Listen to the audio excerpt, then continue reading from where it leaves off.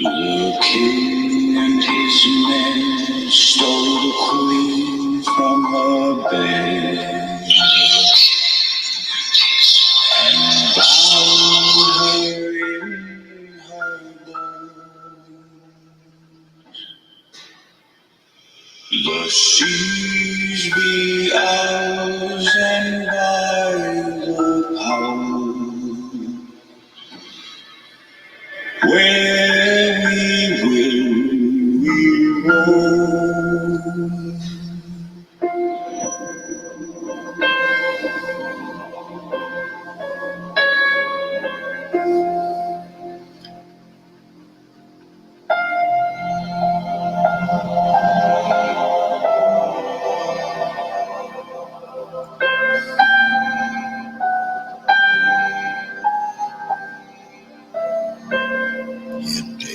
J Blues.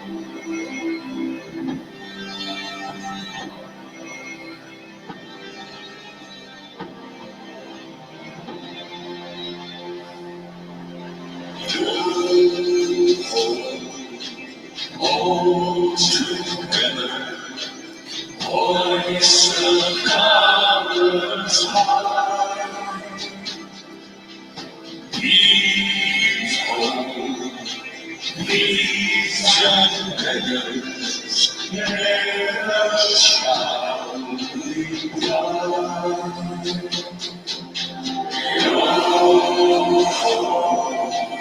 All together, voice of commerce high,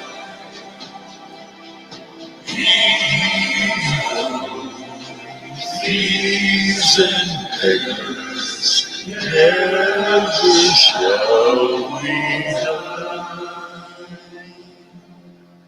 Never shall we die.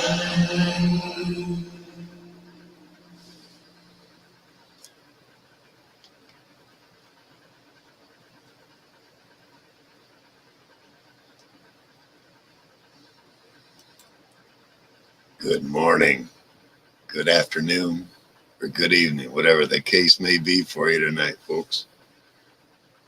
I'm going to have to pause out here real quick. Hey, the captain has, I got to listen to nature too, just like the rest of us. Anyway, 8:01. Good to see you, man. Glad you're here, man. Hell yes. Full sails. The ship is loaded, and well, we're getting there. Yeah. Hell yes, we are. Should have J Blues here in a little bit. He told me he'd be here. He kind of flagged me. That's quite a talented man there.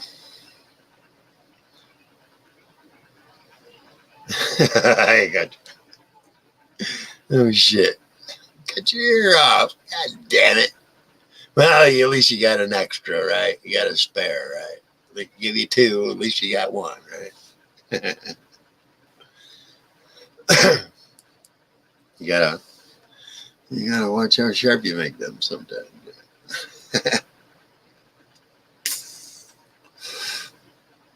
Yep, on the sativa. Oh, yeah, we're on the sativa. They got these little labels that you can put on them. It's cool as hell. I wish it would focus in, but it won't. Maybe if I put it in front of my face, it will. Nope. Yeah. Hey, I'm gonna make sure I pronounce this right. Tepetios Copwatch. What's up? Glad you're here. That's right. Yeah, this one's 82.8%. Yeah, that's pretty good. I like it. It's keeping me motivated. Yeah, that's what it does. I smoke on this and hop on my bike and go do 8-10 miles. Yeah, sweat like the old fat fucker I am. Yep. Anyway, hey, let's get some background music here. It'll take me a second. Although I got a new Roku I got from my sister. I have two Rokus. One built into the TV, and my sister sent me this little box. Wonderful little box. And I put that in where my I don't have a DVD. I do have a DVD player, but it's in a different part of my other Roku. I got two Rokus, which means I can load up both of them full of different shit. And there's a few other benefits to it. I'm gonna run my mouth for. I'm trying to find some more music here. Yeah. You know what I found out on our last one. My entry song got flagged, and that's all right. It didn't give me a strike or anything. And matter of fact, it said that the artist allows it to be played on YouTube. It was just kind of letting me know, I guess. That's why the one I just played, that one is free downloaded. Oh yeah, they can't copyright strike me for that one. And then the music that I'm about to play here, if I quit running my mouth and focus on what I'm doing here, you know what? I'm gonna bring in a bit more piano than normally. Yeah, because we may have a guest on here, and he's what you call very affluent on the ebony. Yep. Let's see what we got here. Oh, the volume is way too loud for us. You can't overtake my voice. I mean, I'm the guy in charge here, right?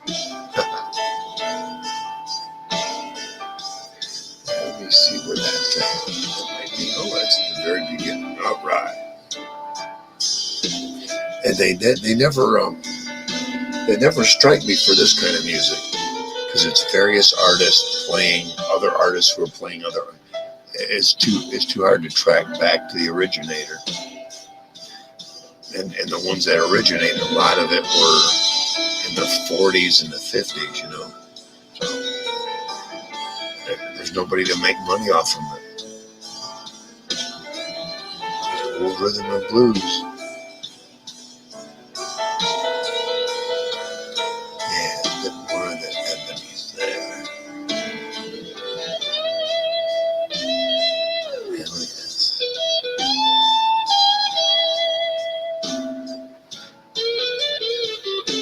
Who's Sergeant? He's a sergeant of arms. Yep, that's 801.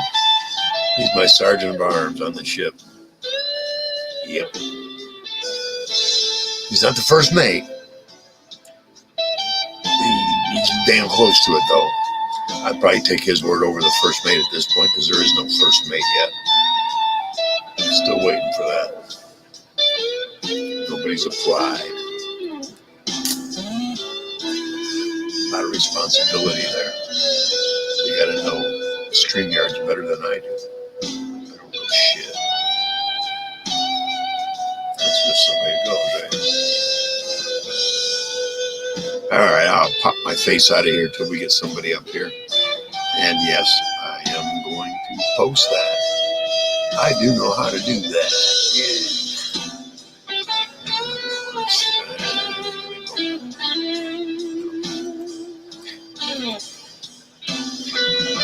I will pin it till music pops up there.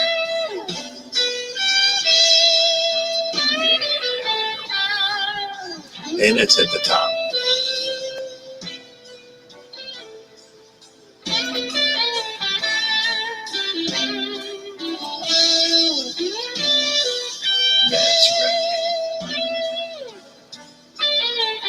Oh, resub me. Well, thanks, hey. Oh, torpedoes. Okay. Torpedoes.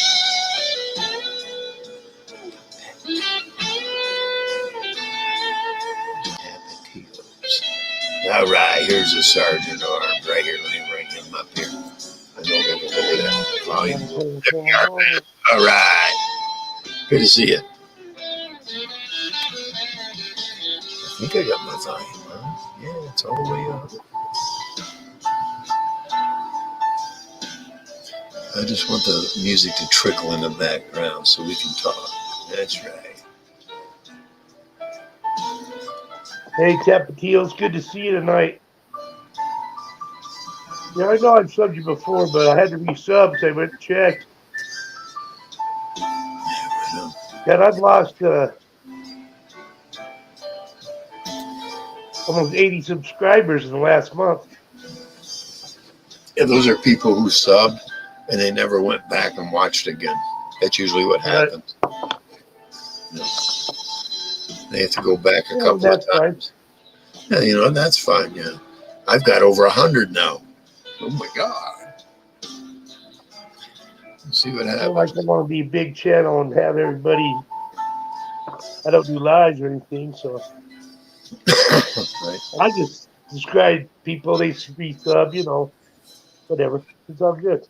Yeah, I'll sub to a bunch of people, and if I don't hear anything in a couple of months, I'll go. You know, about every 3 or 4 months, I'll go through my all the ones I've subbed to on YouTube, and if I don't see that they've done anything in the last 2 months, I don't want to sub to. If you got no content, why am I sub to you? You know, I've watched what you had, and you got nothing more. Put one video out, right?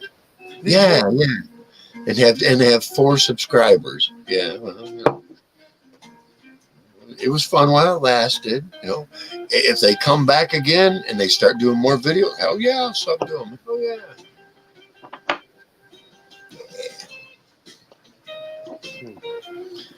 I don't know who's going to show up. I didn't throw a lot of flags out this time. I figured I'd just sit back and drink a little bit, and get higher than fuck. I was on another channel. Don't say 801. The dude on there from California was just fucking irritating me from this time he opened his mouth. Who? The dude from California on the channel we were on earlier. Bottom left corner, loudmouth. Well, no, I left. Yeah, me too.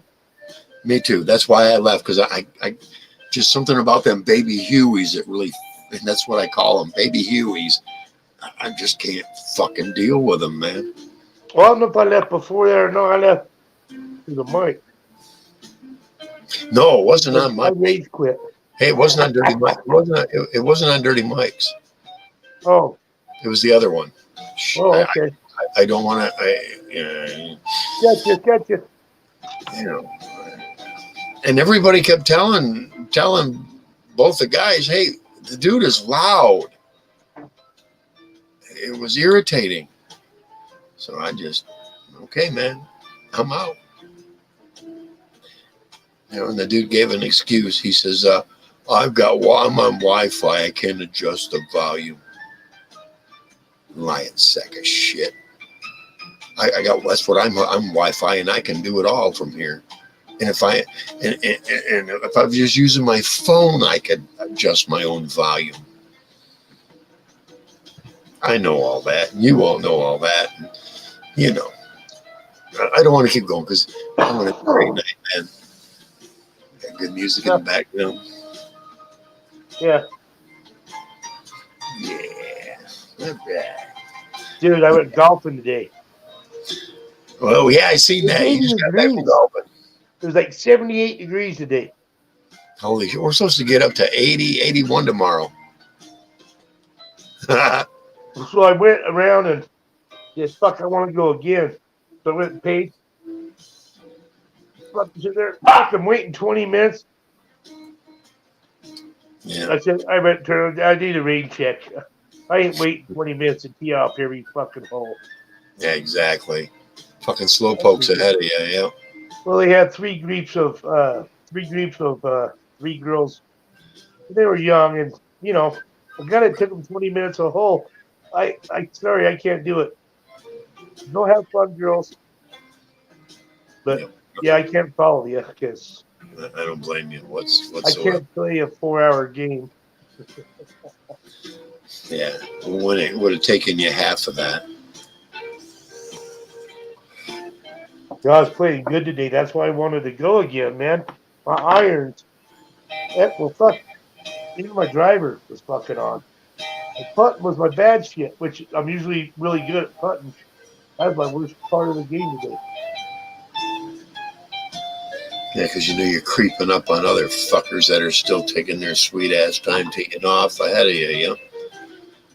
Yeah, it starts to wear on you. It's like, fuck, what am I hurrying up for? I'm just gonna have to stand behind these bastards for another 20 Well, we minutes got people again. behind us. Well, they have to wait like I do. You try to hurry and it fucks your game up. Big savings on keyboards. You can't have rhythm and shit. Workstations and more. You can't have them commercials popping in there. Because golf's a weird game. I mean, you could be on and all of a sudden, next thing you know, you can't hit shit.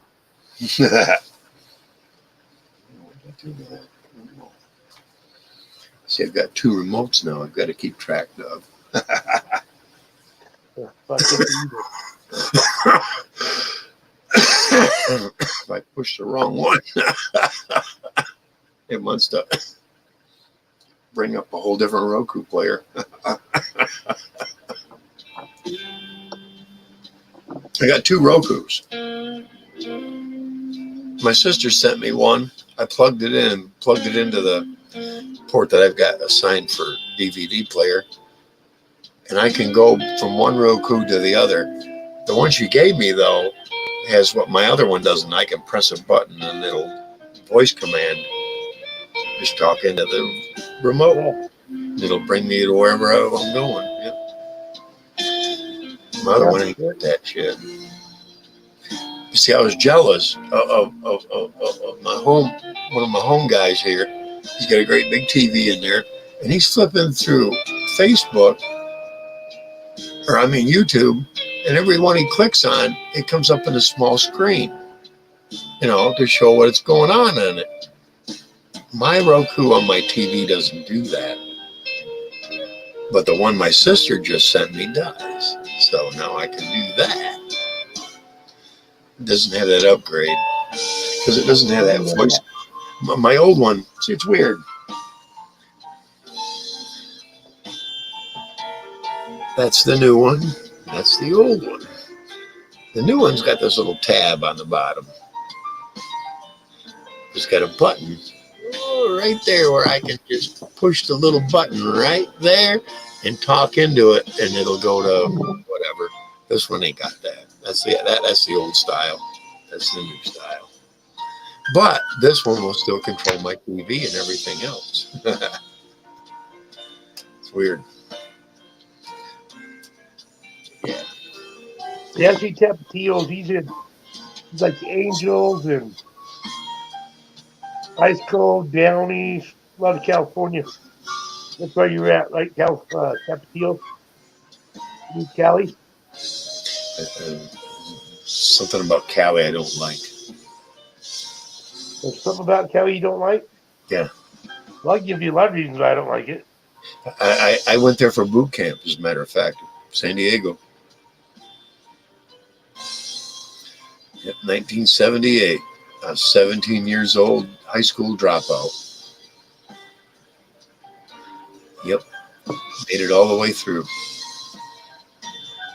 13 weeks of boot camp. I think it's only... If I was on vacation and go to like an ocean or something, Cali's the last place I'd probably go. Yeah, I wouldn't go there either. Back then it was cool. Well, no, I'm not saying... I'm just saying... That's not a place. I wouldn't go to Cali and I wouldn't go to Hawaii. You know why? Well, I'm going to Cali, but I wouldn't live there, but... The place I'd rather see.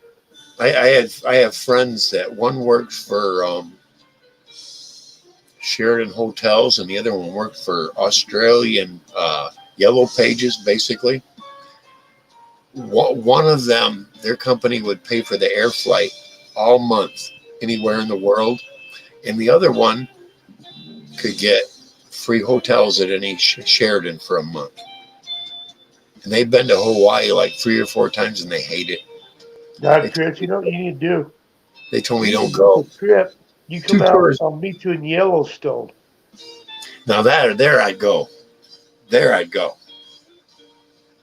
You find a condo. Well, fuck, I have some friends that live up there. Oh We wow. can just rent a trailer and stay right in this fucking on this property. J Blues. What Oh up, Jay Blues? fuck, man, I'd take a bus. I don't Jay care. Blues is on fire. Just have to make sure I know what to put in my backpack.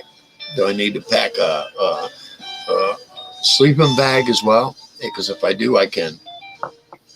Well, we rent a trailer. I mean, Oh yeah, shit. bag, pizza, probably has sheets in it. But Right. dude, I used to go to Yellowstone back in the '70s when they feed people the bears on the side of the road, and I went. We stopped to, so I had to use the bathroom. Right. So I go in the bathroom, and I come out, and there's a bear there, Oh shit. but it's missing its front arm, and it's dripping blood. Oh fuck. I don't want to be around an injured fucking bear, dude. Oh, dude, I got the fuck out of there. Do it with they came and got it. We got hold of the thing. Then one time I was there, I think I was 8 years old. My grandma used to tell me this story all the time. So we were there one night, and I guess the bear got in the camp and went through a couple of pillars and shit.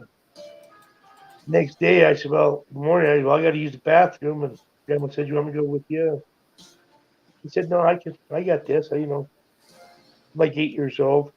Wow. I got for like 20 minutes. So she come looking for me, and I'm standing there in the middle of a bunch of guys talking about the bear, and I'm telling them, yeah, I saw that bear. He come to my camp last night, got my cooler, and I was telling all about my story when she walked off. She thought that was pretty cool. Hey, you're gonna have to hang on a little bit. Nature's gripping hold of Grandpa here. I'll leave the music playing. I will be right back. Yeah. Where'd nature go? That's right. So what up, Tapatios? J Blues, good to see you. Yeah. Good to see you.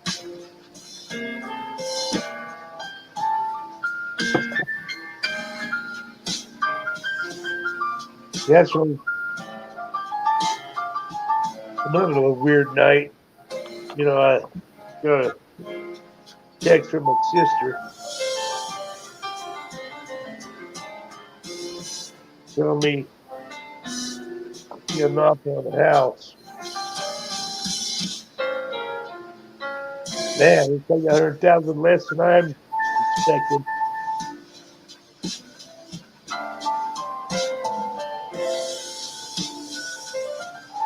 I said, well, let's talk. Let's get together and talk. She said, well, what do you think about the offer? I said, once again, let's get together and talk about it. What's going on?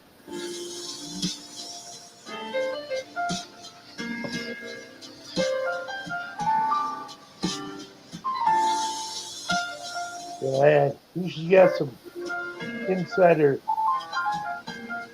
family trying to buy her a cheap side. I don't think I agree with it.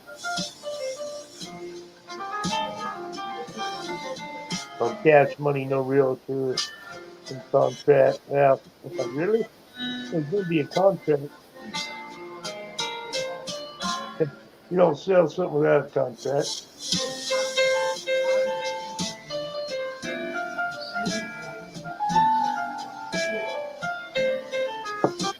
Anyway, that's what I'm looking at right now. I was wondering, well, welcome aboard, Matey.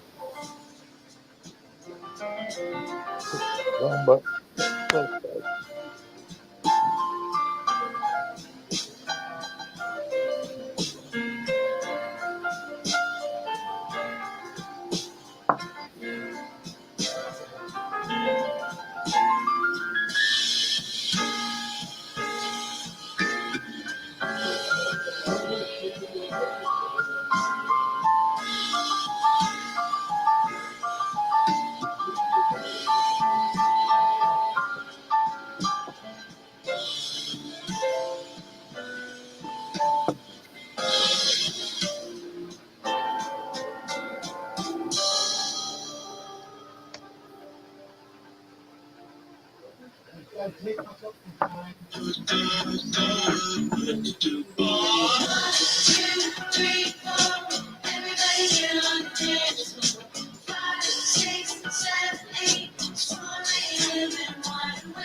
Five, six, seven, eight. Go next level platinum and keep the bounce. New Feria Platinum Bounce from L'Oreal. Get up to 8 levels of lift. Our exclusive bond care technology means fearless platinum for all textures. New Feria Platinum Bounce from L'Oreal Paris. Where was it?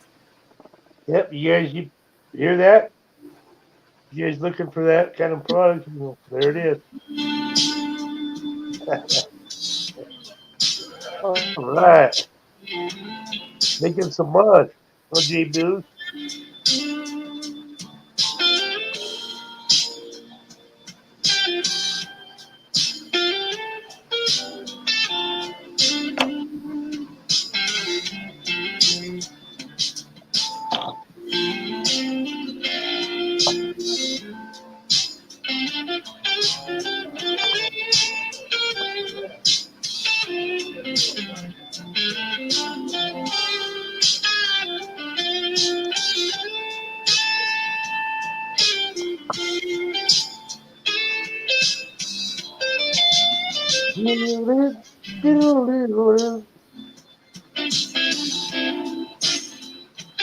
I probably don't emulate the guitar as well as I think I do, but that's fine. I'm gonna do it anyway. It feels good. You know, I was always taught, feels good, do it.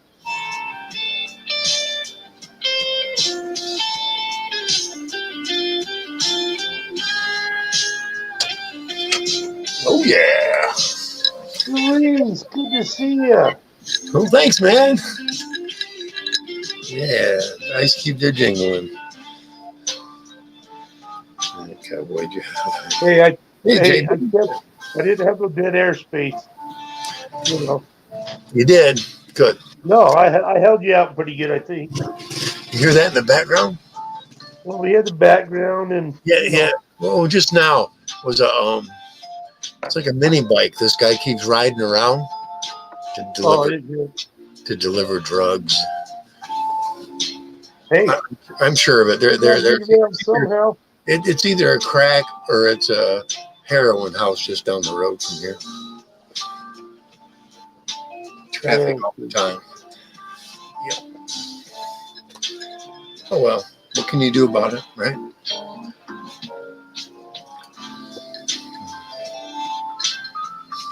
So I want to go back. Good, Louise. Hope you're doing good. How's your night going? So I want to go back up north, 801. It's more rural up there. The bigger towns are smaller once you get above Grand Rapids. Well, that's the thing out here. I know when I go back east, I mean, it's like the houses are right there on top of each other out here. And then they're so spread out.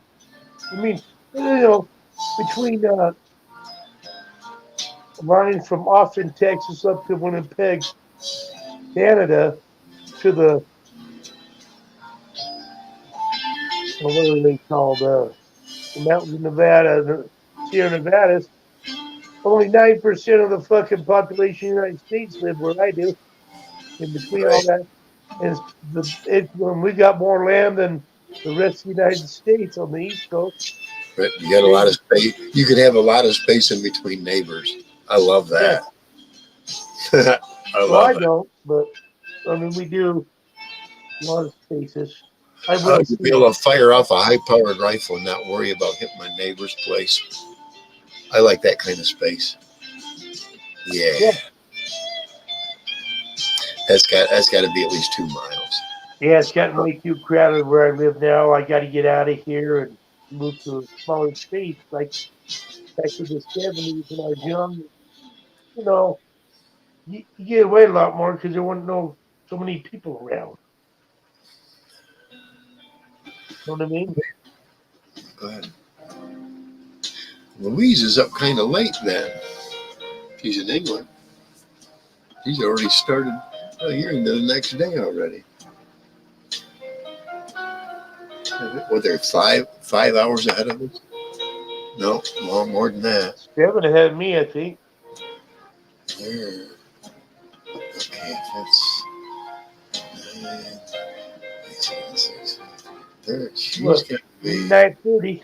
She's got to be like 2 o'clock in the morning right now, somewhere around 2:30, somewhere in there. Bunch of hillbillies. I'm thinking midnight 30. Watch out, Louise. My grandmother was a Dutch hillbilly. She's pretty ignorant though.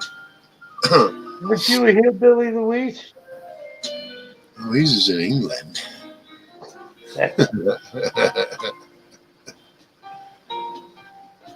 I love Louise. She's all right. 227. Yeah, Louise is great. Carolinas, yeah, no shit. Yeah, it was like that. I remember you go 50 miles outside of base and you had to have at least 4 other guys with you because you didn't want to go in anywhere like a bar without a backup crew. Hey, I'm throwing down some fucking moonshine out here in the Rocky Mountains. Mm-hmm. Oh yeah. Me and 4 other guys walked into a bar. There was one truck outside. One of the guys with me stood almost 7'2", man. Black as the ace of spades, man. Well, close. Had a neck. Dude, let me pop myself up. This dude had a neck like this.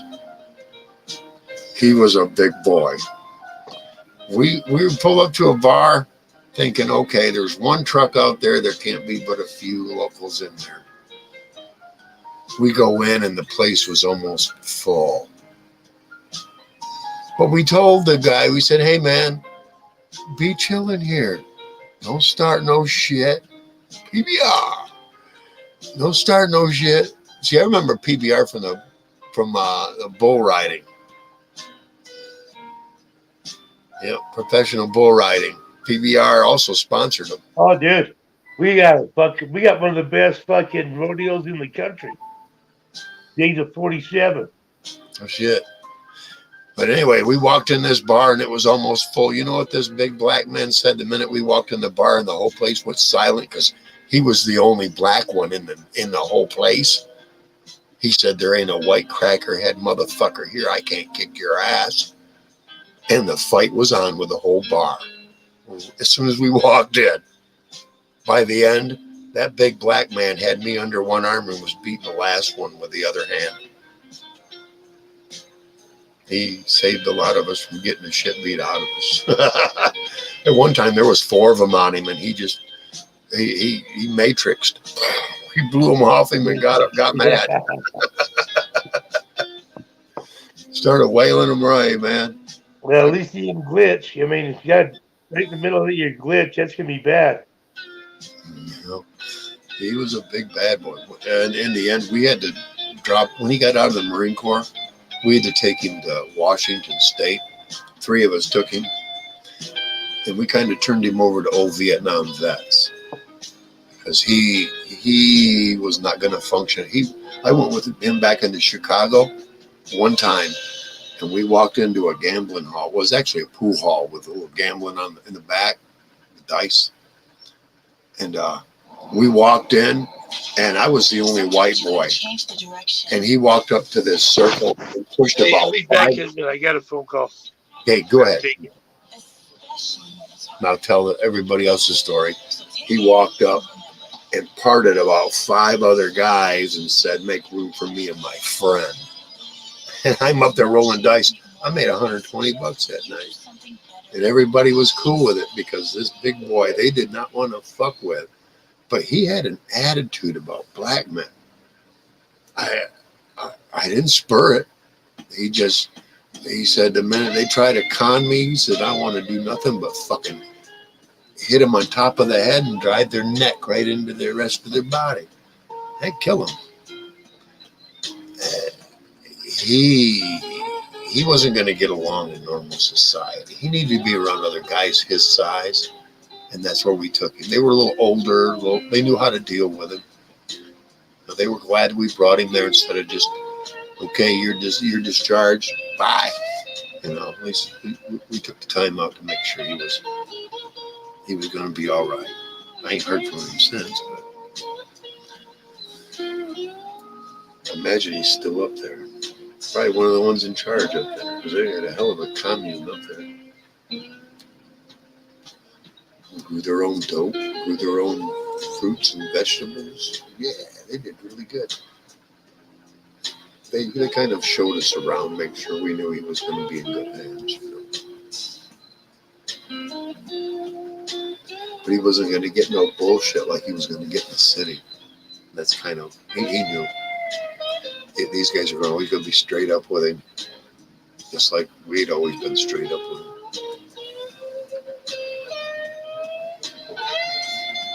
One of my best friends in the Marine Corps, Smitty.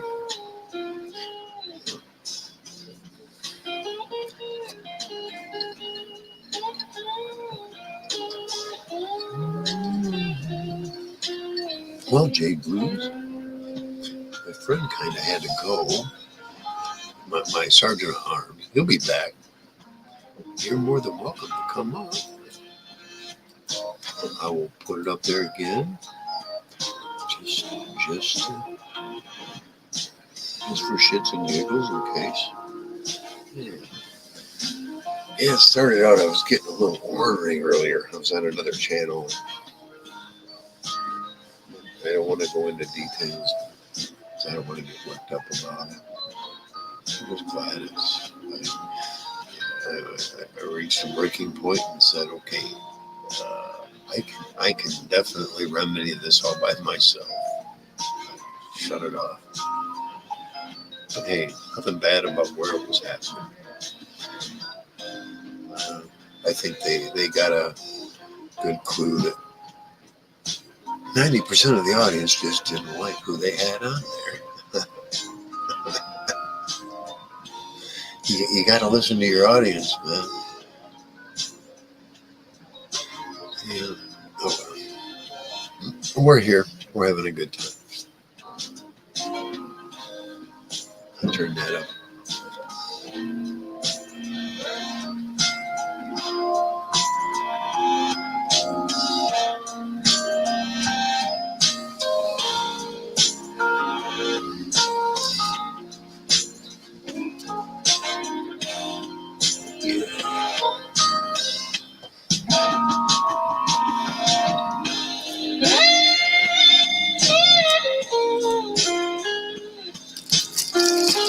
If he knows strikes this time, because I got a strike on my intro song.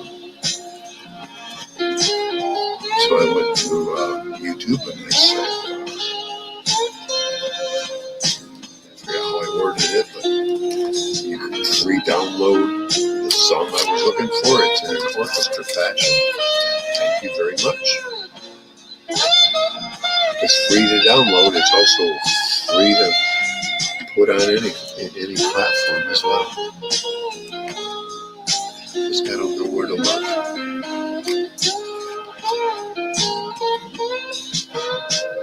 All right, Elise, thank you for coming. Appreciate it. Hit that thumbs up if you would, please. On your way out.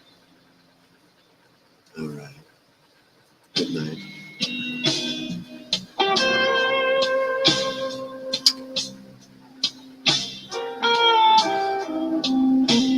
Yeah, Angie told me she was going to be on. Angie, give me a holler, girl. I seen you earlier on another channel. It's in my gun.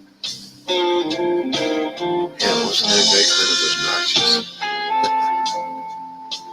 Yeah, I don't do well with that type.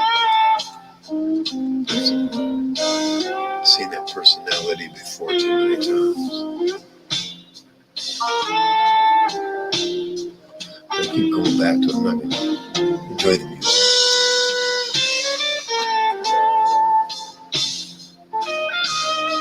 Been riding, oh yeah, minimum 3 miles. Every day I've been stretching it. Last one was 8. Next one will probably be 10 or 12. I'll try to get out there to about 20 miles a day. That'd be nice. I'm eating a lot less. Not getting takeout as much. I need to slow down on the drinking though. Or find a diet rum. Yeah, that's impossible because it's made from pure sugar cane.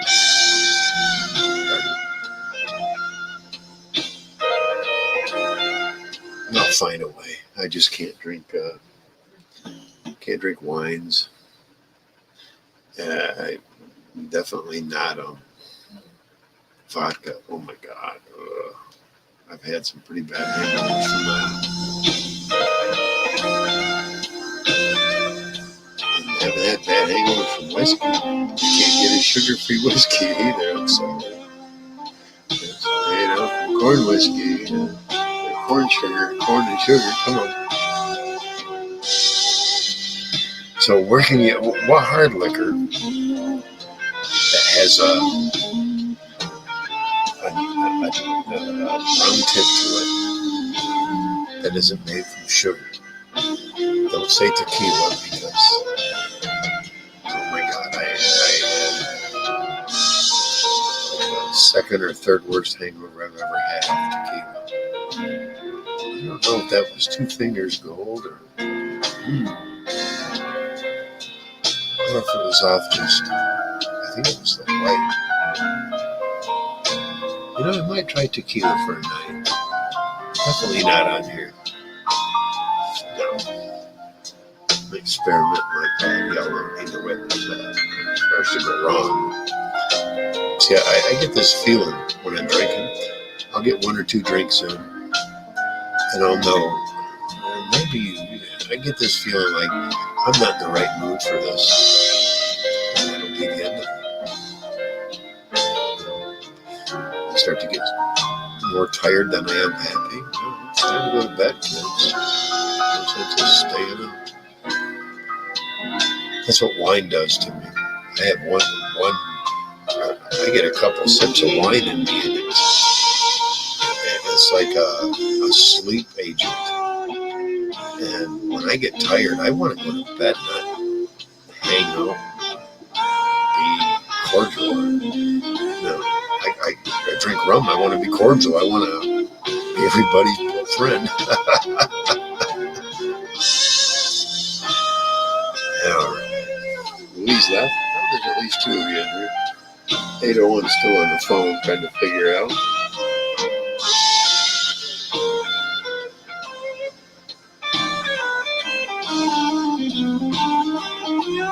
Yeah.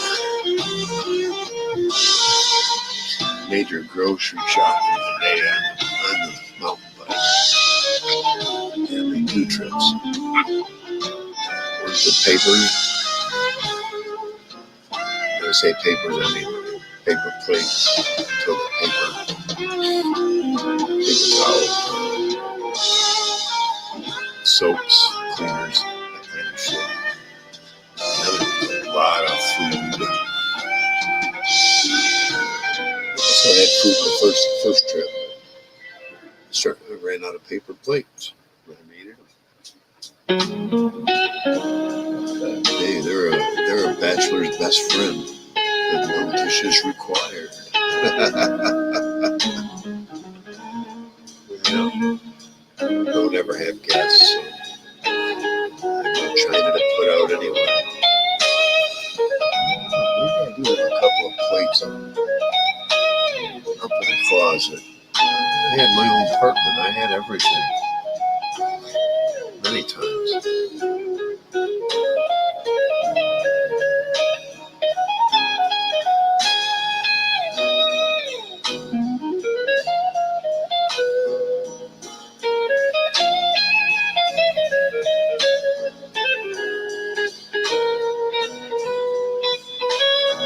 First apartment, I was 20 years old. I lived in the upstairs apartment where, when I was a teenager, a little younger, I lived in the bottom apartment. A little bit had changed. Now you can't even recognize the house. They had a front porch on it, great big long front porch. They sealed it off and added space. The front bedroom I had, and that's now a great big living room.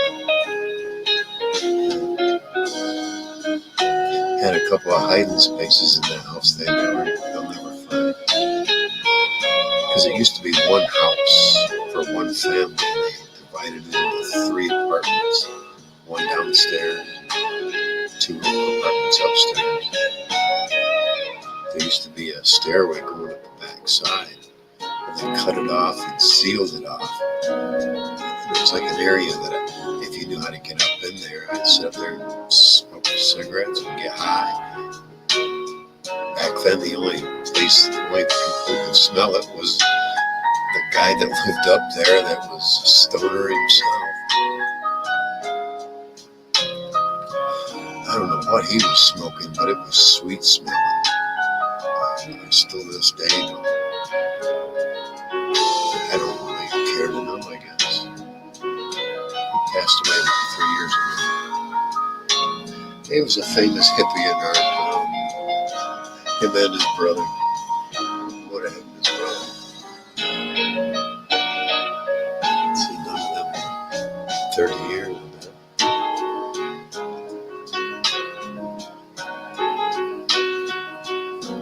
Yeah, it's kind of lonely up here.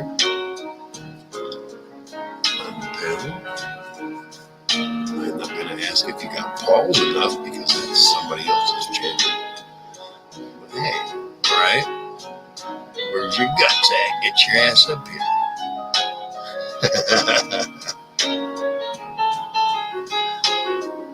I know DM, you're watching. DM's always watching his.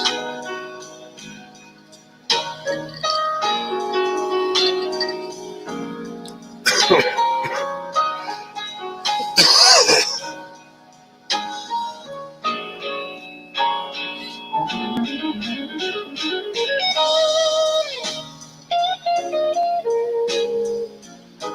yeah.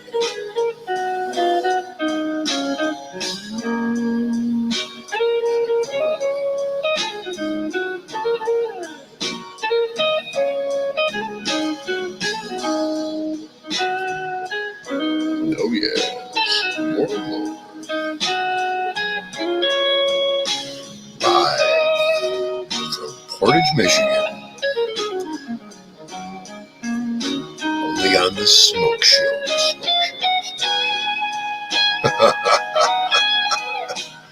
Used to be a phrase I had on the CB. I had my own radio show on the CB every night. It was like 3 or 4 of us that had enough power to shut everybody else up and we could talk to each other, make everybody else listen.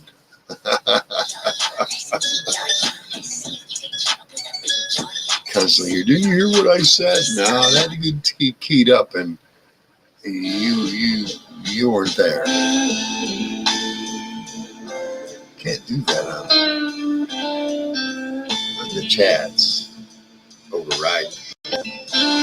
We should get that opportunity. Well, you do if you're a mod, I guess. You just shut them up, time them out. You couldn't time people out on the radio. You just talked over them.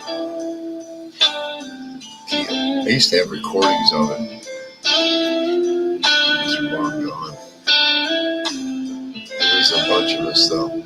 Same crap I'm hearing on with trolls. It's the same stuff, same insults, the same accusations, it's the same crap.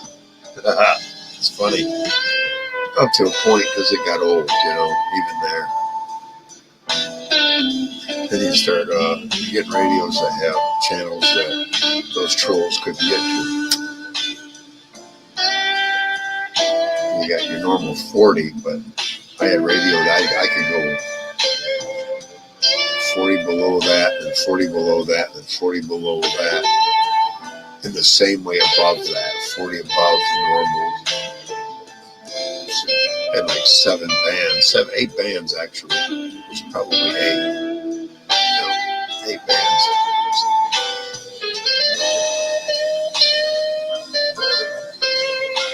Yeah, it was 8, because there was an H. I remember that on the dial. 8 bands, 8 times 40. That's a lot of channels, man. And I could do that on AM, FM, upper side band, lower side band, CW, which is Morse code. If you use a separate little thing that goes into your mic port. Do Morse code. I think that was all. I could choose power or modulation, which was 2 separate things. People don't understand that. Once you have a radio set up right, I know people that have their microphones set up so at any time they can, while they're keyed up, they can push a button on the side of their mic that was installed, and it would have different phrases thrown out there. I'm gonna have to go find a few of them, and I'll throw them out here. Thanks, Jay Blues. Appreciate that, man. Hey there, Sarah. How are you doing? Hope Potato's doing well. How are you asleep right now? Good to see all of you. Right on. There's a table right there. I believe in repinning. It's the same one, but it's reposted. If you scroll up just a little bit, you'd see me.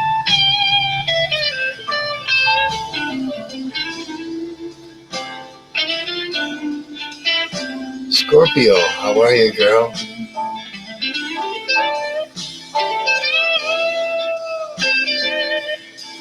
Mermaid Legends, oh no shit. Good to see you, girl. Glad you're here. Oh yes. Welcome.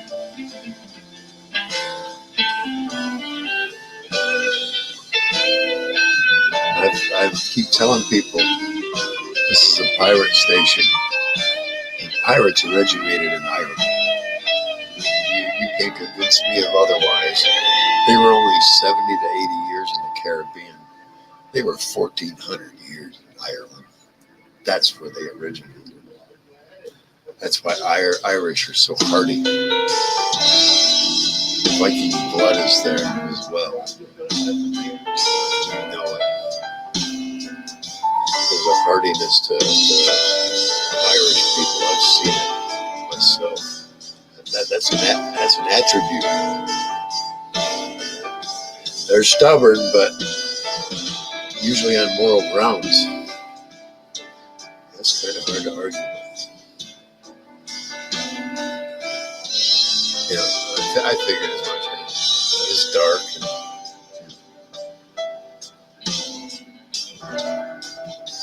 All right. Yes, good tunes. Jay Blues are over.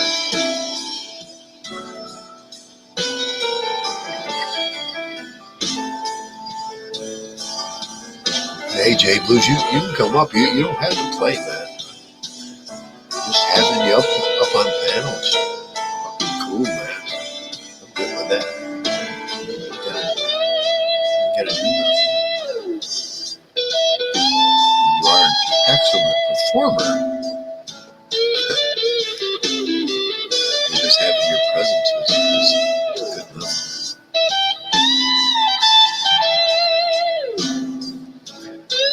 did get struck on my last one, but it was for the entry song.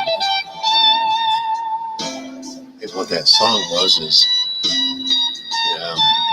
they copyright flagged me, but they didn't strike me because the artist allows it to be produced on, allows it to be played on YouTube. So what I did is I went to YouTube and I said, hey, I want copyright free, and I put up the song, Voice the Colors. It's all in, it's a free download. They can't strike me for a free download. It's completely free, and you can use it on any of your platforms. I have a feeling, it all depends on how you word it. You can find a lot of music that they won't touch, like what we're listening to in the background. They've never flagged me for it.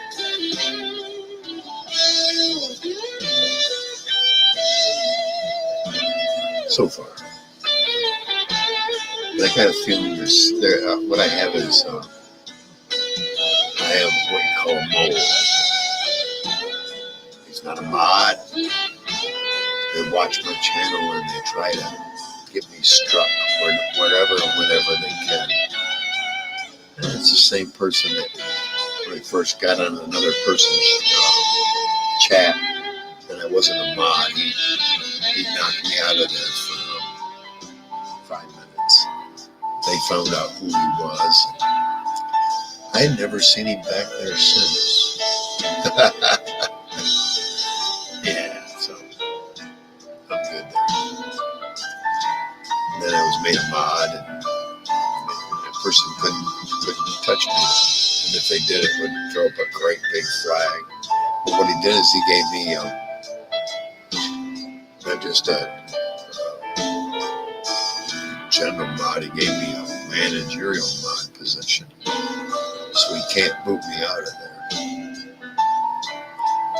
A couple of you know who I'm talking about. What channel we're talking about. It's where we all gather and we all have a great time.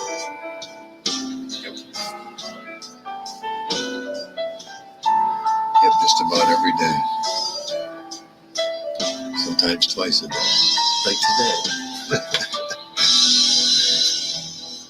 I'm sorry I don't come on maybe two, 3 times a week.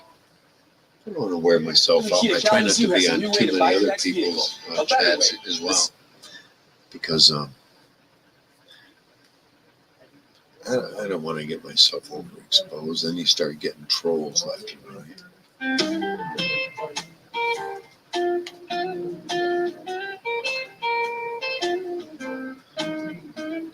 Yeah.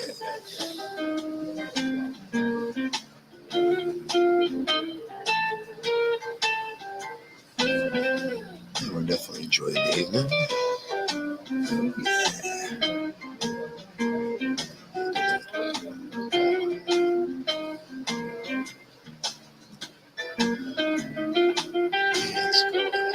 Oh, the hybrid. Yeah, hybrid. Matter of fact, I got still 2 pre-rolled joints sitting here. I got 2. I saw last in this bag. No, just one. Smoke it. It's called Wizard Snot. Wizard Snot. Hybrid. It's 28%. 28.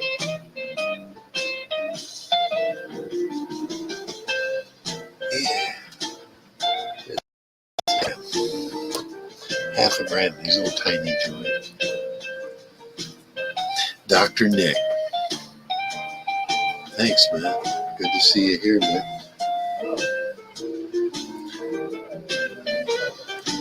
Turn it up so as I cough, it will hide it.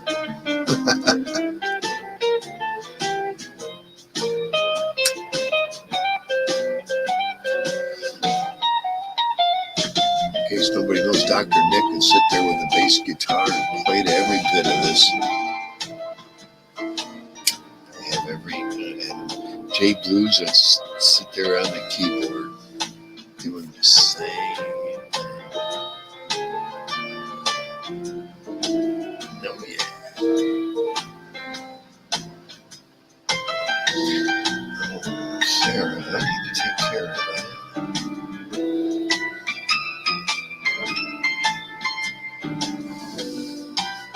I'm sorry, Sarah, I hadn't done that sooner.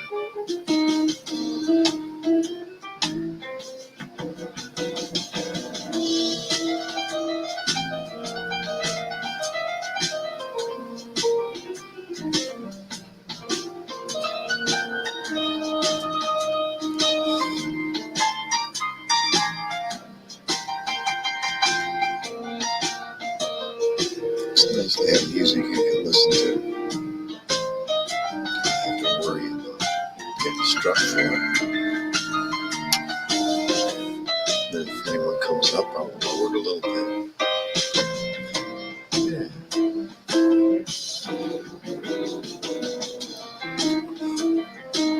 Can't believe I've been on an hour.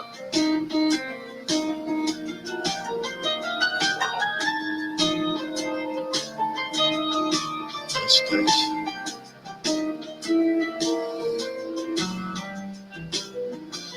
I'm over now. Time goes fast. From my perspective, anyway. I know when I'm not sitting in someone else's, it doesn't seem to go as fast. But that's cool.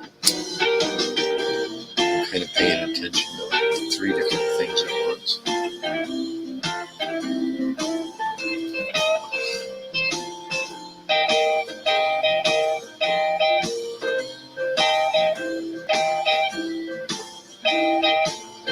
And as always, I'm sitting here just rocking away, smoking on this joint.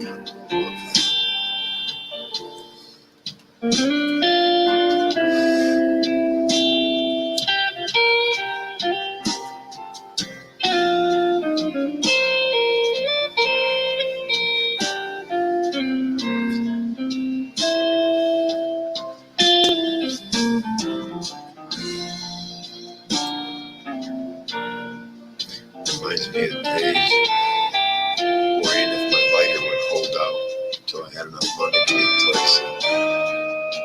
Remember those days?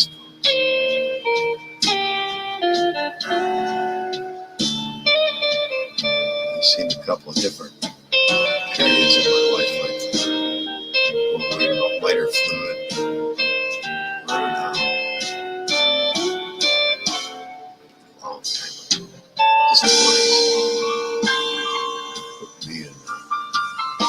puts me in the 80s.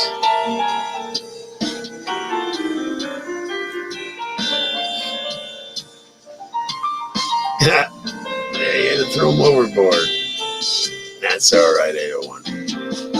You know who should stay and who should go.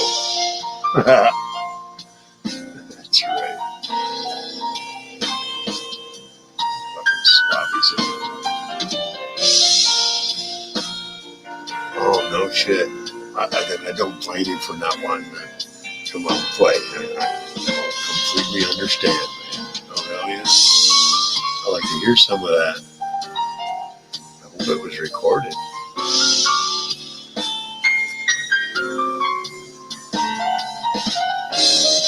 Oh, duh. Been recording. Duh. Kick myself in my own forehead. Thank you. I like to hear some of that.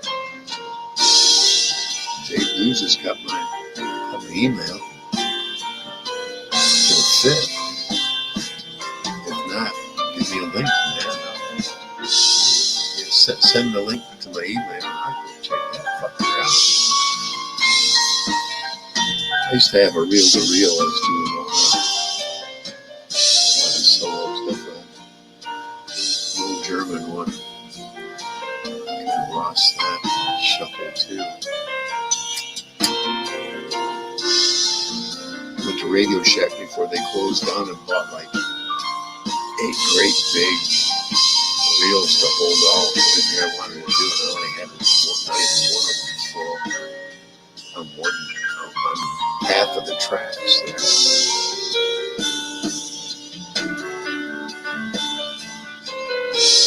All right, that's a cool way to work. Appreciate that, man. Let me know. I'll be back. We'll get 801 back. Sergeant Arm. Been on 801 for a little while now. Over a year. I'm on 30 mics, I think.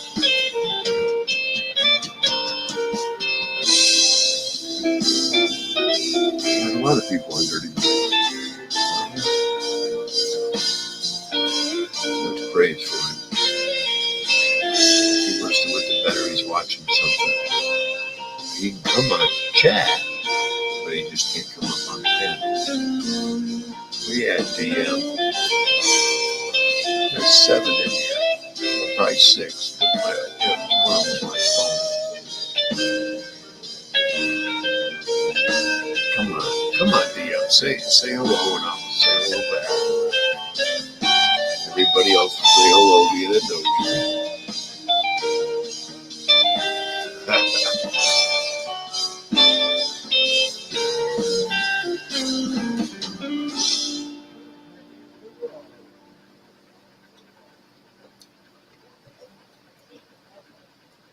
Yeah. Oh, this is something different. And I know how to stop that thing. Remember, it was about outdoor grilling. We want to do that. That's coming soon. We'll buy some tinfoil and some quick start briquettes. Still got seasonings. Still got a tender. Time to get some fin steaks. A little expensive, but get enough of them, it'll be worth it. Have a steak sandwich the next afternoon or evening. Oh yeah. I can see me doing that. I haven't done it here yet. We got one of those grills outside that it's like at parks. There's a pole sitting out there. We're about to go get it out of the shed out back here. Stick it in there. Be one of them great big wide fuckers, you know, that you can see at the park.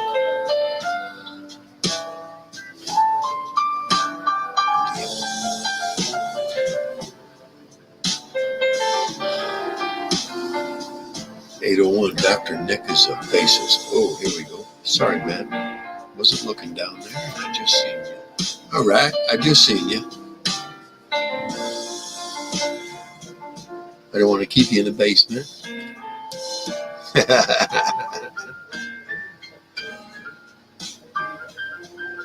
Your volume's out.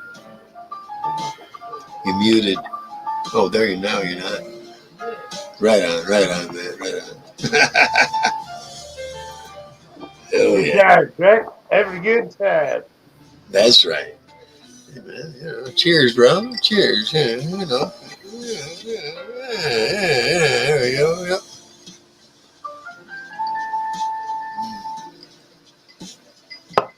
Mr. Reese. Mike Reese. Mike motherfucking Reese.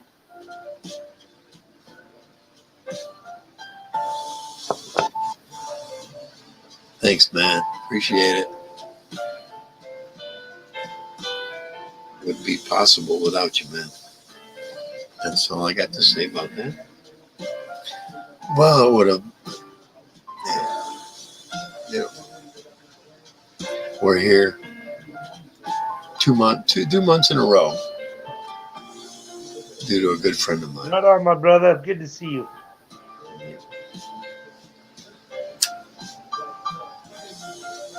Had to reach yet. I start getting enough followers, man. I'll do more often than once or twice a week, man. We have visitors.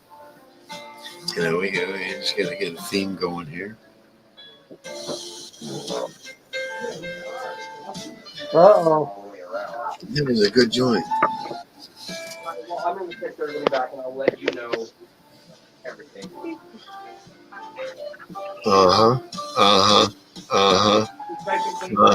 Yep, we see 801. Yep. They're just not. They're not have whatever the hell he wants in there. I'll be back. She waved back. All right, yeah, she waved back. That's cool, man. I'm a little thrilled. Yeah, I'll be back. It don't take much to thrill an old guy. So. I get a mention from Sarah, and I'm excited.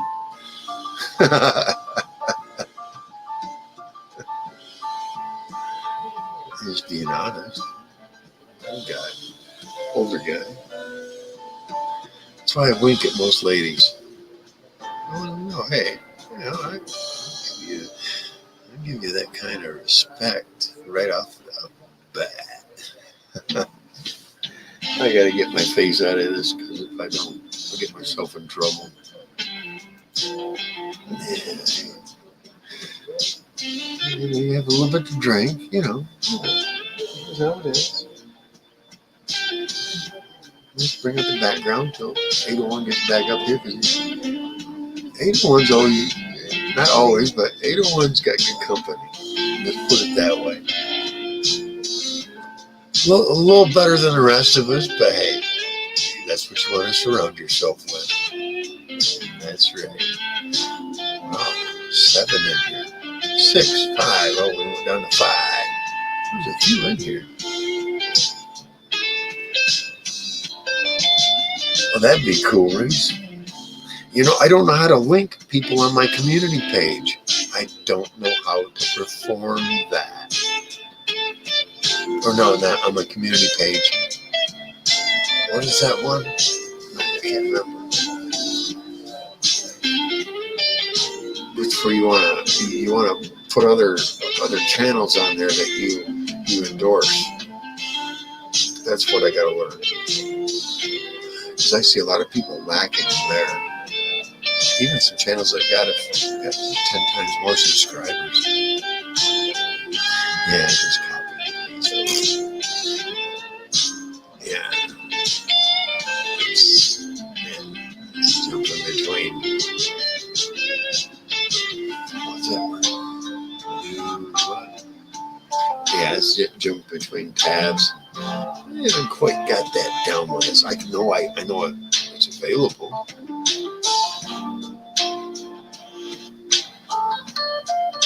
Yeah, where and when and how. Yeah, I know I've got to go to that particular channel, copy the link, but where do I paste that to get it to that section of when people are looking up?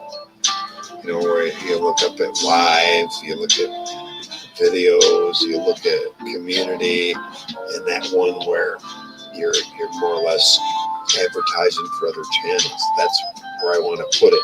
I haven't found a place that allows me to put anything in there. It's got to be how do we say? It's got to be some kind of a little slide, little thing in the corner that I'm missing. It's a right click or a left click on the mouse, you know. Capable of doing it.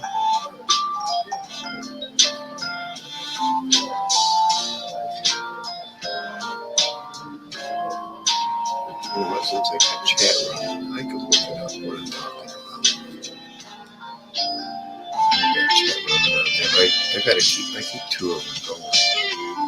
Yeah, you've got home, videos, live, playlist, community, channels. I want to know how to add people to channels.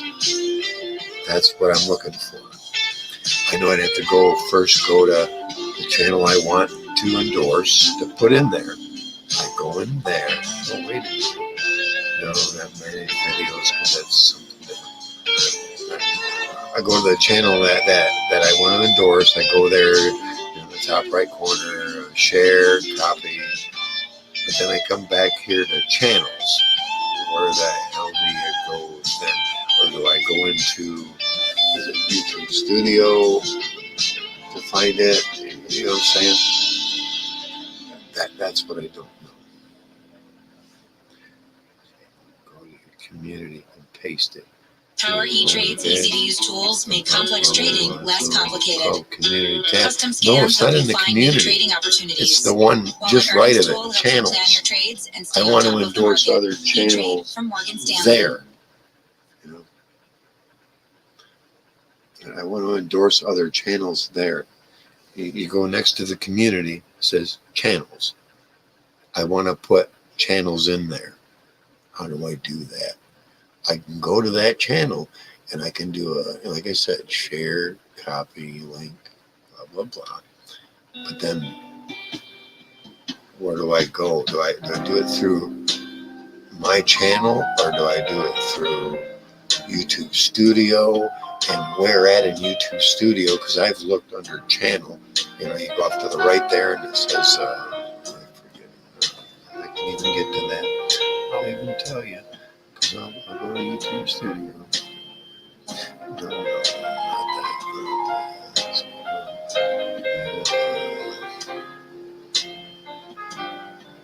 I think it will. No, my phone it won't do it. Because I don't have YouTube Studio on my phone yet.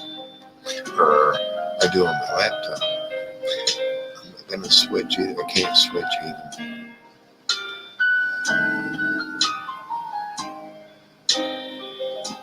I could go to, I'd post that channel, right?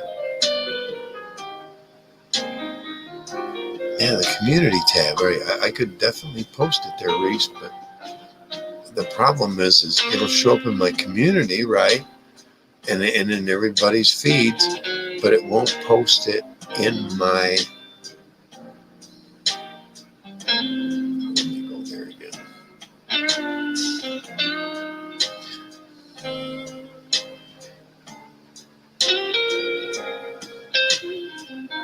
Right. But what I'm looking for, Reese, if you go to your channel, and you'll have home, videos, live, playlist, community, channels. I don't have anything there. I want I want to be able to put the people that I follow there. 801, yours. J Blues. You know, so that people look up and say, well, who does he follow? And they go over to channels. And right now it doesn't happen. I don't feature any channels.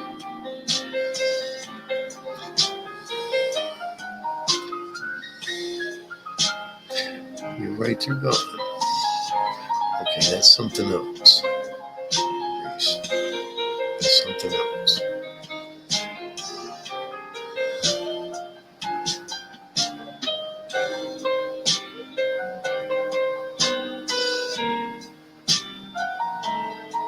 Monarch, are you here?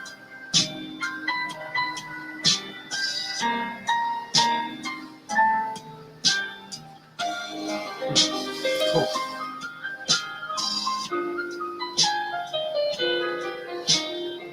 Yeah, I still have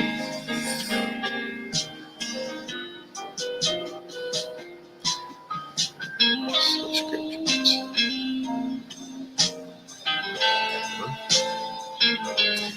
That.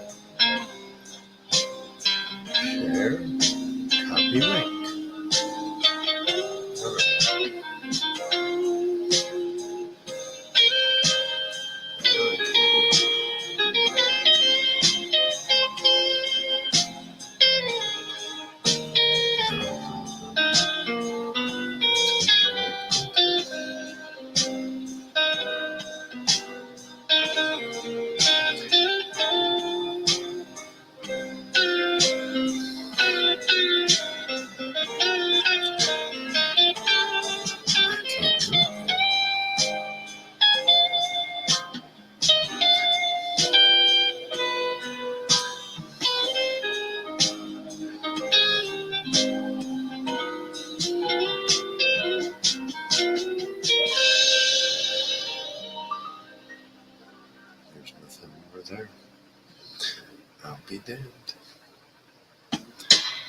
can't do it from my phone, unfortunately.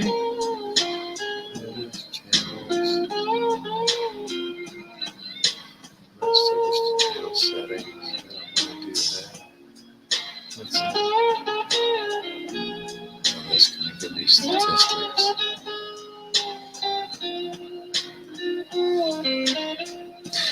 Oh, everybody's 55 to 64 years old, 100% on my channels. Imagine that.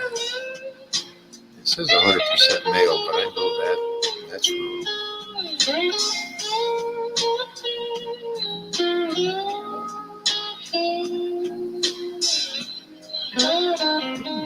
A lot of views these days. 117 more than usual. All right. Welcome. We got a few less subscribers this month. That's all right. That's cool. Yeah, I'm looking at analytics. Yeah, no, I'm pretty sure it's going to be in the studio where I do that at. That's all right. There we go. Back on it. You're only 48. Kid. 48. I'm just 48. What is that? 40. It's in Cadillac, Michigan. 48. It's 48.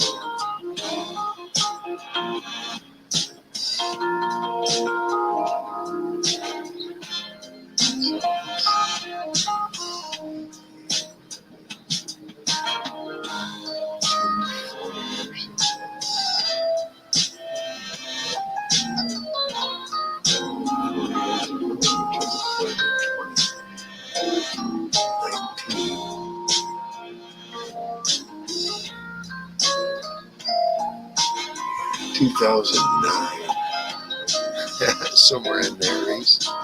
It's 48, 2009. In October. What day? My brother's is 19th. Yeah, that's my brother, October 19th.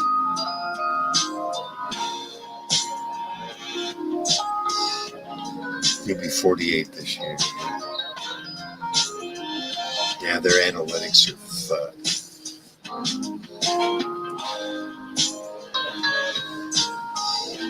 Some kid with a fucking chalkboard kind of crap. Yeah.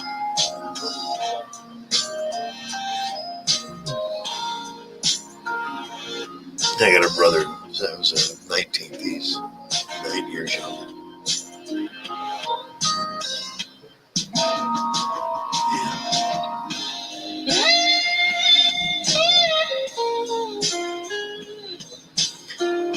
For a little while, then 9. Well, 8 from March to October.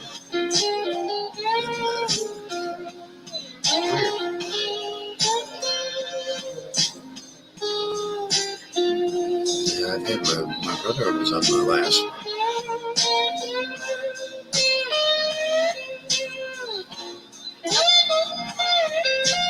It just takes a little while for me to get used to the rules. We're not in discussion about topics about the government or anything. It's here to know. I thought I watched one or two before that and realized they were here to discuss. Damn, I've been missing a lot of chat, damn it. I know it.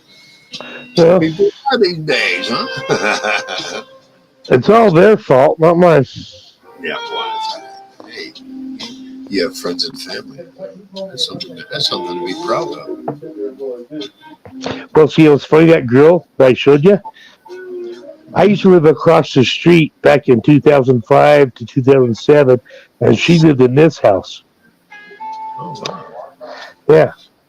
So me and her husband go golfing a lot, and I went to church Sunday, and them and with my neighbor here that used to live here with me, and that was just a cool thing. No, I need some. Yeah, I need cigarettes. That's Might cool. as well get me 2 packs That's cool. while we're sitting here. Oh yeah.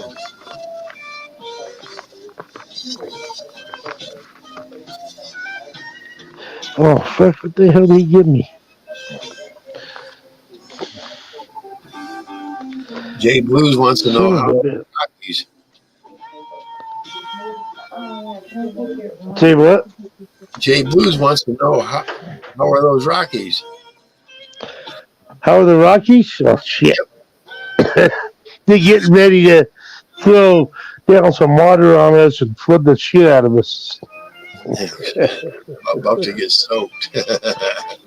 We got we got 850 inches of snow up at Alta this year. Oh my god. Yeah, that's starting to melt. That's 65 feet of snow. Holy I shit. don't mind doing dirt. I have no problem doing dirt. Yeah, rivers be raging for a while. Yeah, they will. Well, God, like today was almost 80 degrees. We're Yeah. golfing and shit. Yeah. If you It's got like me and Carmen 73 here today. So yeah, it's fine, warm. you need to have at least 3 people behind us. I only had supplies to get run for today, but I tomorrow race her. She beats me every time, but only by a plant or 2. something about drinking, and the next day I like to get out and really ride, man. Go long distance, sweat it Well, out. when I went today and I was going to go again because I was playing so good. Yeah. And there was like 3 groups of 3 girls and then a group of 5 guys in front of us. We had to wait like 20 minutes to get off the first tee. Yeah, you told me And, that. and so I said, fuck it. I mean, so I'm going to go tomorrow probably by myself. I'm going to go just, because you're playing against yourself anyway. So Yep. I know my buddy's, he works tomorrow. I don't. So I'm going to just go by myself tomorrow and see how I play by myself and see what I can do. Hell yeah. No pressure. Yep. Oh yeah, man, that'd be fun. Well, I almost got a hole in one. One of the best shots I ever had. I was an inch away from a hole in one, and I was by myself. And nobody's ever seen it, and I never got it. So I've never had a hole in one. But yeah, so I'm gonna go try by myself tomorrow. Jay Blue says he put it up there. He's gonna walk the dog, but he got high. Poor dog. I don't understand it. But You get the dog high then. Why not? Yeah, that's right. Get the dog high.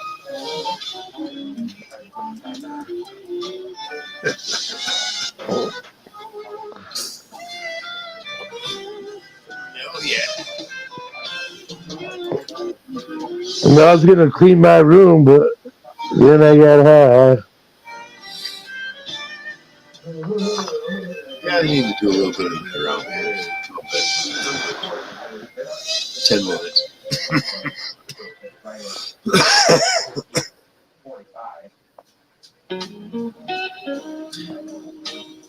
I always keep hand sanitizer.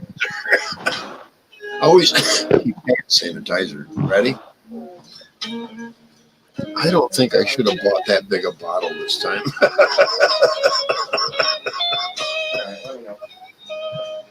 Hey, That's a quart. it's okay. It's okay because you'll have it for a long time. Well, no, but this is what I wish. For the same price that this was, I got this because I got it in the discount aisle. Twice as much for less. Pays to watch. That's a pretty bad investment. I'll tell you there. But what I do is I'll pour almost half of this into that one, and I'll put about that much more alcohol in it. Isopropyl alcohol. You too, Reese. Have a good night, man. But, you know, I add more alcohol, so it's even more sanitary. Right now, it's at 75%. Better, Reese. I probably bring it up to about 85% or better. I want it to evaporate that much quicker. That's the captain, Chris Pate.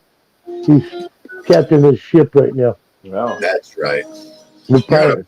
vessel. You smoking all the weed? I don't know. That's right. Oh, I'm smoking on a vape pen. That's my boy. Yep, I've seen him before. That's a good investment. Weed. Well, I like weed. We've seen him in the 30s before. A couple of times. Oh, dude, I could show you. Dude, I could play you. He probably got 300 songs.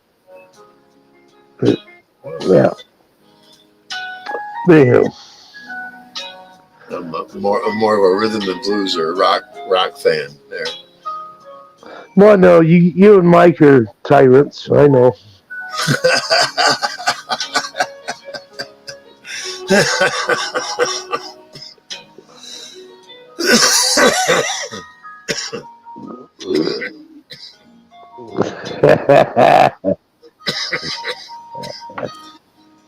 Thanks, Reese, for those posts, man. Appreciate it. Have a good night, man.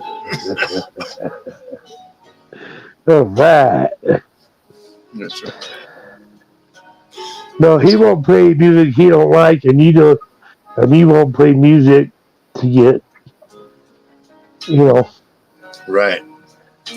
I play this in the background because I'm absolutely sure I won't get struck for it. I've been experimenting. Well, I know, but you know I'm gonna fuck with you guys. It's my job. That's what it's about. That's the problem I had all day at work today was fucking over music. Yeah. I had to tell Dion to shut the fuck up and quit bitching. Why? Because he wanted to hear some 103.5. well, 103.5. The guy I live with every night. Like, all you do is bitch Just like that. every fucking day. And you know what? He gives me more shit than you do. If you play 70s music, And I'm good with it. Get on him. Every day. Yep. Good. That's fine. If you can't give people shit, man, and they can't take But it, if you can't take it, too. you need to be with different people. Yeah, exactly. Yeah. When people give you shit, you get right back to them. If you get offended, well, you're weak. I don't know what to tell you. Exactly. I mean, fuck. I developed. They could go at me for hours and shit, and I don't get to say nothing, and still. Dude, I spent 15 years on this be solid, and I mean solid. I was on Adderall at the time. I worked for about 6 hours a day. I run a fucking newspaper route. It didn't take shit to do it when you're on Adderall. I'll say day. Dude, and the rest of the time, the whole time I was on it, I had about a 250 I'd run my mouth there, and then I'd go back home and get on the radio. If you fucked with me when I was out my mobile, you paid hell. I got back home on the base. You didn't talk unless I let you talk. That's how powerful I was, man. In my crowd, the crowd I was in.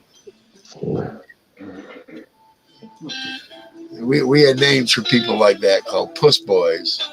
Run your mouth, but I'll find out where you live. Yeah, I'm a counter puncher most of the time. We do. I counter. We go looking for them. You know how you look for them? Of course, you do it. You're running your radio and you're listening. You're watching the signal. The closer you get to them, the higher the signal, right? Oh, yeah. Then you switch. No, what you do is you reach in the back and you undo the coax and just leave the center post in. But back halfway. Off the shield post. And then start getting closer to the signal. Yeah, you plug it halfway. But you know how I used to do it? I do it with a fucking handheld, dude. Handheld. And then I could do the same thing. Unscrew the center post, or unscrew the outer shield, and just use the center post, and I could point it and find them right at their house. Yep, that's where that motherfucker is. You know how I found this out? Because here's the thing they used to do on the radio. Oh, These people were so skullduggerous. They'd find out what channel you were always on. They'd take a fucking cheap ass Uniden mobile and get an old car battery charged up and an old CB antenna, put it in a box together, get near your house, take a rubber band and key the mic up on your channel and leave it there for days. You weren't talking on your channel anymore. And that's how we'd find them. I'd use that handheld and I could go right to the box. Whoop, I'd see the side. Whoop, right there. There it is. Walk 30, 40 yards and there it is. In a box. Fucking undo the mic. And then take the guy's piece of shit Uniden radio and the car battery, which you get back then you get $5 for. Thank you very much. And the antenna was probably a cheap ass one of those little steel side mounts, you know.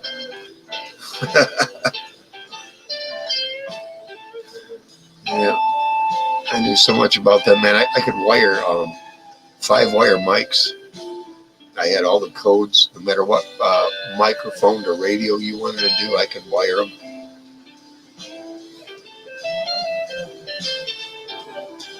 Yeah, coax ends, jumper cables, what they call jumpers.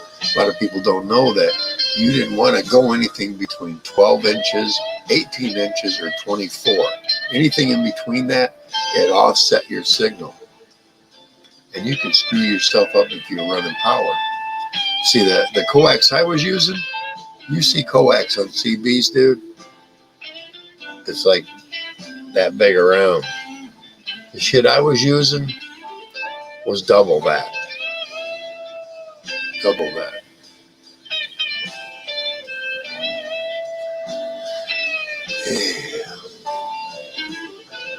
Yeah, I got too deep into it. That's why it's called CB. Constantly buying. I had over $11,000 in this shit. Chris buys. What's that? Chris buys. CB. Yep, Chris buys. I sure did, man. I bought, like I said, about 11 grand worth. I got more than that out of it because, you know, the value of it kept going up because they were starting to rare. The antenna I had, that was probably about almost $2 grand. Or I should say all the antennas I had, about $2 grand worth of antennas. I had 4 of them. Oh, shit. I had a directional. Yep. Then I had 3 omnidirectionals. It depended on what bandwidth I was on, and I'd switch antennas. But I could use my beams. I could use my beams to zero in on anybody.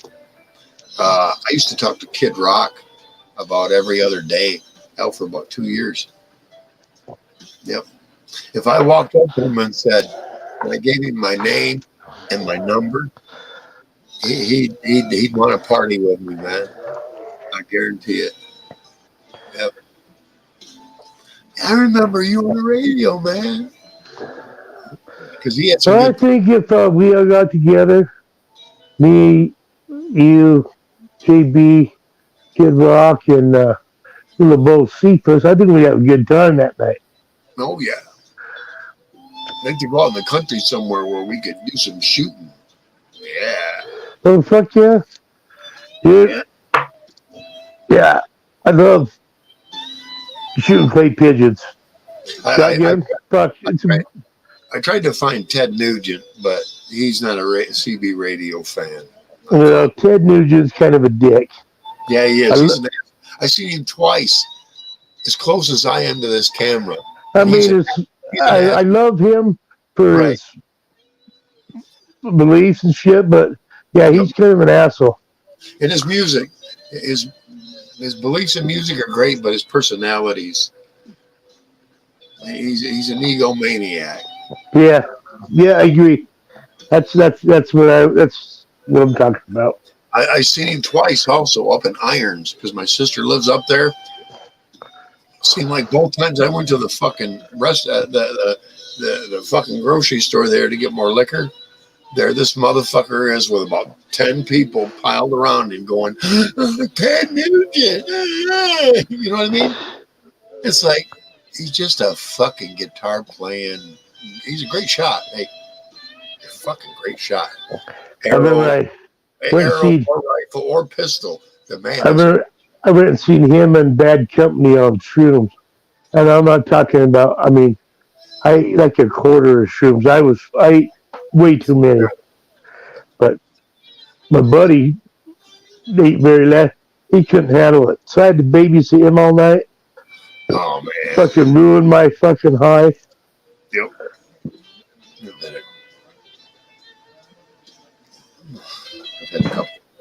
But I like shroom. I shroomed on Easter. Oh, that'd be cool as hell. Oh, yeah. You know, Sunday, 2 days ago. Yep. Nice.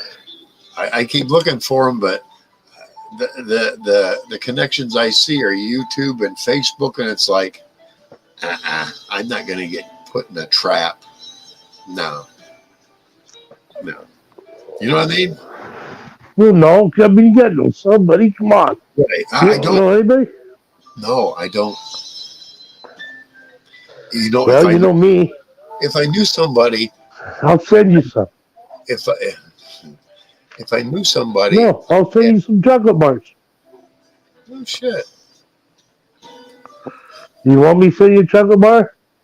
It's not hard in the United States. I mean, it's like it's going international. You're here. I can get you some. I am typing in private chat right now as we talk. You'll see it in a minute.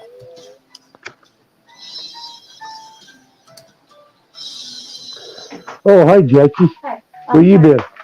I got your. Oh, you got me smokes. Thank you.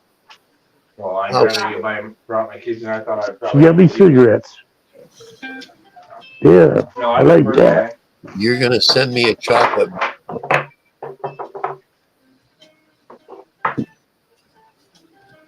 Oh my God, that would be fucking phenomenal. Oh, I gotta go back and check something here. I am back in 35, just trying to fly. Shit, I'll just fucking drive it to you.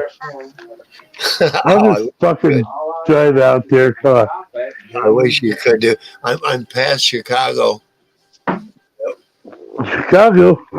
I'm past Chicago. Yes, I am halfway between Detroit and Chicago.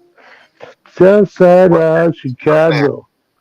That is part of town. And if you go down there, just beware of a man named Leroy Brown. Well, if you're so inclined, if you look in private chat now, under my name, you know my name. I put it out there so many times. Yeah. But that's my. I don't keep track of that out. Okay, well that's good. There's one less zero there. Let me repeat that zip code. 4900. I got you. Yeah. It's too many zeros there. Yeah. Yeah, because once you hit 4900, you go 1, 2, 3, 4, 5, 6, 7, 8, and 9 in this area. So you could be in. You were a 5, and you were guessing 5. You'd be 8 miles away from me. You know, it's funny because I look at the maps nowadays, dude. I mean, I really check out the maps of the United States. It's amazing how small the states are back on the east, how big we are out here in the west. Right. We got big states out here. Yeah. Oh, you want to talk about a great big state? Look at Alaska. Oh, my fucking Oh, yeah. God. But I mean, we're talking about lower 48. You get past the 98th parallel, all of a sudden, they're twice as big, twice as wide, twice as long. And Alaska could fit the entire eastern seaboard on it. Well, yeah, so could after the 98th parallel west from there, and with 80% of the people live. Right. east of that, and oh yeah, we got way more fucking property, land. I'm waiting for some 90-year-old to will me his property or something. No, you need a sugar mama. No, I have so many opportunities to do that, and I'm not that kind of guy, man. Yeah, it's hard. I don't know this girl. She was very wealthy. She wasn't rich. She's wealthy. I mean, they own ski resorts and shit, but man, she liked to do all kinds of heavy drugs and wow. And I just went down with that.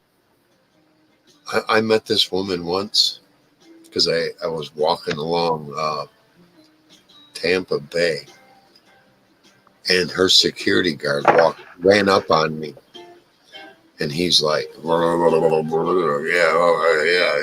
right here. Hey, this lady got arrested. No, I didn't get arrested, but no, she did. This lady I was with got arrested while we were staying at a hotel one time, and they knew she was there, so they came and arrested her. And I walk out the door like, what the fuck? There's a bunch of cops out there. Who's in the room with you? Wow. But she's from her family owns ski resorts. That's how wealthy she was.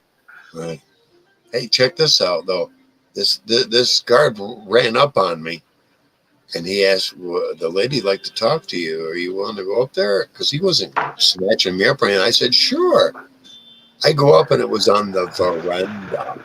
This lady had a fucking breakfast spread like you would fucking believe. And there's only her and her friend. I don't know who the hell he was, but he didn't talk at all. And he was as old as she was. Her name was Olivia Likes. She owned the Likes shipping company that shipped overseas, had shipping containers. This lady, you know how many servants were there at this place in Tampa? 22 servants. 22, dude. When someone says they're rich to me, after she let me come up there every Wednesday afternoon. If you don't have one servant, you're not wealthy. She let me come up there every Wednesday afternoon up the same shoreline, same guard. I'd go up there and have lunch with her. Someone tells me they're rich.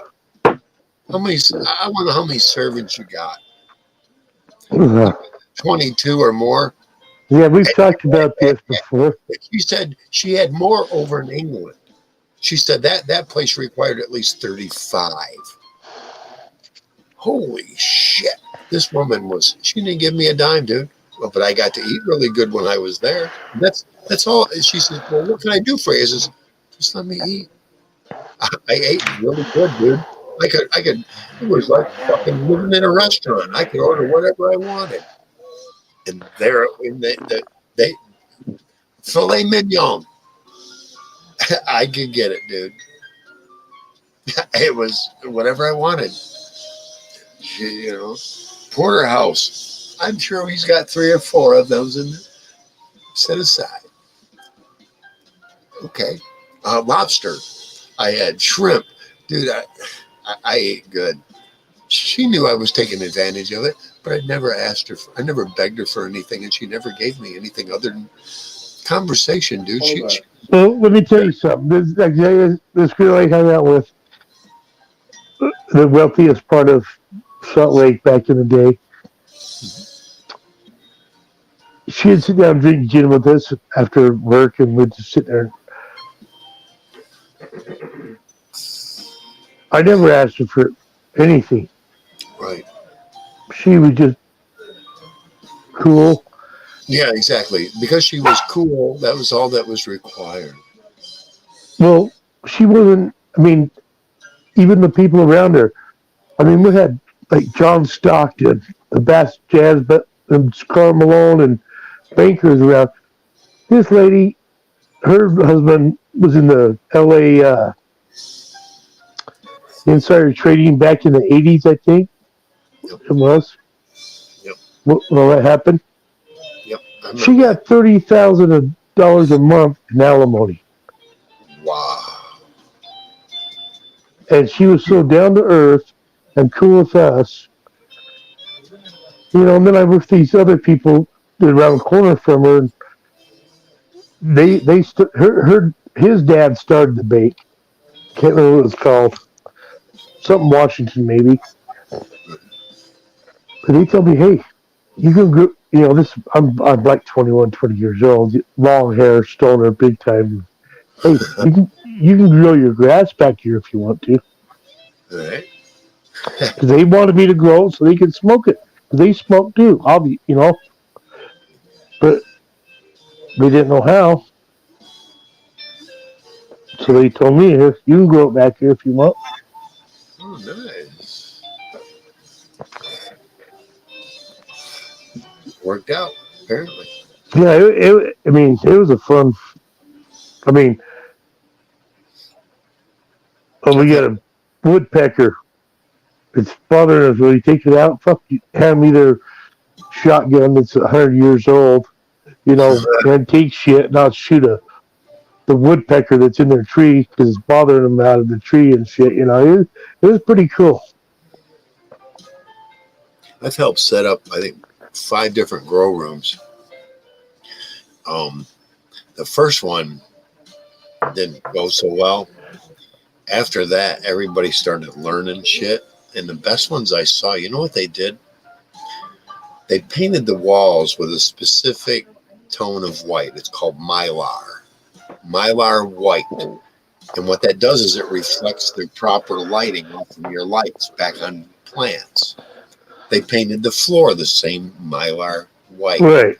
Then the first thing they did after that, after they got all the plugins where they knew where they were going to go all the electrical in, they come in and they put fencing, 2x2 square fencing across the entire walls and the ceiling. You know why? Because now you can run strings from the ceiling, or you can horizontal, vertical, any way you want to. You can run string now to uphold all them big, heavy fucking buds that this dude. They were pumping CO2 in there like. See, I thought it was growing outside. You had to leave the door open to go in there and trim or adjust anything or add lines or anything because you would, because there was too much CO2 in there, dude. They were saturating these fucking rooms, dude. Dude, I've seen buds and colas that fucking big. I don't see them like that anymore. Dude, they were fucking huge. I used to grow shit outside, not even know what I'm doing. I grow one plant at a time. They were always female. Every time I've grown, I've always had females. I've only grown like 7 plants. Right. I mean, my first plant, fuck, it was like an accident. I forgot I was growing it. And then my buddy, were in mom's backyard playing football or catching the football. I worked through it, and the man next to it, he's like, "Oh my god, there's a big old skunk plant there." But hey, dude, I seen last pictures. plant I grew, dude, was just dripping shit out of it. It had 7 stalks going of it, 7 branches, but all of them were like 3 inches around and probably 18 inches long. Oh, nice long colas. Yeah. I seen pictures this guy showed me. I've never grown inside. Of Kentucky mountain growing pot. This guy was about almost 6 foot. And he's standing next to a plant that had to be more than twice his height. Over 12 foot. Oh yeah, we've done that, my friends. And look, dude, and there were 4 mains coming off it. They had to be 2.5 foot across, man. They were just oh my god, mountains are great. Kentucky is a good place to grow pot. Let's just say that up in the mountains. Yeah. There's no better place than to grow it here. That's what you keep telling me. I keep saying Michigan because we got all our swamps here, man. They're full of nutrients. The swamps are. There's a complete fucking biological system going on there that it kind of protects them if you can keep the deer away from them. That's the trick. You know how you do that? Well, there's many ways. Piss everywhere when you go out to them. Piss everywhere.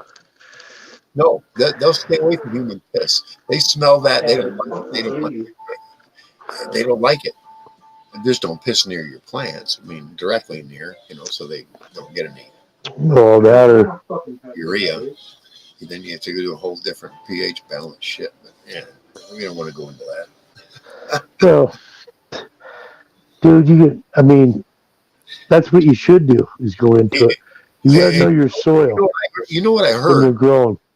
There is a fertilizer that you yourself can create, but you have to set up your own intake. You understand what I mean? It's like Well, you drink dude, water. my buddy owns a mink farm.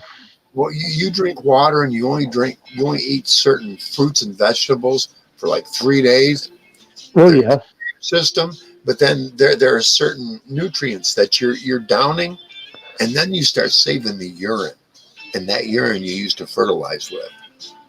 The Japanese developed it. Well, it's been around for years. What do you think? Fucking animals and everything is fertilizer. Yeah, just like bag balm. Same thing. Well, see, that's what I'm saying. I get this mink shit. Yeah, you can't eat meat. And use I have that to fertilizer. you have to let the shit sit for a year so it cools down because it's so fucking hot. Good. It's second next to guano, I bet. But yeah, I've never heard of that.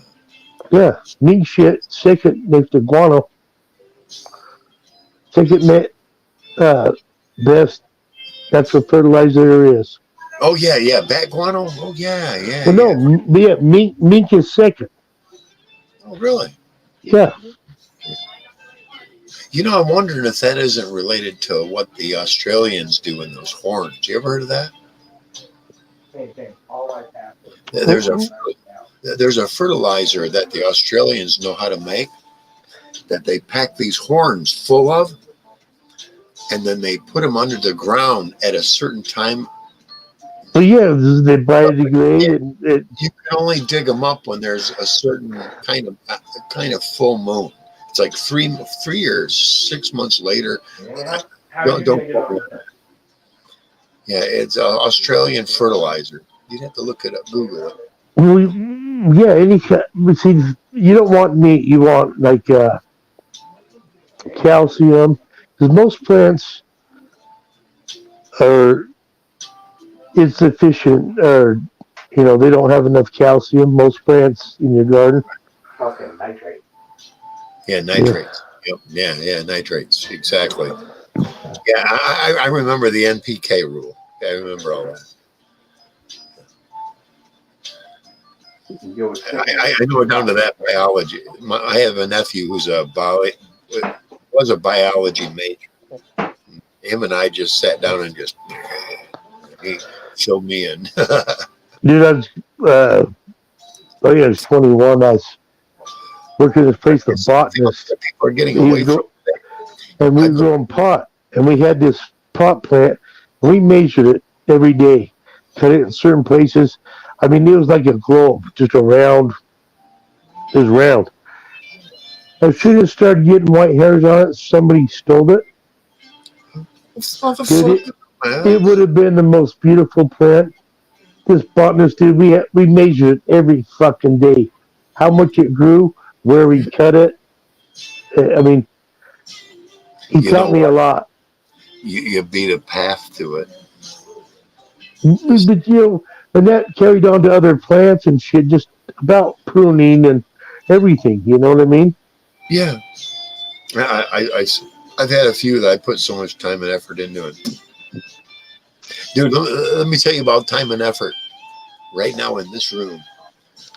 Lemon tree. So 1, 2, 3, 4, 5, 6, 7, 8, 9. I'm looking at right now, and they're at 9. I know I got 12. I have 12 buckets that all have the holes, have holes in the bottoms of them. I was about to do, in March, I had starts about this tall, dude. I was going to start putting them in the buckets. Where you start? And the person I was living with developed dementia, and I had to move. Oh, you're not talking about right now, then. No, this was back about 4 or 5 years ago. All right.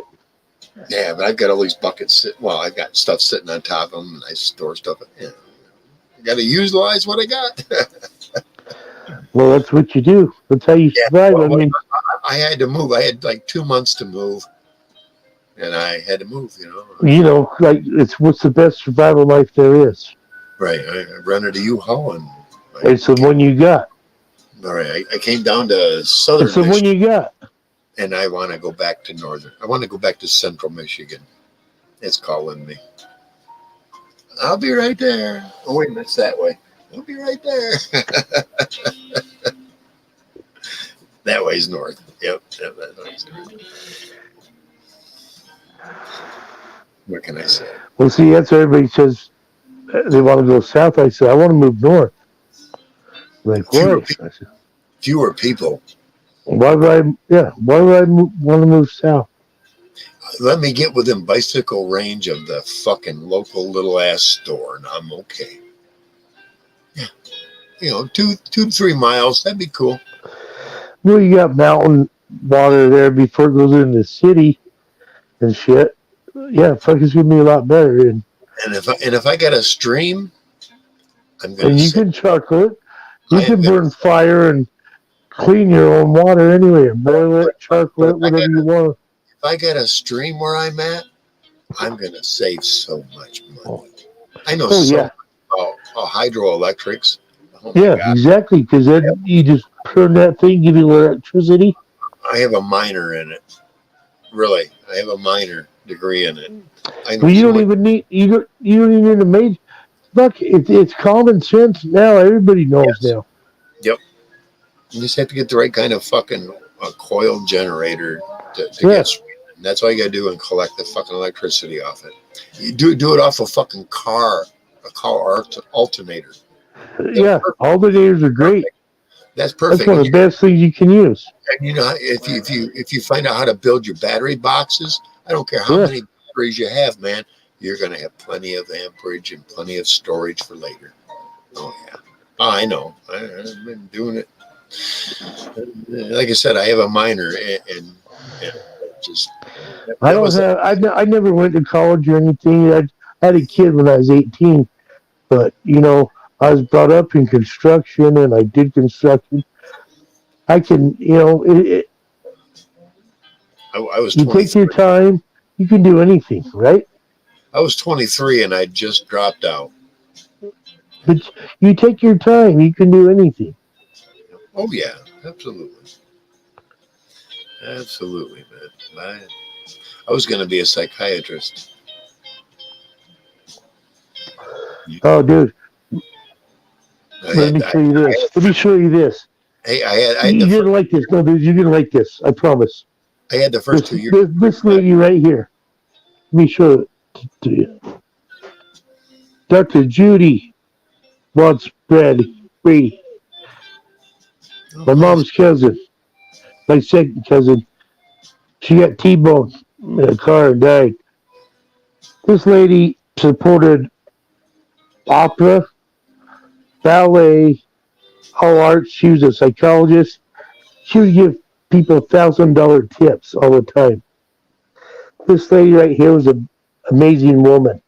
Right on. So, hey, thanks, Chris, for putting that up there like that. Well, absolutely. This lady, she was amazing. I would have liked to know her. Hell yes, man. So, put that out there. Salute to you, Judy. I love you. Absolutely. I wish I'd have known her. Well, dude, see, her mom and dad were Her dad was my grandpa's brother, and they had 13 kids. Oh, wow. I remember growing up, and we had 7 cabins at this lake. Oh, man, what a good time to grow up. Back in the 70s, you know, No. nobody's around. I mean, so I was telling someone earlier today, you don't understand how it was back then because there's so much less people. We could do whatever the fuck we wanted to, you know? I remember. In the 70s, it was my teen years. But I'm out in the country. I mean, we got nobody for Oh, I know. miles. Country, man, is like you can walk outside naked every fucking morning and go, hello, sunshine, and nobody gives a fuck. I love it. That I love. Yeah. And maybe the fucking animals in the field will go, wow, but give a fuck what an animal thinks about Well, me. they're just begging for food. Fuck. They just want to be fed. I can have clothes on or be naked. They're just begging for food. Yeah. Oh, yeah. Raised horses. Right on, Chris. But yeah. Fuck yeah. No, I was raised on a horse farm. Yeah, I know all about them. We had chickens for about 8 years. We got rid of them. Yeah, I'd raised chicken, rabbits, fucking all kind of shit. But my parents had quarter horses, anywhere from 8 to 14 of them at a See, time. I never had horses. They're my favorite. I love the smell of a horse after it's worked and it's sway. Yeah, and I don't mind. I don't mind the smell of horse shit either. It doesn't bother me one No, bit. hell no. Hell no. Not a bit. No, I know. Well, we used to have some dairies down here 10, 15 years ago. They're not there no more, and I miss the smell driving by down that road. There used to be a smell of fucking dairy, cows, and Yeah, it's nasty. I don't get it anymore. I don't like cow. No, I love it. But cow shit. dude, it's out in the country. It's part of our life, and I miss that shit. That or pig, cow or pig shit I don't like. But horse shit doesn't bother me. Yeah. Dude, I love dairies. They'd smell for miles. I've never worked at a dairy. No. That was the one job I worked at a slaughterhouse once for about 4 months. Oh, those are fun. Yeah, I was enough. I was the gut man. Hello. Yeah, I was the gut man. You slice the guts open, pour all the Yeah, fall them out. Yeah, I know. throw the guts in another, and on to the next. Yeah. I almost sliced the tip of this thumb off once doing that. Motherfucker good, man. Well, I'll tell you what. It's better to have a sharp knife than a dull knife. Dull knives are dangerous. Right? Right. Hello, Baron. Directo. Good to see you. Thanks for joining us. I think Reese left.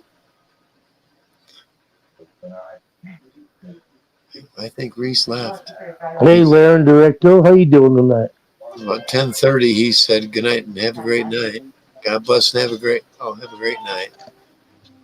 But you're more than welcome in here, regardless. Yeah, we'll ask you questions. So, Reese, how you doing tonight? Where you at? Reese is done. Well, I know, I'm done. Laren now. Oh, Larry. Good evening, Larry. How are you? Hope you enjoy what's going on here. A couple of guys having a few drinks, listening to some good music in the background, which seemed to got a little low. Sorry. Probably pretty boring. Probably stupid to be here because we're just boring people. No, we're not, dude. Oh, okay. I'm just kidding, Chris. You know that. What it is, people like coming to a place where they feel like, I can just sit down and listen to these guys chat. And if they want, they can queue in, Yeah, And come they up, want, say anything they want. Yeah. if they want, they can come sit down at our table. That option is always open here. Yeah, sit down at the pirates' table. I'll tell you what, Chris. I was telling somebody earlier. I'll tell you what, out of the panel to go to now, this is the one I want to be at all the time now. It is Well, fun. All I, right? I might do it more often. You know, I've been doing only about twice a week. You know, You know all the panels I go to. yeah. I've seen you on another one, and maybe You see one. me all around the world. Yeah, yeah.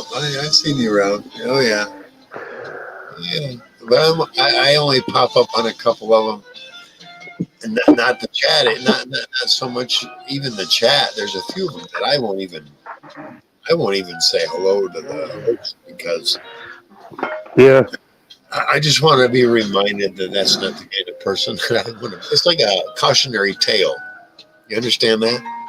Well, I don't like to get involved with the drama of everybody else's shit. Right. I And no, stay out of it. You guys do nobody that. says that. I'm going to stay out of it. I won't I even like mention all, the channel if you name. guys want to go into it, that's up to you. That's right. I won't even mention the channel name here. Oh no, Yeah. I know better. I won't put their name in my mouth here. Let's leave them alone. Yep. I'll do it for you. No, it's just kidding. You couldn't guess because there's a few of them that and they do sub here.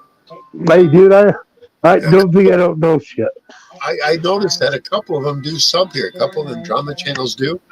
Hey, I don't want to say nothing bad about you. Hey, they want to check us out. Is it Chris? You know, in the very least, if I'm sub to somebody and I go to their channel, I seem to have this habit of always hitting the thumbs up and then Yeah, but you've been around long enough to how the streets work here you in know, the if I'm going to sub to them, YouTube shit. they deserve my thumbs up when I visit their channel. That's just how I've always, even if I don't like them. You know, it's kind of like a common courtesy. Just me. Yeah, Dave, what's going on? Thanks. Appreciate that. I made Somebody it over. here? Somebody's here. Sorry about all the noise. Uh-oh. Yeah, I hear you. I hear your alarm dog going off. Yeah. Yeah. We have one of those, but he's smaller. You're a young guy. Oh, shit. This old, and he don't put it. I watched this little dog walk up to a fucking husky like he owned the fucking street, and the husky was Remember? No, I don't want you to. Hey, what are you doing in my house? Big pain. That's 20 until Friday this time. Hey, what are you doing in my house? Si, senor, we got Dixon's Kid 1999 in the house to represent Dubsack on the line. yeah. A Dubsack. These are pirates here. Pirates? Yeah. Hell On the yeah. ship. That's Wait, the shit. seriously though? Yeah. No, he's on a ship right now. I'm on the Yeah. ship. He's a captain. Big bad moon behind me. Yeah. Hell yeah. Dude, that's what's up, man. He looks like a pirate, man. Hey, thank you. I He is understand. a pirate. Dude, that's good shit. He's a Viking. A Pirate survivor? That's right. A real survivor. Absolutely. Yeah, I don't hop in my car to go get groceries. I hop on my mountain bike, and I'm 62. He don't hop in his car to get groceries. Sorry, I got my earbuds in. He can't hear you guys. All right. Yeah, 62, and I Wait, pedal can they my hear me ass though? about 2 Yeah, they can miles hear you. miles back. They can definitely hear you. Oh, Yeah, I hear him. Oh yeah. Yeah. You know what my Facebook profile says? Rugged. Bring your boots. That's what it says. Anybody looks up my name on Facebook, Rugged. Bring your boots. That's my This is a youngster. yeah, kids. Yeah. I got one of them. He's ungrateful though. But hey, I'm hoping at one point. That's why I'm doing a lot of these. I want my grandson to be able to access all this. That's what I'm looking for. I want my Hopefully one grandson. day he does it. You know, get to know you a little bit. Yeah, Right? yeah. Well, here it is. You are more genetically like your grandpa than you are your dad. Did you know that? Well, yeah. And, you know, nowadays people want, oh, God, you can't do this shit. I want to see him. You Well, see, I don't even know my grandkid. I haven't seen him in fucking. No, I don't have one, but I'm just saying, you know. Uh, yeah, I see it just from people because I'm not in that situation, but I'd love to be. see, my dad left the country when I was 9, but I remember his whole disposition, and that's my son.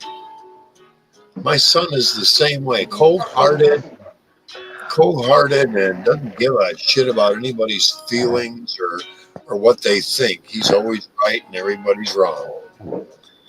Hey, my dad thought everybody was so wrong that he left and went to Australia, dude. That's how wrong he thought everybody was. What is that? You fucker. My son is just as fucking obstinate, let's call it, and a little bit ignorant. I wish I could have kept him up because I tell you, I've had other younger men that I've mentored, and they turned out nothing like him. This is 206. Say, what's that? Chocolate bars. Hey, hold on. You need to be careful. Dude, that one fucking. We wanted $178 extra to add that card to the We tell me to find new insurance and we'll get it for half price for 6 months. I can find. Every 6 months you gotta switch. That's what they do, Christopher. Yeah. God damn it.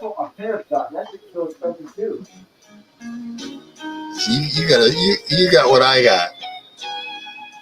I had a slick kid. That's what I had. Slick kid. My kid, very slick. My kid would convince you that you owed him $100 when you just gave him 20. He was just that way. You'll be back 801. That's all right.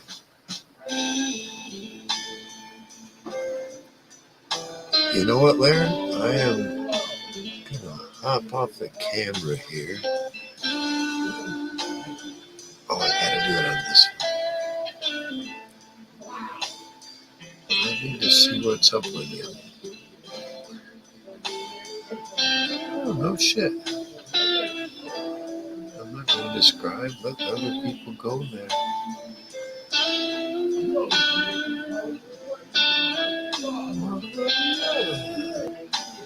You know what, Aaron?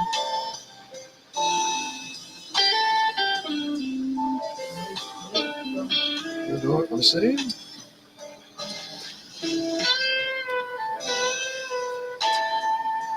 It's Fatso, or you subscribe me, I subscribe you. Tit for tat. Hey, everybody. Anybody comes up, they're going to have to wait because Mother Nature is calling me out. And she's not real patient. But it's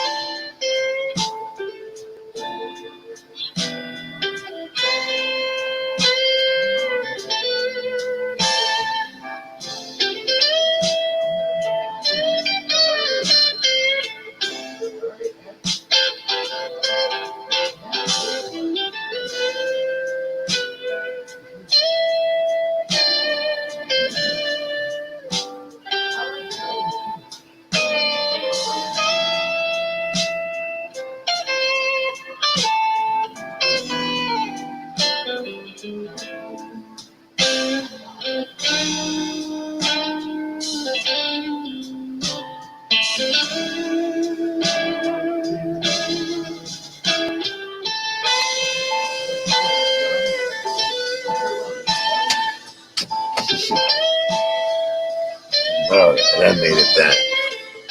Oh yeah. Yeah, Laren, I sub to you as well. I will. I have oodles of idle time, and I will definitely check out what's going on with you.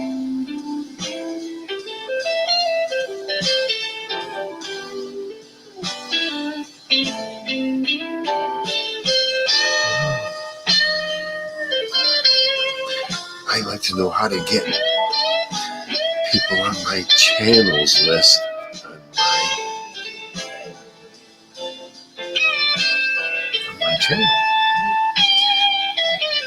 We'll talk about that. But yeah, Larry, hell yes. Thank you. Welcome.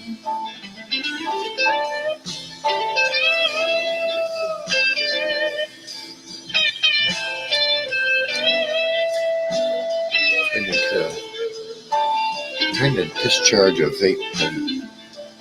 If I put them on the charger right away, they show me that they're charged. If I put the little charger that plugs into the USB port in the charger or inside of the computer, it'll come up red and it'll take over an hour to charge it. I have to discharge it so much before it'll do that. It blinks several times. Hey, here's a gentleman we definitely want to bring up right away. Here he is. Jay Blues. Welcome, brother. What's wrong with you? Yeah, what's happening? Hell yeah. Let me put my face up there. I'll face to face with you. Yeah. I'm doing good, man. Hell yeah. Having a good night. So far, so good, anyway. Yeah, it's sounding good down this way. I almost had a negative attitude when I started out because I was on a different channel. You were there too. What channel? The one before mine started. Oh, I know who you're talking about. Okay, and the loudmouth that was there. Did you check into that? What I did is I got away from there because the guy was doing nothing but irritating me, man. Bad vibes. I know. If we're talking about the same channel, I went in, I dropped a thumbs up, and I thought the vibe tonight is not there. I don't want that vibe. Exactly. Not tonight. I wasn't having none of that. What I did is I got away from there, came over here to my own, and threw on some hard rock and roll that I love to listen to. That's Before mine came on. Yeah. Now I'm listening to some nice coming down music. I love it, man. You know, I gotta tell you now. Here comes the music, you be telling me. It's like a student trying to tell a master something. Right on. Yeah. Exactly. That's how I look at it. Me telling you something is like a student telling a master.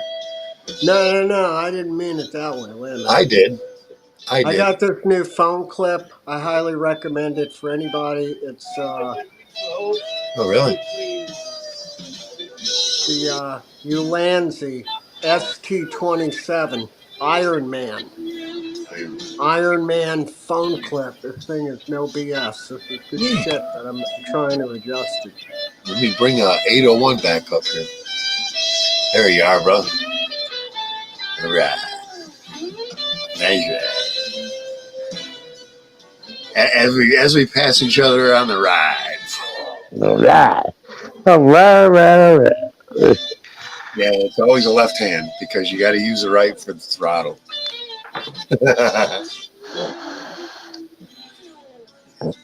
Oh yeah. Yeah, I was checking out Laren Directo. She's got a nice channel there. He's still here? Yeah, you got to check Laren's out. Oh, listen to that in the back. Isn't that better when I got playing? What y'all eat? One of my lasagna? Huh? Ate my lasagna. Oh, never mind. You're lucky. Well, I turn the fucking oven on. Yeah, I already. I just hit it when I was walking by. turn that fucking up. You gotta get there first. I would do that. Spell check. I hate spell check. 40. Mm-hmm. Shit, I can do shit in 10. I can do it in the microwave in 6. I'm trying to stay up a little later today. I will post this. I'll post Larry's channel in the chat there. It'll come up in just a second. Oh yeah, there's Larry's channel. Yeah, check that out. It's starting to look interesting, but I got a channel to run. I can lower that volume. Matter of fact, I can pause the volume because I know how. Does anybody want a pot pie? No, thank you. I don't want a pot pie. I got a chicken in the freezer. Chicken pot pie. Yeah. It's about that big. It's a big plate. Big chicken. Well, I just ate a mushroom bar. Yeah. Well, God, it tasted like stomach acid. Yeah, well, you look at that private chat right there, and let me be the judge of it myself. I'll be the judge of that. Come on. Yeah, okay, dude. Now I'll come on here live. I'll do a live and do that. No, I ate the Girl Scout cookies, the Samoan one the other day. Oh fuck, I loved it. This one just I only had one little square, so I ate 3, 6, 9. I'll go for a ride after that. I'll go for a ride. Well, no, dude, I ate 3, 6, 9, 11 squares the other day. I just had one square of this, and one I didn't like it. It tasted like stomach acid.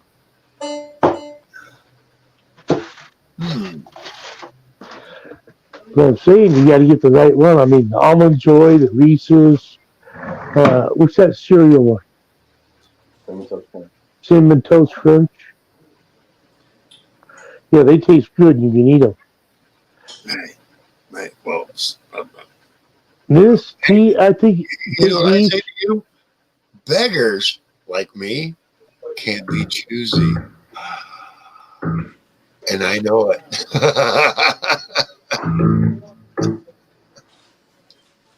Right? Oh, right? I'll just get something else and just send you a good one. Yeah. Okay. Well, you know, if I ain't gonna be choosy. I'd be like, oh, thank you very much. Yes.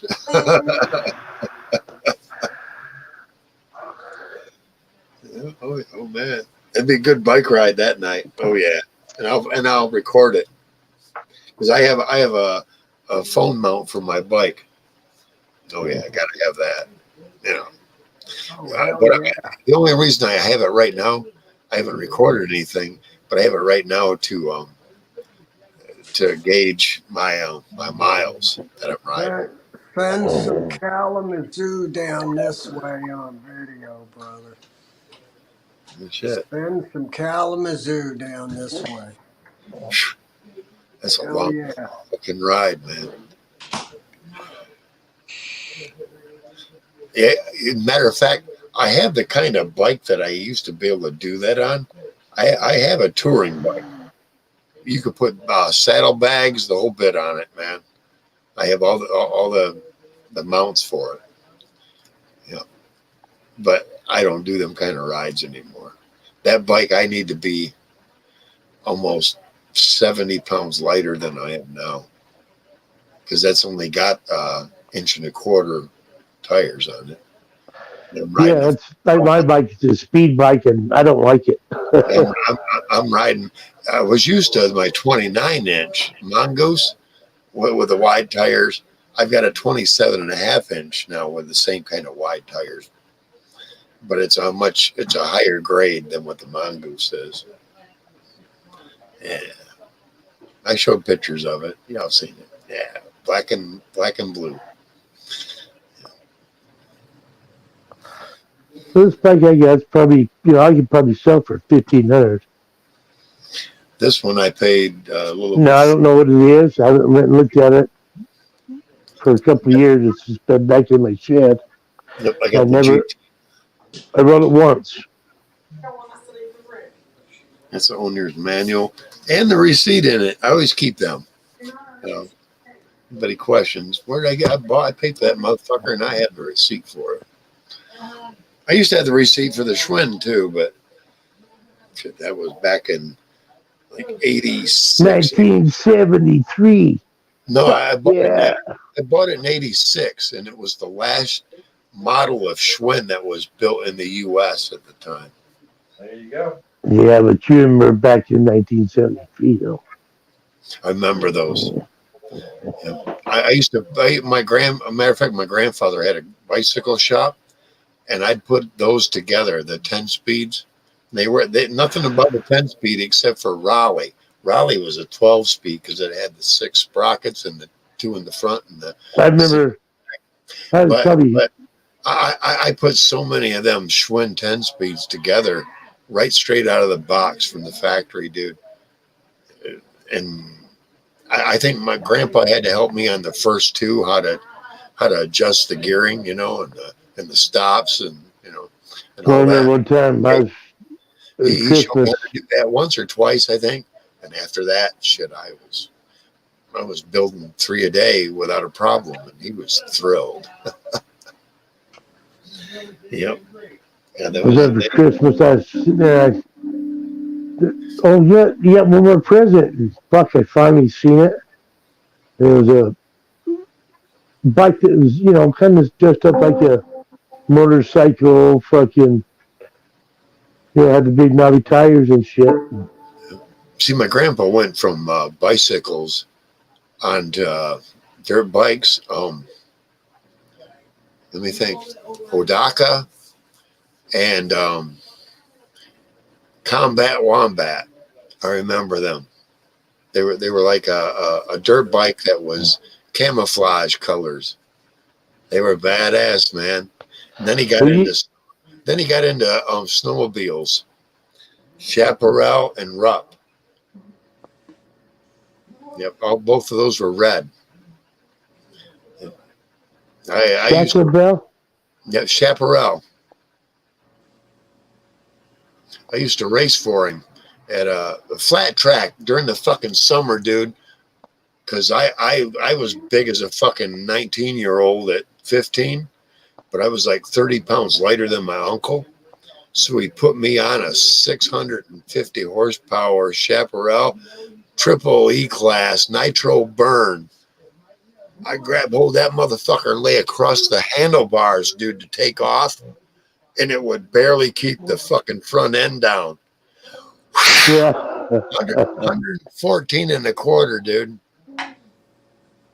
I held track record for 2 years, man. 114 and a quarter. I lost twice. Yep. Lost twice. That fucking Chaparral was bad fucking ass, dude. You couldn't just go out snowmobiling with it. No, it was quarter mile and shut her down. It's strange with snowmobiles, even on the grass. As soon as you let go of that throttle, she comes down to nothing real quick. Yeah. Real quick. Yep. I had a crew to pick me up. So it's on what we had trails. We were more the advanced kind of racing team, and we had a crew at the end that would I wouldn't have to go 20 yards and get to the trailer that they were going to put my ride back up on, so that it didn't fuck up the track. Wear the track down more, because you didn't want to do that. Now, dude, what I was doing in the quarter, they come off the showroom floor doing that now, dude. They do. The bigger ones, Oh, yeah. Yeah, they'll whoop ass. I was doing.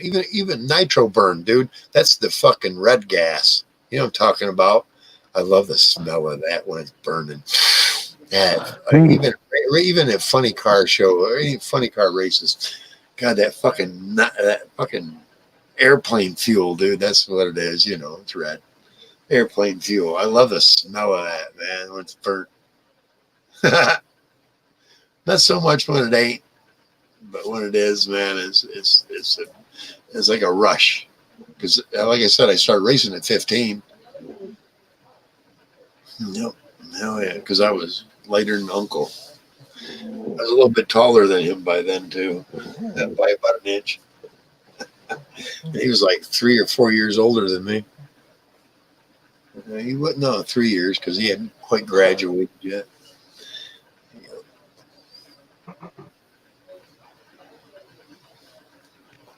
All right, well, I'm going to head out and go to bed. You're going to bed?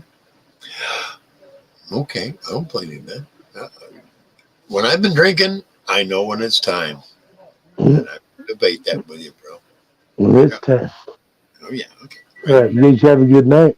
Yeah, thanks for coming there, Sergeant Arms. We appreciate you. Come back. All right, man. You're welcome. Hell Hey, yeah. Outlaw. Peace out, my brother. See ya. I can't believe you're cutting out, but I understand. Yeah, you know. Yep. I didn't even sleep last night. I Until hear today, you. I took a nap for about 2 hours. And Wait 1 second. Wait a minute. I got to show you something. It was like, well, then you just missed 2 hours. Here you go. Here. Yeah, Jay Blue's got his own fucking cover, man. nice. I got a hat almost like that. Hold on a second. Let me go grab it. And this is my trademark. Always my trademark. Yeah. We're going to show you, JR. Old Cheech and Chong thing. Yeah, reference. I think he's going to show you, JR. Blind Melon Chitlin. What the hell is this ding dong shit? I think he's going to show you, JR.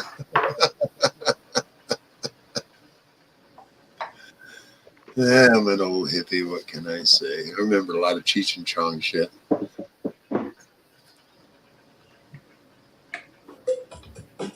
There it is.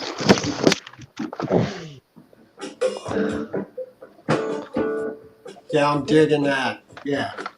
All right. Yeah, you had a leather one. Someone stole it. I had a beaver one, beaver tail, 3-ply beaver. Someone stole that. So that Strat I just bought was the cheapest one I've ever bought, and no one stole it yet. Oh, shit. Motherfuckers. Oh, shit. That hat. Remember the movie with the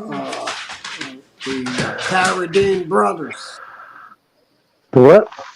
Remember the movie with the Carradine brothers in it? Jeff James. What was that movie? Oh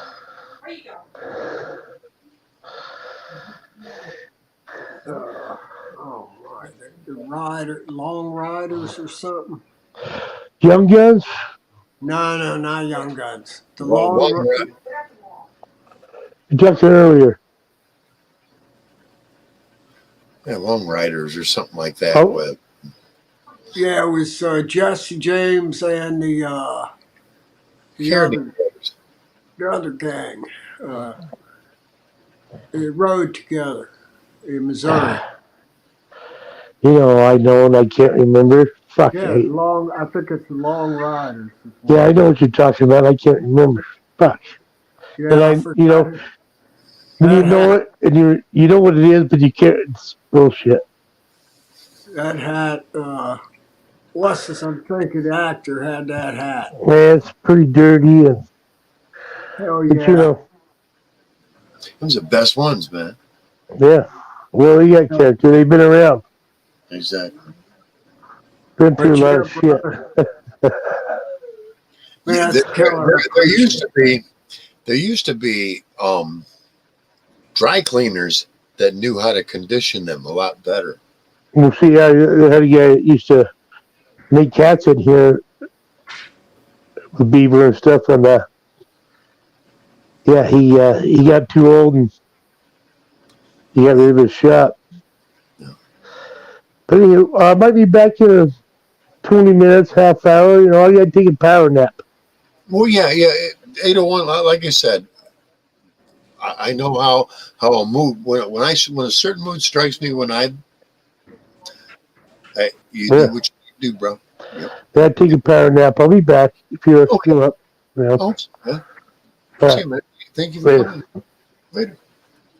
That's cool, man. Oh, yeah.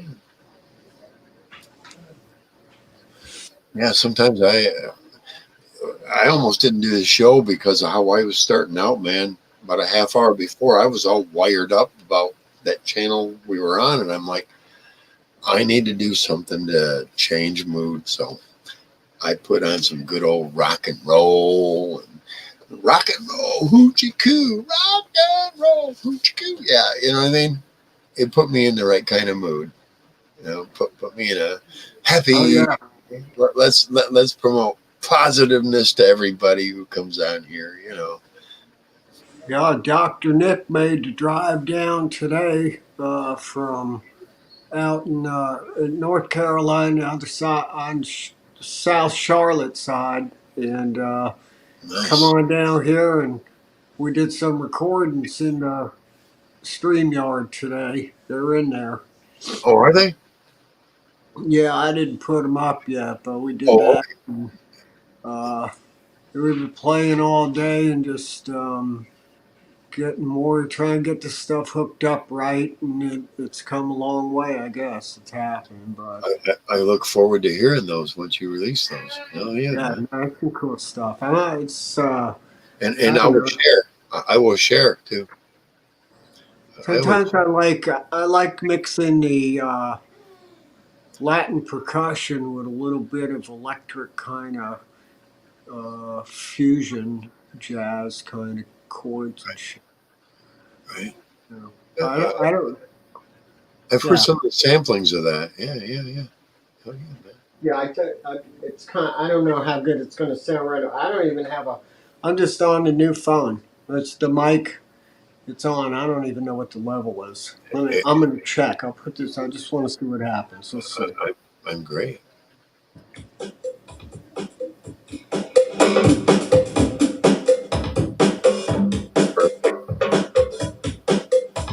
Yeah. Yeah.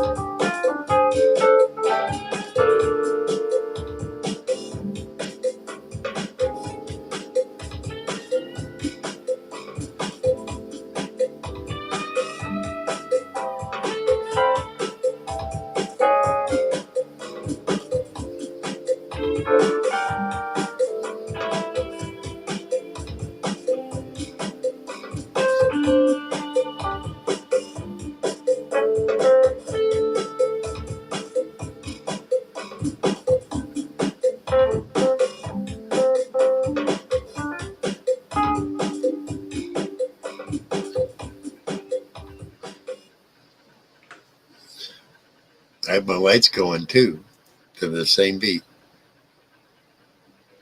Hell yeah, man. I'm enjoying the hell out of this. Thank you. Thank you, Jay Blues. I appreciate it. Say that Uh-oh. Mike. I cannot do a toast to you because your glass is empty. You know what that means? Hell yeah. I will. Do you want me to put on some background until they come back? Yeah, go ahead. Okay, I certainly will. Absolutely. I have that access. Me and my double Roku. Here we go. It's coming back up. Oh crap! It threw me right out of YouTube. Shh. That's where I get music from. But it lets Well, me. it makes like it did, but it didn't. Yep. Okay. Let's see here. What's nice is this Roku is so much faster. The new one I just got is so much faster than the other one, than the one built into the television. That's strange, huh? Let me see if it'll pick back up where I was at there. Because that was a great bunch of tunes there. I'm in no big hurry, as you can tell. Let's see where that picked up at. Right where I left it off. All right. I didn't want to start it all over again. I will be right back. If you'll pardon me just a moment.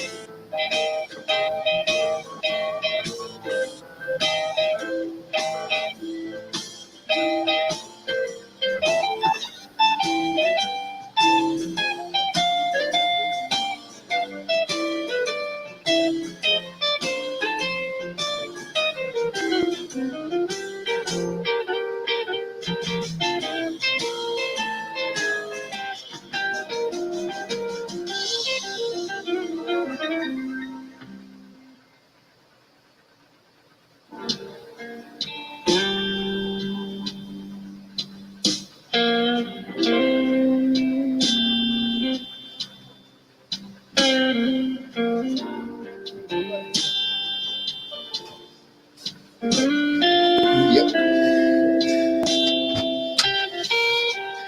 All right. I had to talk up my roommate a little bit. You know, I'm not in court. You have to be friendly, like everybody. Okay, listen, volume on that. A little lower. What's going on there, JB? Or JB? J Blues. There's somebody else. I have a friend who's JB. I don't want to confuse them both.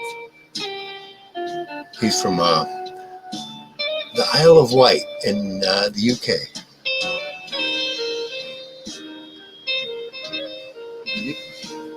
You know, it'd be cool if they integrated the chat from like a little feed off to the side for the chat from your destination, which is YouTube. Yeah. And then there should be like a way to do that. Yeah, there is, but what I'm doing is I'm streaming it off from my Roku television, and you're only getting the audio. You can't get the video from this. Oh, okay. That's the differential. If I turn it up, the TV isn't 3 foot, but the back of the camera that I have right here, yeah, that's 3 foot from the TV. But you notice, it sounds pretty good, man.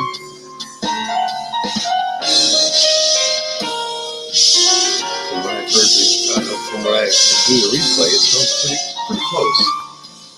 But I'll turn the volume down, so it's just in the background. That easy. Thank you, Roku. Hell yes. Nobody else is in chat there, but still, there's probably just us here. No, that's all right. Cool, man. Some people will restream later on. I have found that, and you have as well.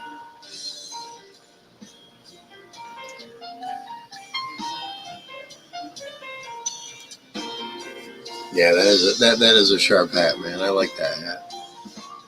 I have to have one to cover up this ugly bald head. Ah, nah. Yes. Yeah. I got all kinds of hair. I'm gonna take this one off. You see, what I got is I got input from a very important lady that I watch on YouTube whenever she posts a chat, and she said, you know, that looks so much better on you. And ever since then, that's what I've kept. Not just this one, I've got a few more, and you never know they were different. They're all the same thing, and they're all the same size, and I wash two and have one always clean. That's the way it always is. There. There.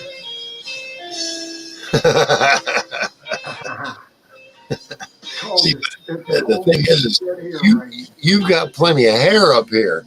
I don't anymore. Yeah, but hey, yeah, a lot of hair. A lot of hair. I don't know if I have a picture. Mine wasn't that long. It was about right here. When I cut it all off because all of this was gone, and it's all like a big mullet ponytail, you know? I'm done fighting. I figured I was done fighting the inevitable. Oh, yeah. No, I'm just messing around. I know, man. I accept the fact. I'm a ball motherfucker. It's, you know, I think it is nicotine. Nicotine has a lot to do with it. And genetics. Yeah. I remember my grandfather on my mom's side and my grandfather on my dad's side. They both had bald heads, yeah.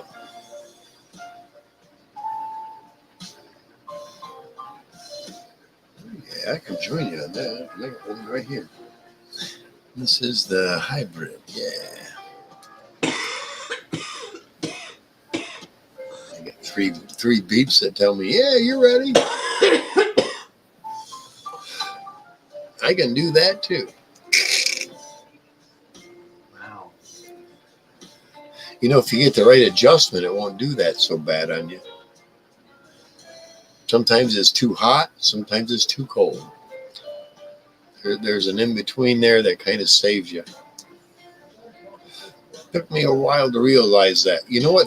You know, instead of going from the lowest setting and then working my way up to it, I went the opposite. I turned it all the way up and I hit it once and it's like way too burnt.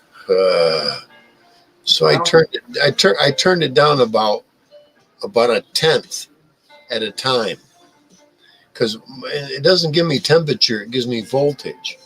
Anywhere from 4.8 down to 3.3 volts. And what I did is I went like 4.8 to like 4.3. It was still a little, and it still made me cough, but it was still a little burny taste. So I put it down to about 4 point, about maybe two more, about 4. And for that particular cart, perfect. I got a little, but I got a good taste off from it, and I could take a pretty big hit off from it too. Yeah. See that? I have the one they call the it's a black one. It goes from 3.3 to 4.8, and I run it around 3.9 when I throw a cartridge on it. Yep. And I find that the cartridge they're usually about 3.9 to 4.2, right in that range. That's what I found all of them. You're right, and but I find that I get like the next day I get these like minor migraine from it. So I think it's more or less. I'm like, all right, it's great if you're out and about, but if you're just lingering. The amount that they would charge you here for a cartridge for really good, you're looking at about, man, you're looking at over $60. Wow. And for $80, I've got a healthy quarter. Wow, dude. If I buy these at the right time of the month, I get a dozen for $100 plus the tax. Holy shit! Yeah, dozen 1 gram carts for, I think I got away with like 135 somewhere in there. Holy shit! A dozen. Yeah, they're like a little over. At the end, they're over a little over $10 a cart. You're lucky to find them here for 40, and you don't know what the fuck you're getting. Here I can select indica, sativa, or hybrid, and all different flavors. White Widow, all the little chocolate this and that, and Afghani that, and blah, and yeah. I'll send you a couple ads directly from the website that I get mine from. You'll see the prices, dude. A dozen for. I'll screenshot it and send it to you. I'm amazed. Hell yeah, I am. I'm privileged. And what seems to be happening is the THC percentage is climbing up. You know what I mean? We are doing medical grade, whether they want to admit it or not. Anything above 40% is medical grade, and these are in the 80s and 90s. Some of them. Oh yeah, they are. Yeah. I'm very glad that.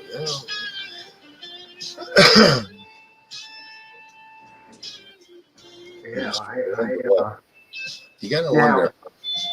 I will tell you that down in the west coast of Florida, Cape Coral on down to Fort Myers.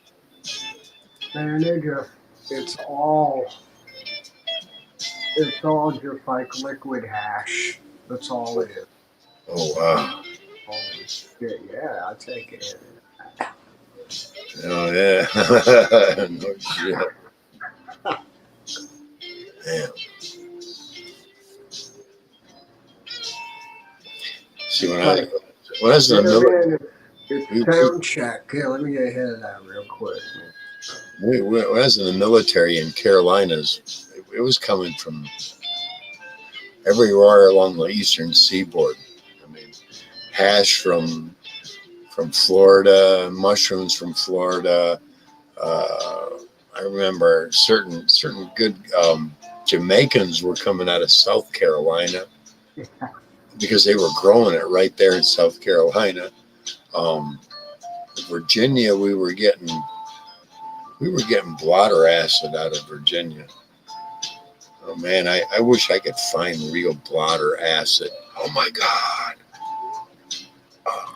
Did you know that, you know where this is down here? I'm not too far from it. Chesterfield.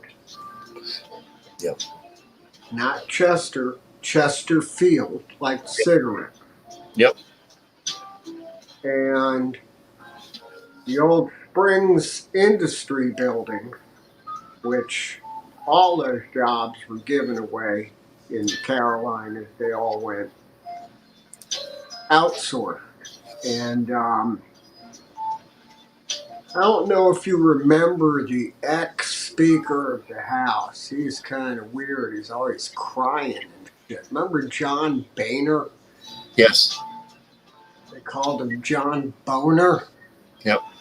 Yep. Yep. I remember. Yep. Never a dull moment. I can't see the chat, but if anyone's out there, thank you, thank you. No, there's nobody in chat right now. Yeah. Okay. It's just well, wait a minute. There might be one more in there. 801 might have come back. He might have laid. Dr. Nick probably freaking passed out. He left here. It's a good hour drive out of here, back way. You know, you're going back. You know. Right. Yeah, but anyway, John Boehner makes a statement it's just public information. He made a video statement. They put him on Fox. We're at, just so anyone knows here, we have no fucking MSM in this town. We don't have shit in here. I'm lucky we got. I only listen to Fox. I don't listen to all the others. I can't listen to the other networks. I listen to Fox if I have to. So here's the thing. He goes on Fox and he says in 2017, and I was like, holy shit. Because I just want to tell everybody up in Washington and big government, get the hell out of the cannabis business, because I'm going to tell you what, we've got the finest plants on the planet in this hydroponic super facilities. We got 14-foot high plants, and we got the finest herb, and we should be selling it. We got to ship it out of the country. Wow. You know, and he goes, I'm one of the CEOs of this company. So, I mean, it's like, you know, they ship it out of here. They did same in Maryland. Do you know who else is into that big growing shit? Yeah, Tommy Chong. No, I'm just no. I'll tell you one more. Not John, but Jim Belushi. No shit. He's on the fucking cable channel, dude. Growing Belushi, and he's got his own network to grow fucking plants, man. his own series. Growing Belushi. Look it up, man. You can watch at least the first season. It's cool. That's fucking great. I You know, mean, John, a legend, but I think well, Jim was a bit funnier. I think. I just look at, you look at Snoop Dogg, and he's, the dudes that hang behind him. There's all kinds of cats. The Grandmaster Flash is in the game too. I guarantee you. And of course, Willie. Didn't he move to, listen, his stage manager lives like 10 miles from here. Oh wow, Yeah. good neighborhood. Oh yeah. I think Willie said he went to Hawaii. Yeah, his stage manager told a friend of mine, he goes, listen, Willie said, fuck it. He was going to go to Hawaii. This is a few months ago. Maybe he's back. He said, oh, nah, fuck this. I'm going to go to Hawaii for about 3 months. You know, this may seem off the subject. Nice. I met this girl once. She was a flight attendant. She looked like Goldie Hawn and Lauren Bacall combined. She was gorgeous, dude, in my mind. I met her one day and she was telling me about when she was younger with her, because she moved to her dad's up in the north of Michigan, but she was in the south of Michigan with her mom and her sisters. And she said that she had all these black and white photos that she'd like one day to show me. The next time I saw her, she pulls out this photo album. Guess who was visiting her mom and her daughter and her sisters? Elvis Presley and the entire group. She had black and white. I bet she had 2 photo albums full of Elvis Presley and her mom, and Elvis Presley and the group, and her mom and her and the kids. And it was nothing creepy or anything like that. I don't know if it was Elvis that was interested in her mom, or one of the promoters, or one of the top members. You know what I'm saying? But it seemed like there was more than it happened. You could tell it happened on more than just one occasion. You know what I mean? There was like, I don't doubt it. There was like 5 or 6 or maybe even 7 different times that Elvis and the group had showed up at her mom's house, and they were all hanging out and drinking and, having a great time. And guitars were, acoustic guitars were out, and guys were laughing, and Elvis was singing, and they were all having a great time, man. It was a place that Elvis loved to hang out, and it happened to be her mom's house. And she had the fucking Polaroids to prove it, dude. I told her, because she was having some financial troubles, I said, there's going to come a time that just one of these Polaroids, which are verifiable proof, just one of these, you'll be able to sell it. Yeah. And you'll have no more problems. And they will beg you for the rest with more. And she was like, oh, I don't want to give up that kind of family memories. Shit. You could take that and turn that into what they call a non-fungible transfer, an NFT. Yep. And it's potluck. Somebody might want that sucker. Say, listen, I bought it for, 1.2 million. And just to prove somebody else wrong or something with Elvis. What year was this? Really? It was in the it had to have been in the mid to late 60s. No shit. Yes, it had to have been when Polaroid first came out, and her mom was just a Polaroid freak, and they all were into it, dude. All of them. They were happy. It looked like everybody was having a great time. Nobody looked miserable or like they were, it's like there was a picture of her standing next to Elvis, and she didn't seem uncomfortable, and he had his hand on her. You know what I mean? You know how a young lady would look, a young girl, and she had to have been like 7 or 8. She looked perfectly happy standing there next to him. So it wasn't anything creepy or perverted or anything, dude. Right. There was something about her mom. Her mom was hot, just like she is, here's the thing they both had in common. They had just a micro gap between the front teeth, dude. And they had hot bodies. I can't explain this. This woman that showed me these, dude. Right now, if this woman said, "Hey, Chris, drop everything you have right now and come with me,"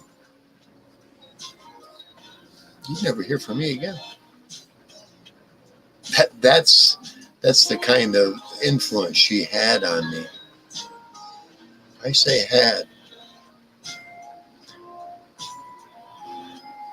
Very many women have had that kind of influence on me, dude. But she did. Here's the thing. The first time we get together, it was off a dating website. I found out that she'd been separated from her husband for about 9 years. Nothing to do with him, right? We met at an ice cream place that we both knew about. We both seen it we both been visited there when we were kids. We show up there, dude. And because of the way we're looking at each other and we're interacting, this waitress walks up and says, "You two are such a great looking couple."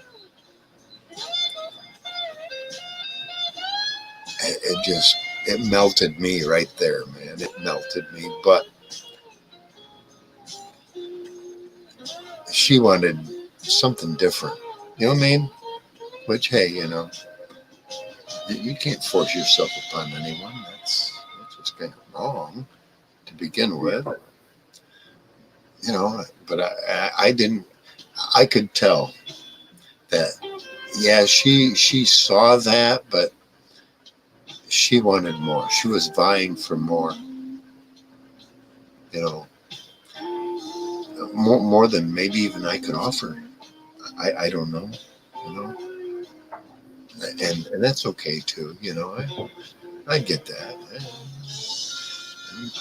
I'm not 100% of the man I probably could have, should have, or would have been. That's fine.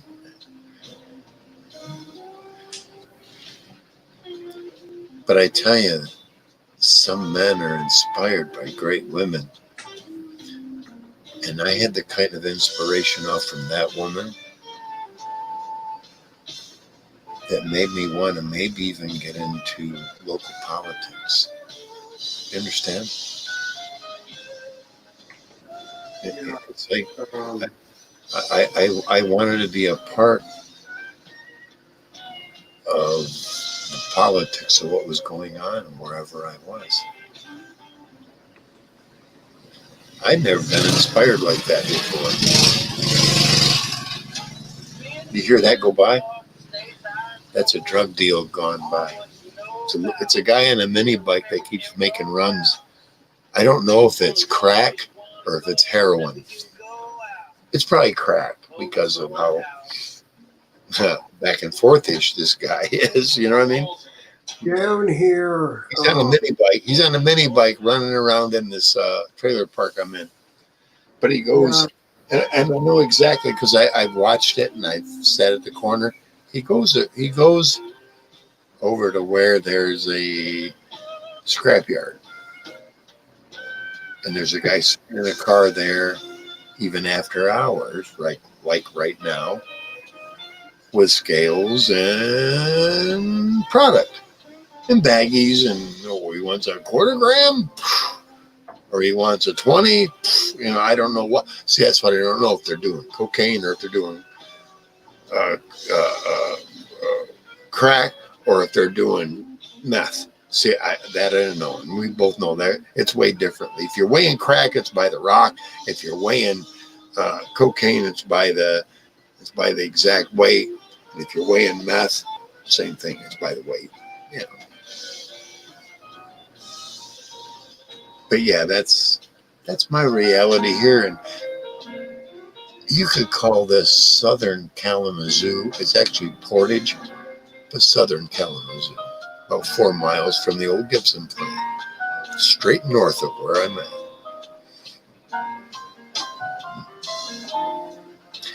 and their old and the new Heritage plant is actually. I like Heritage guitars. I wish I could check one out. You know what I mean? Like about 3 days, and I give my opinion and my assessment on them. And that's fine. What can I say? Looks like it's just you. There might be another one in there.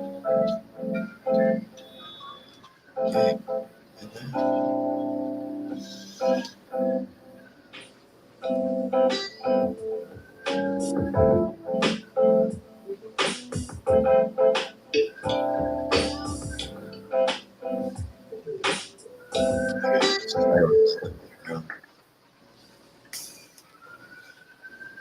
Yeah, I got of course, under my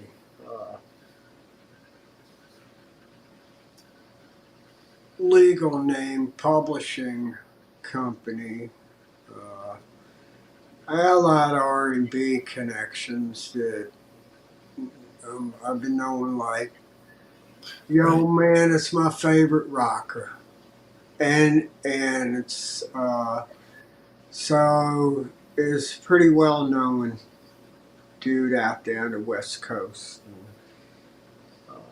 I was on another site that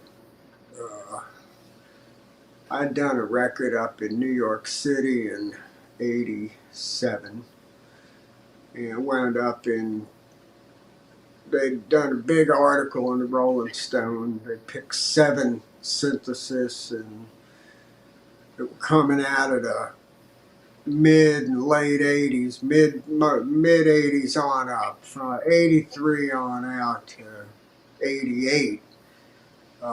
In New York City, I worked for under myself, so it's unique recording in New York City. 47th and 7th. If it was going down on the record charts and the radio stations, it was at Unique. Oh, nice. I work with, I love of R&B, being from New York, growing up in New York. It was like you were either out in LA, and if you didn't meet somebody like a stripper with money, you weren't eating. And keyboard players were not really sought after during the hair band years. So, right. In New York, everything was either pop music or anything that's going to hit the 12-inch dance charts and stuff. So right. I remember. It was a great time.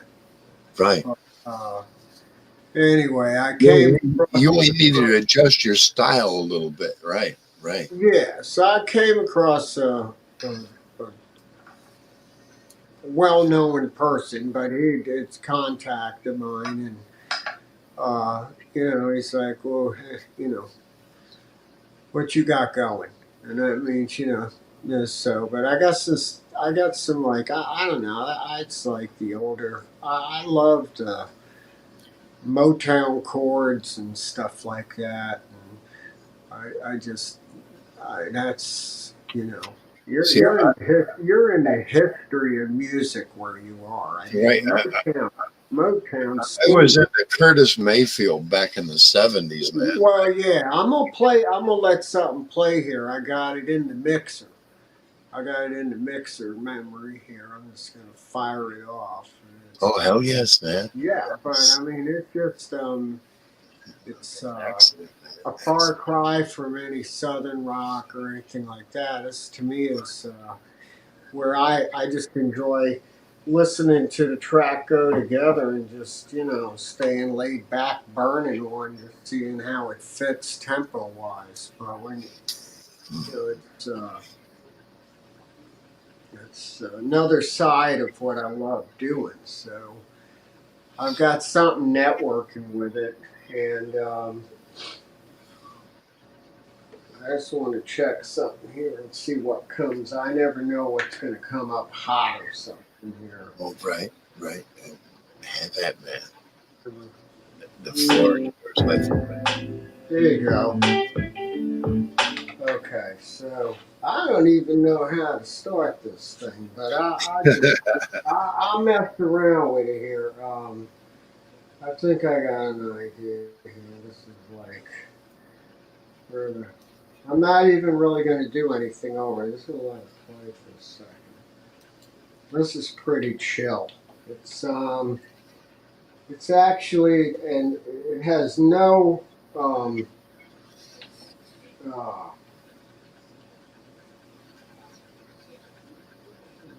no lyrics whatsoever. It's just there's Right. no messages in it, no politics or anything. I love instrumentals. But it's under this one's under the D.W. Rivers Publishing, so I just call it Keep It Cool. Let's see, it's just anything goes here. Let you hear a little bit of it. Yes, please do.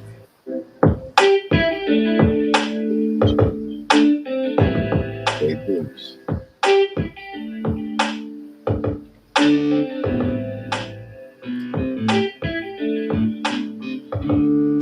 Material was the original.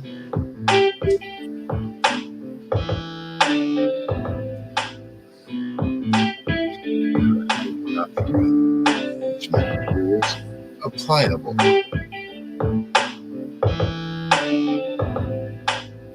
Creative materials, very useful.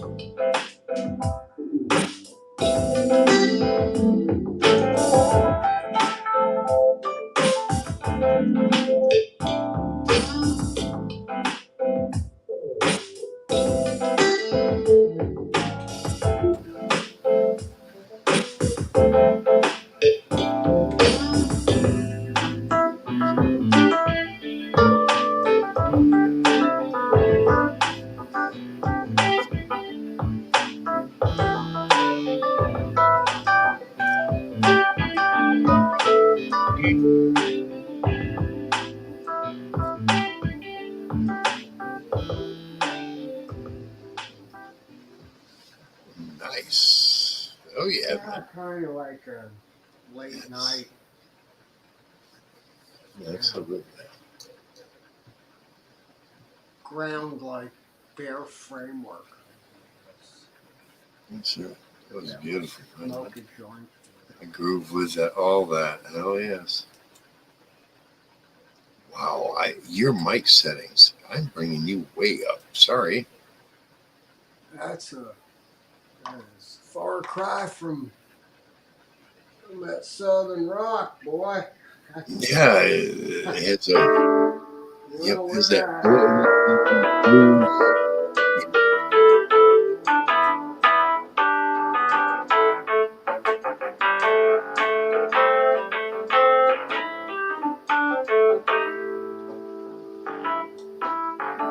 You see, Jay Blues, you would have benefited me 30 years ago to sit down and at least sit and listen to you play. And me go, no, no, no, no. And you go, okay, yeah. 30 years ago, you'd have been the guy that would have enhanced me greatly. You would have been. I needed that in the drummer because I'm a rhythm player, man. More rhythm. Yeah, you just throw it down. I'm more rhythm than I am lead, and I realize that lead is the big ego guy that can follow that fucking flow, but I'm more the rhythm guy that wants to keep and made an alternate and then fucking riff it up, but then lay it back down where everybody else is, helping everybody else along. That's a rhythm guy. That's me. I know that. Rhythm's important. That's Southern rock stuff, man. They ain't nothing like it, I have a hard time hearing bass. There's no bass on. Right, but just me playing or listening to other music. You have a hard time hearing. Right, I have a hard time with bass unless it's real super defined. I got to play with a drummer. The drummer is my guy because we're both doing the same time step. You know what I mean? Yeah. No matter what beat it is, we're both doing the same. You know what I mean? And depending on the drummer, and the drummer's also keyed in with me. See what I mean? Once me and the drummer get going, the lead guitarist and the singer and the bassist. Well, the bassist comes after me and the drummer can get what we're going after. The bassist can come in and put his part in it because the drummer now has his set. The lead guitarist comes in and the singer comes in. And that's where things start to twist. That's the progression of a tune, dude. They don't talk about that much. And I didn't learn about that until just recently, as a matter of fact. If I had known that 40 years ago, I'd probably be John Cougar singing, I want to be a rock star. Right. Not Jukebox Hero. Yeah, Jukebox Hero. That was it. Yeah. I'd have been a Jukebox Hero. Oh, yeah. Exactly. But I didn't have the right kind of connections and influences, and I just kind of banged along on an acoustic for several years, and then got an electric and bought all the pedals and thought, okay, here I got it, dude. It wasn't until I unplugged all the fucking pedals and direct guitar to amp. Let's learn to play some shit, and that's what I did, Get rid of all the effects. Just play raw and learn something, And that's what keeps you out of all the bullshit. And then you add maybe a pedal or two, and it's like, holy shit! Wow, that does this, and that adds to that, and there's all the nuances and the inflections and you know what I'm saying. The where you can stretch a note, where you can pull it, where you can start it out high and then bring it right in where you need it, and it just has that much more of an effect on what you're aiming for. I wish I was a poet because I could describe it much greater than what I am right now. Right? Right. Coffee. Rum. Like a good pirate. Yeah, right. Yeah, right on. Yeah, I see how close I get that way. I gotta send you a couple of photos of the tripod rig here. I know this would be intimidating on I wouldn't take this rig out on a cop watch. I'd be too afraid. All right. They go for it, smash this thing, boy, I'd be screwed. You know, it's, Yeah, I know that is. Yep. but no, I I, I should. What I'll do is I'll upload some photos into the. I have one of those. Click here and get a $7.99 what are those the cameras they put in your car, right? This thing I hooked up to my laptop here. It doesn't have enough memory stored within itself to run the program that's contained within itself. You understand that? It's like you have to have 3 times the SanDisk card that it requires in order for it to even run itself properly. It's weird, man. You get what you pay for. I keep it stuck to my window so all the neighbors think that I'm recording out the window. Shit. I got back here. I got I never got tried. a 70-foot trailer sitting back there with it's got everything you need in that place, kitchen, everything. It's sitting in the woods, and I was thinking that man, I ought to move the studio back in there, but and it's a trip. Wow, dude. Well, I just gave you deja vu or something. No, because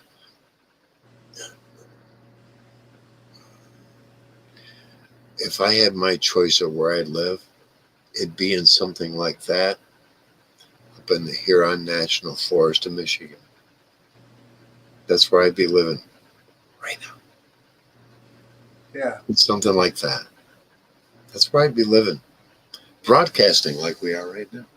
See, now, sitting next to that, there's the thing gets better, because I had this plan that recently I figured I finally know what to do with the 45-foot Merc container. And I'm thinking, man, that thing's sitting right next to that. It's got everything. I got everything in that trailer. Big kitchen, everything. Just turn it into the broadcast room, and the Merc container play a big role in that. Man, I'm thinking about it. It's like open up the property a little bit by knocking down the shit in the back by the barn. Man, Well, have like a streaming facility for myself. you're in South Carolina, right? Yeah. It's fucking humid there, dude. Damn yeah. Man, I'll tell you what, man, now, you're never happy where you are. You know that saying.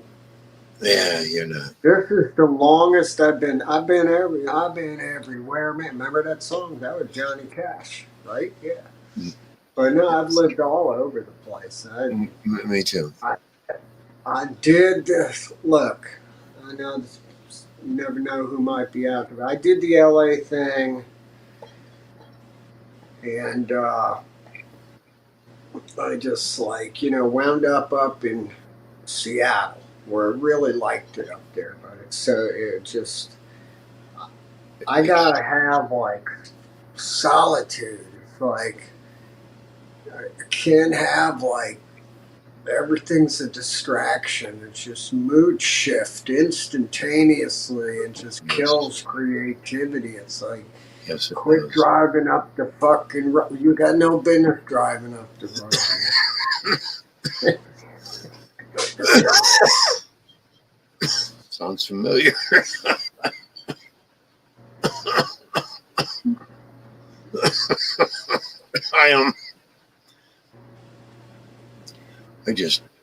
I want to be doing the same regular thing that I'm used to doing every day. I don't want to impose on other people. Right. You know, I know I have to interact with them to get my supplies, and I'm very cordial, especially with a lady. I go out of my way to be a little extra cordial to women. You know, that's how I was raised. You know, but still, even at my age, for some reason, I have this in my head that physically I'm somehow 30, and anybody over 30, I should hold the door for. And I'm older than they are.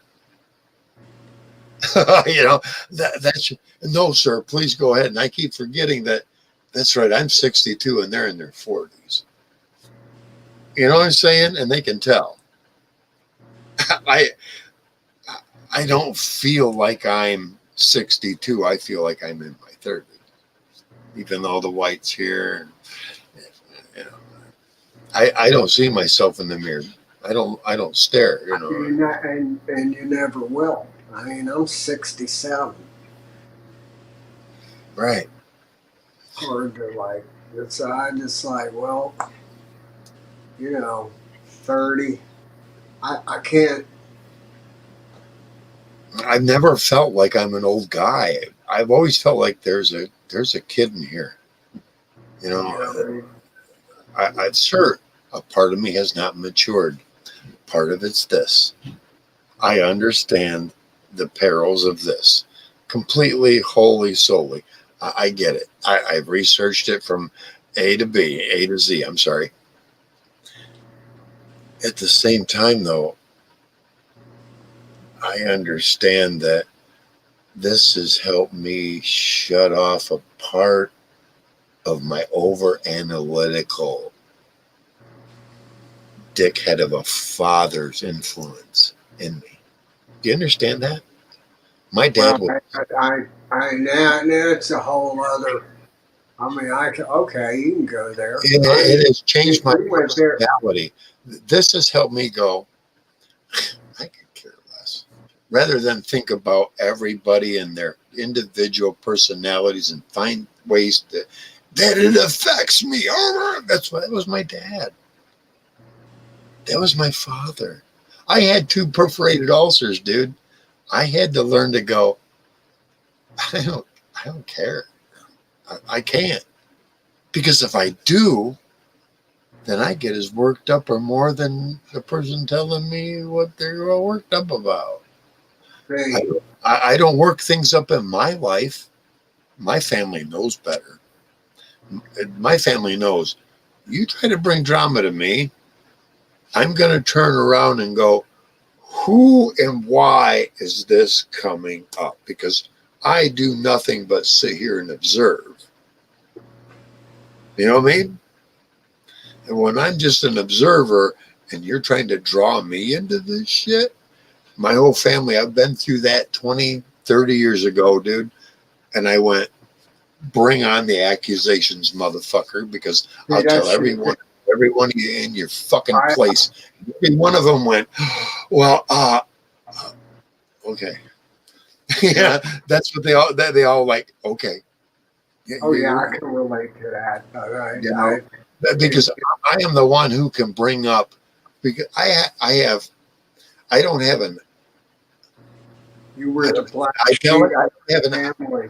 I don't have that kind of memory where I can remember exact details, but I got a lot of them packed up here, and they don't like the ones I got packed up here. Well, you know? I'm. Here's what I've learned. My brother in Australia, from my dad, once he left here, has Asperger's. Do you know what that is? Asperger's is a high functioning autism. Do you know where his proficiency is? He is Queensland, Australia's top Scrabble champion. He can put words together like you can't fucking believe, man. Of Scrabble. 5 and 6 figures sometimes a year. 5 and 6. That's some major money. but he can't interact like you and I are right now with everybody. He can't. Yeah. Socially, he's inept.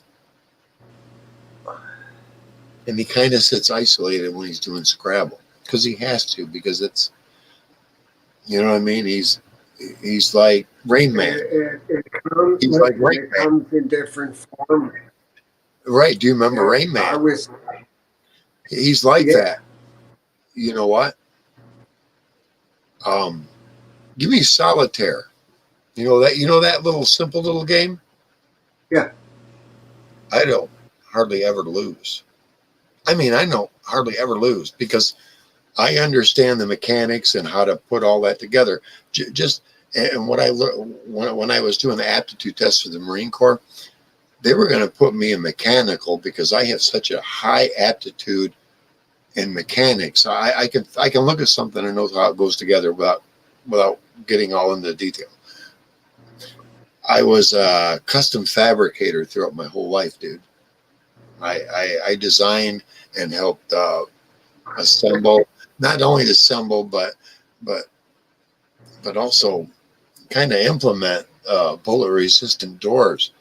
Our doors were the first on the U.S. market to be listed as bullet resistant.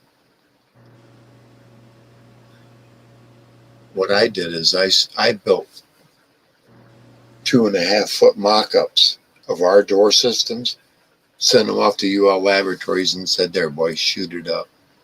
They sent it back and went, that's bullet resistant.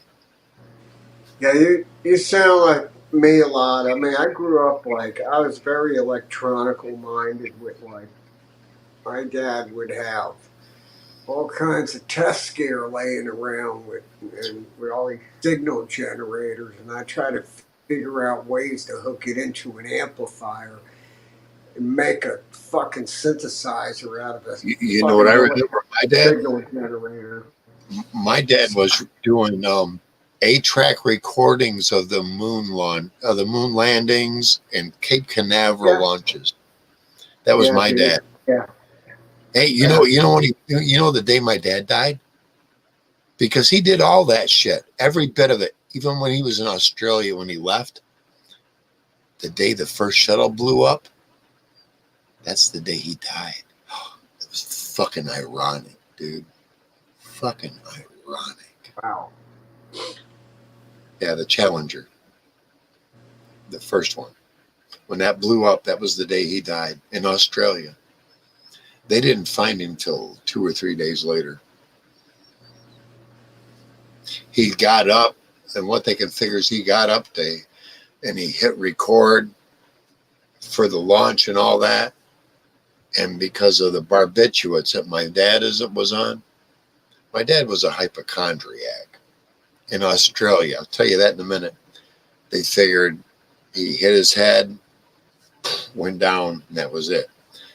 In Australia, I think it's the same right now. You go to a chemist, not a pharmacist. They're called a chemist. They give you a notepad. They give you a pad. You write out the script. You hand it to them. If you can pay for it, that's what you get. My dad was a hypochondriac. Barbiturate poison is what killed him. Listed. That's what ended Dad. Yeah. I was like 26. So I did the 1987. Yeah. I never knew my dad. He left when I was 9. I never knew him. He was an asshole. Hey, I tell everybody this story. Remember Back to the Future? Remember that movie with Michael J. Fox? Back to the Future? Yeah. Remember Biff? Biff was my dad. Yes. Yeah. Biff was my father. He was an asshole bully like that. That was my dad. I remember him trying to fucking dunk my head in the pool when I was 4 years old, being a bully asshole to me at 4.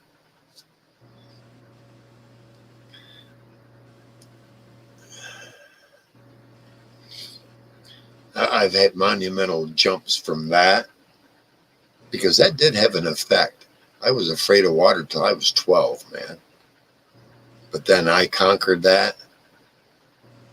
I've also conquered the effect my father had on me through a dream. I had a dream that I met my father probably back just before I was born, and him and my mom were at a roller rink. Here's what's weird about it. It was one of these dreams that's not like all other dreams. It was in the 50s, and him and my mom were at a roller rink. And my dad was being an asshole to me as a child. It couldn't have been the 50s, it was the 60s. He was being a dick to me, and I could see it. But here's what's weird. My mom from right then was with me watching all this, and she was going, "Don't, Chris." And I went up to my dad back then in that dream, and I fucking clubbed him and said, "You need to treat your boy a whole lot fucking different." It was like it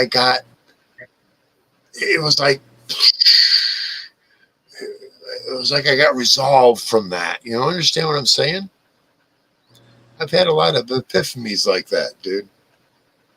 I talk about, dude, I'm over 100 and, I don't know, 100 and so many videos now, dude. I know I've mentioned it. Yep. It was like I had broken.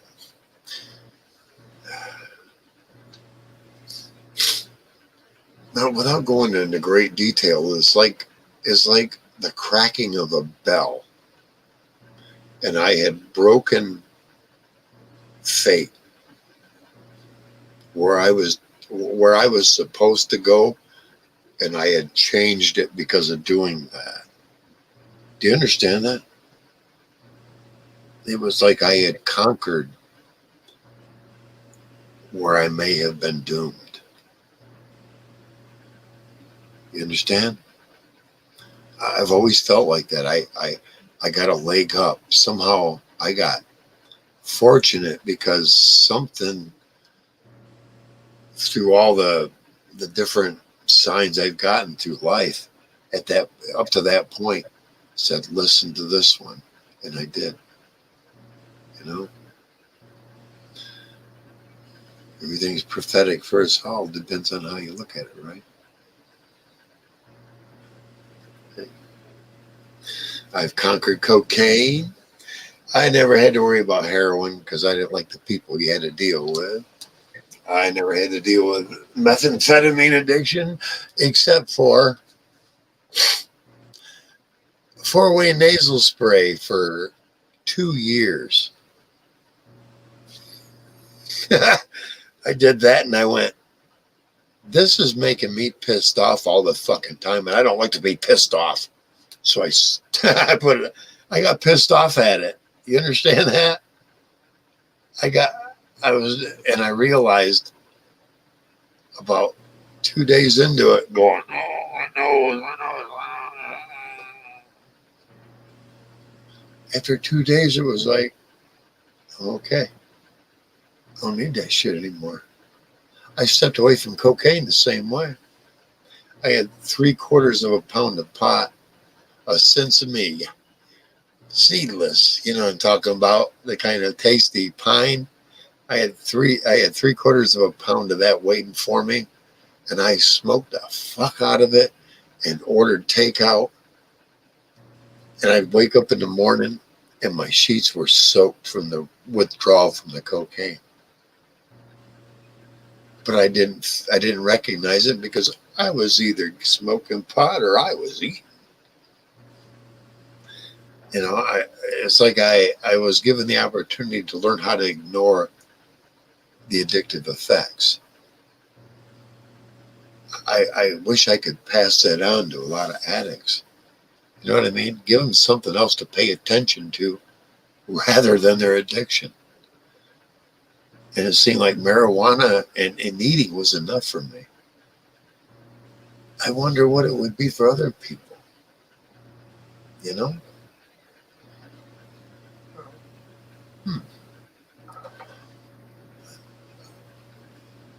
That may be prophetic in itself.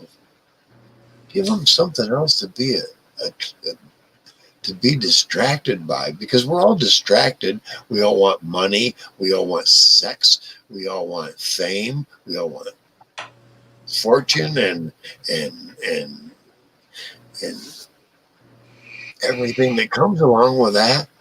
What could we give people that really isn't costly, but at the same time it's a fulfillment that will distract them from the drug they're addicted to?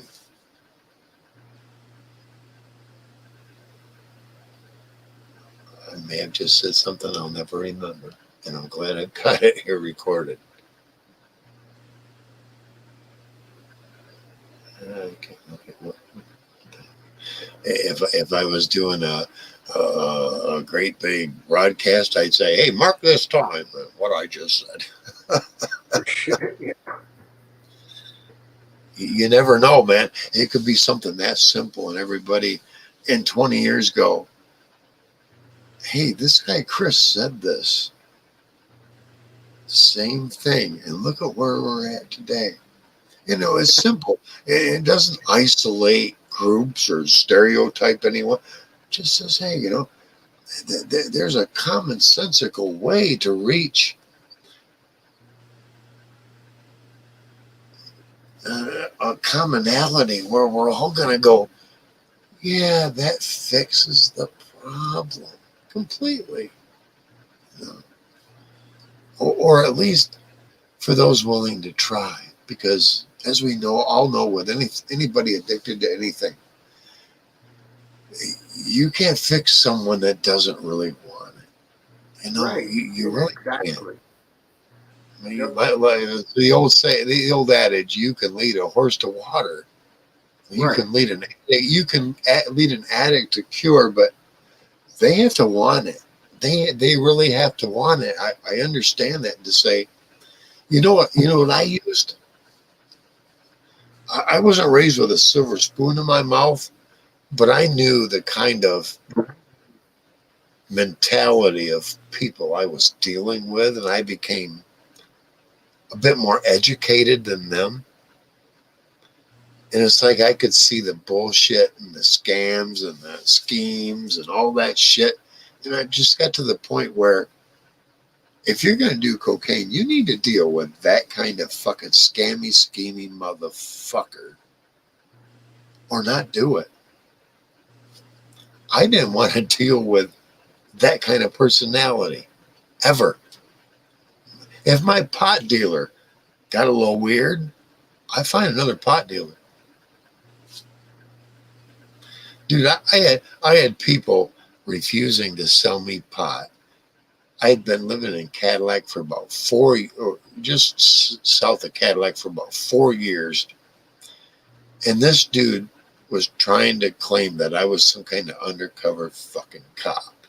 Shit. And I worked for a landscaper, dude. And I said, dude, I've been there for 4 fucking years. What kind of cop goes undercover for 4 fucking years at a landscape company? It doesn't happen. But he sold to my brother to sell to me. What a fucking idiot, dude. He was a real idiot. He had his own little painting company and van all by his little self. Usually he did the outside of houses, and that's about all he was good for. I'm not saying that's a bad thing, because it ain't, but that's about all he was good for. And if you're going to think that's the problem, because I was usually clean. I always just had the mustache, no beard, and I looked professional because I worked, for a landscaper. It just didn't fit with his idea of what somebody who wasn't a cop was like, He was convinced. And I said, my brother. My brother tells you he's not a cop. He's my brother. Yeah, but he looks like a cop, and I really haven't seen him around. What the fuck is your problem, dude? It's like, what are you fucking on that I need to look into, because I don't want to be that paranoid. Everybody. And I said, look, dude, stop by my place. I lived in a 10 by 16 shed. I had a bathroom and a shower, It was a cabin. It was a cabin, a cedar log cabin, dude. I said, stop by any fucking time. Even if the county sheriff is parked out front. And I said, not really, dude. And that made him go fucking even weirder. Oh, you'd expect the county sheriff at your house? And I'm like, dude, you need to get a grip on the way you're thinking. Stop by and you will never see the county sheriff sitting in my fucking house. Jackass. And you just couldn't get it through this dumbass's mind that I wasn't a cop. He was convinced, dude. He was the only one in that whole fucking town. Everybody I came across that thought, you know what I mean? Not history. Yeah, let's do history. Yeah. We're still on the piano blues. Yeah. That's the name of it. But we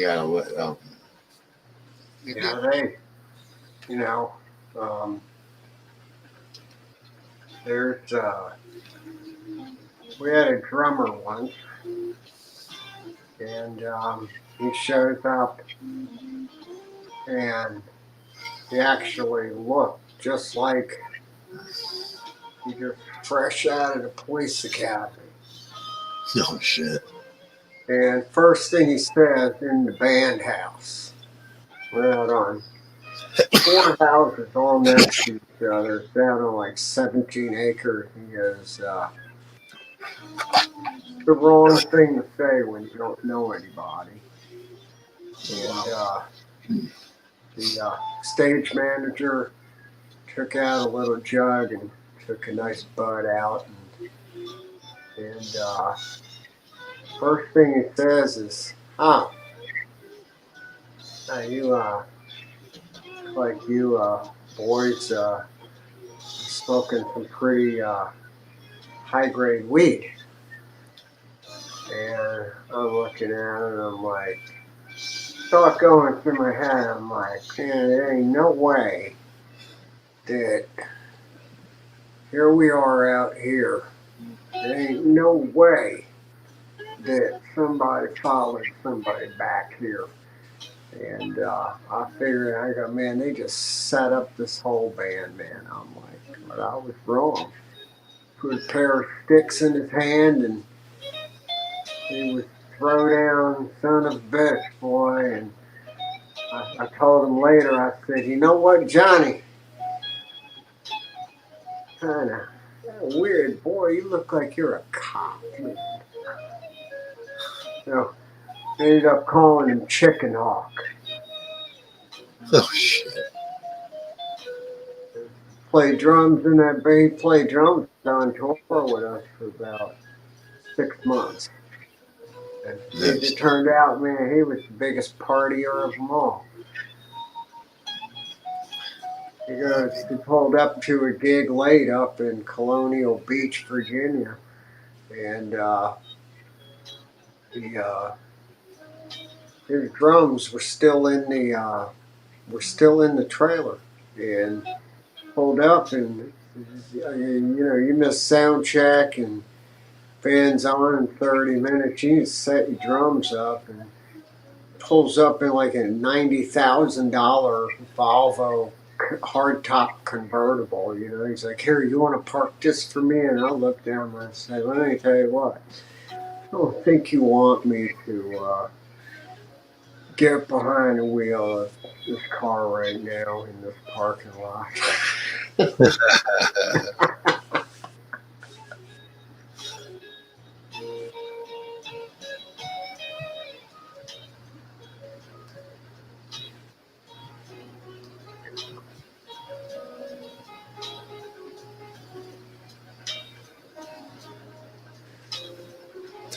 I one time in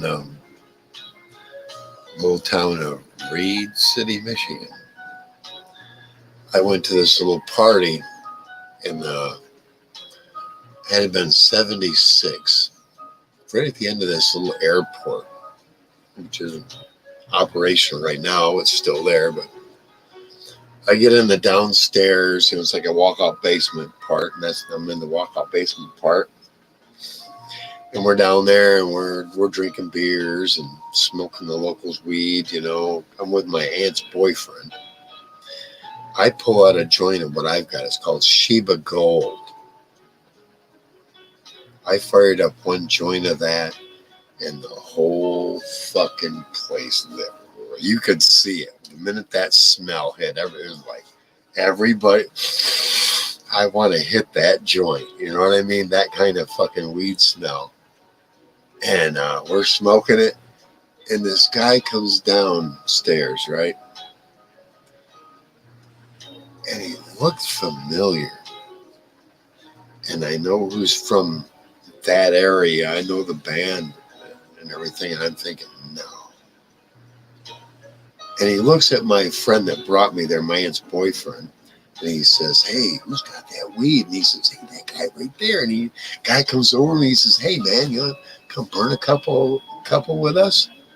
And my aunt's boyfriend says, "Yeah, you want to do that?" So we go upstairs. You know, we're actually on the first floor, you know, because we're in the basement first. We get to the first floor. I'm looking at every band member for Grand Funk Railroad. Oh, no. Mark Farner was the guy that drew me up there, and I had 3 already rolled. I had probably a good 3/4 of an ounce in my pocket, man.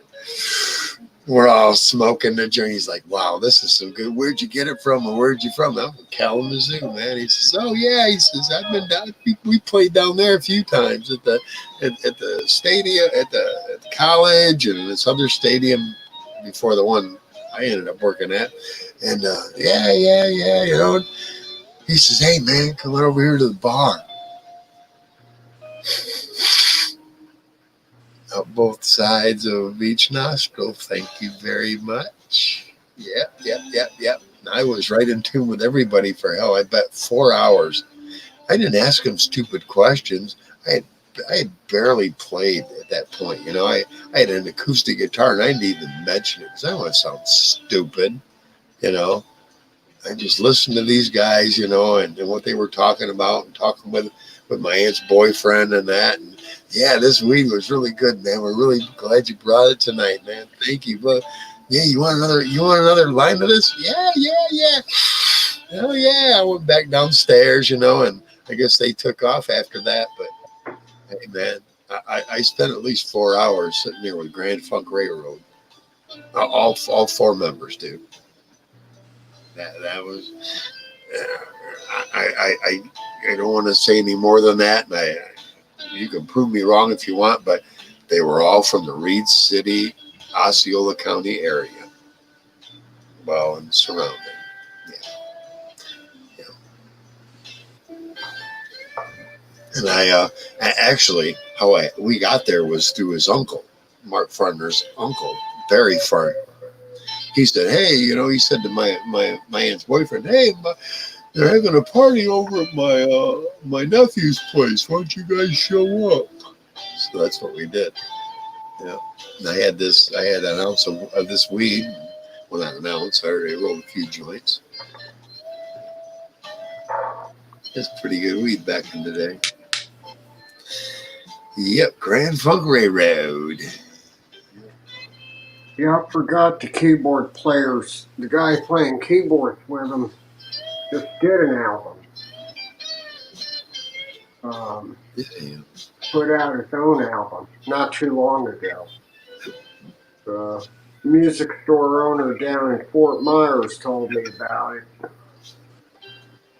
That was right before a hurricane hit that place.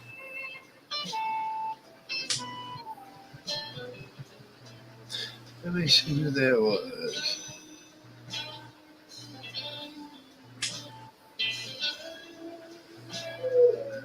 There.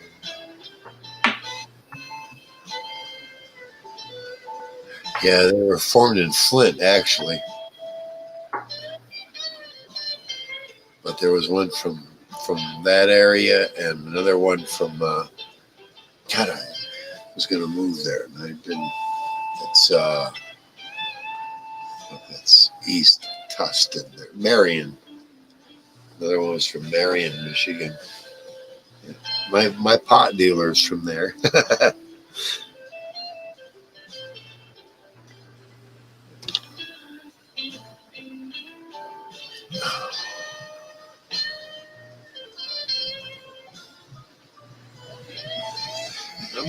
I'm looking.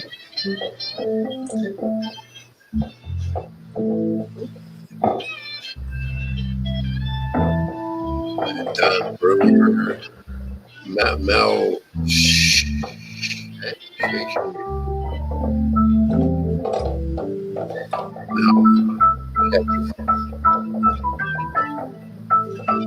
I'll be right back.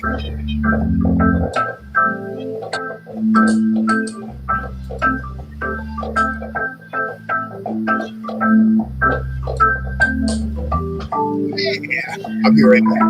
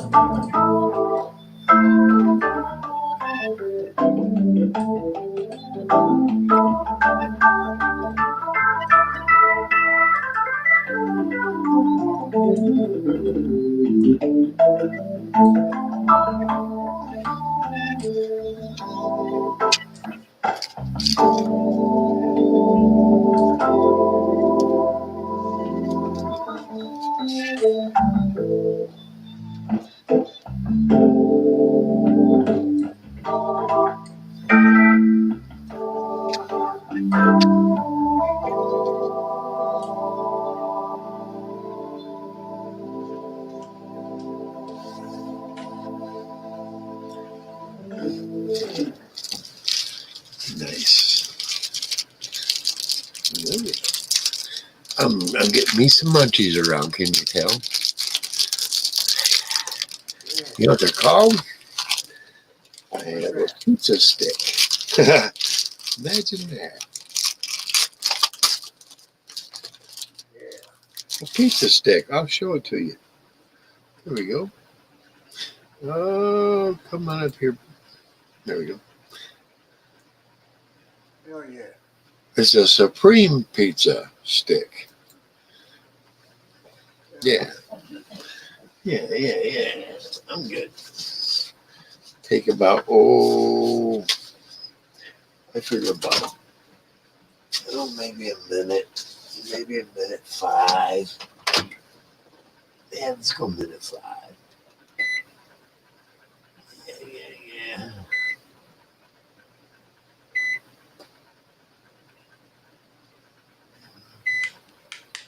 Look at there.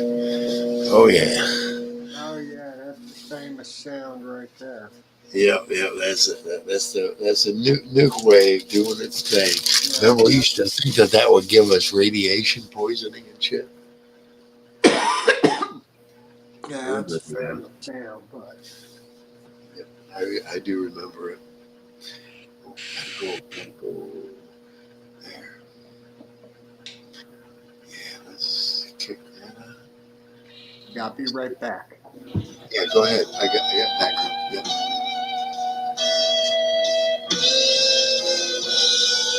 Yes, ladies and gentlemen, that was Jay Blues playing.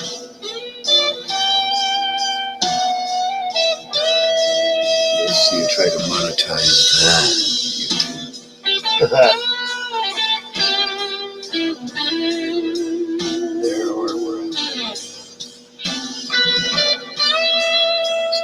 various artists compiled.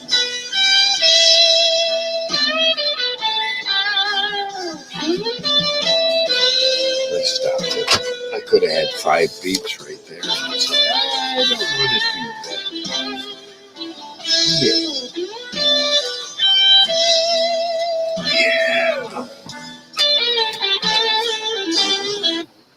Oh yeah, guess what? They want to try to throw a commercial at me and screw me all up and get me monetized. Not monetized, but yeah, you know the word. Violate. I'll be a violator by their own doing. Imagine that. Violator. Their own. What's that? Not admission. Is that the admitting? Admonish. Wording is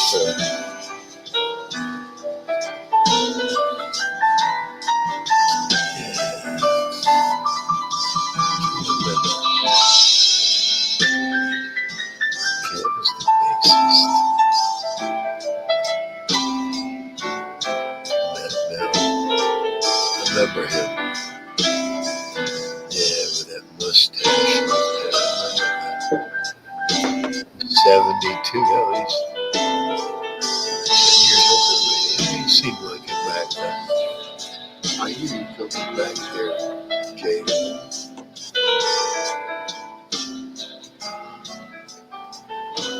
Yeah, look at him.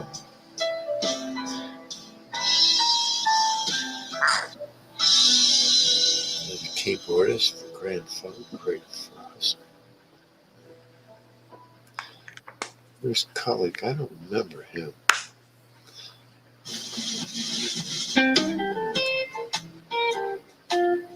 Oh, so he was a member since 2000. I'm sorry, that's why I don't remember him.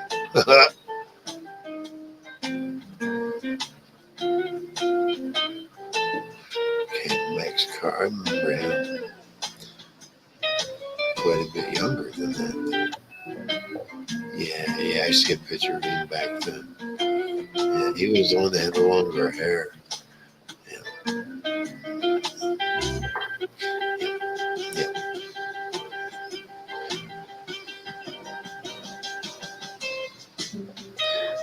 Of course, Tim Casher.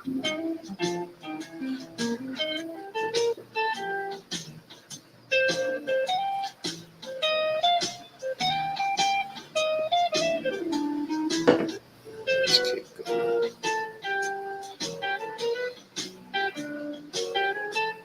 See, they had a lot of changing keyboardists. Grand Funk did. They weren't as good as Jay Blues. That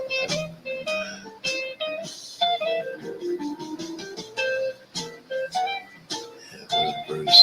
That was the one I remember the most. Bruce Cohen. But he was 2000.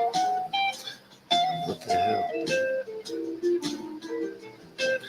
Let's get out of YouTube, out of Google, because Google is your friend.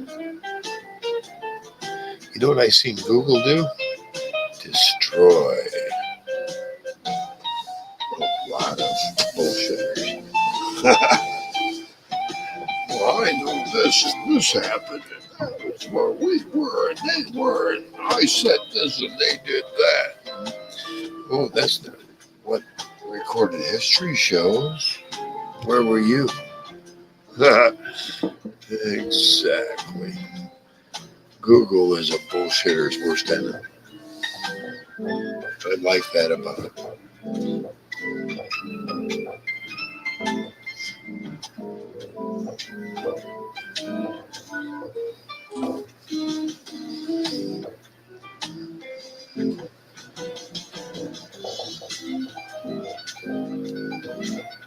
Nice.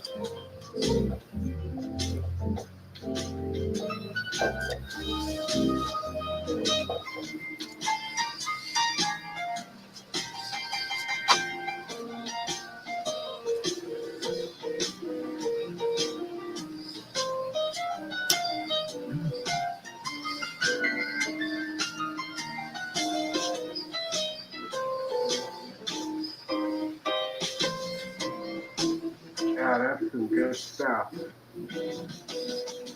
Yeah, it is.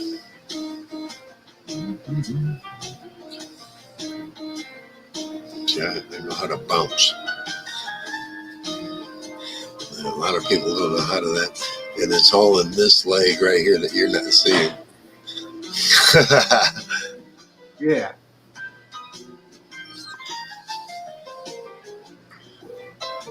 There it is.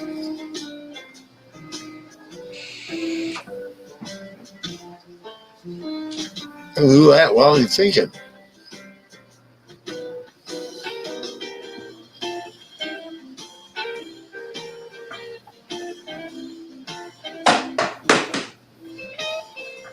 It's all in that bounce too. I can. It's a loose wrist thing too. Yeah, it is. Yeah. I first recognized that with Bill Haley in the Comets in black and white. That loose wrist action. It just caught my eye, and I went, I want to do that.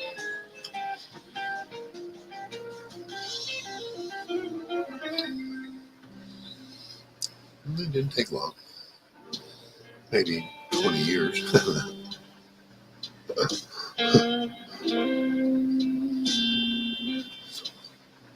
I mean, you're looking at mine sitting over there in the corner. Hey, girl.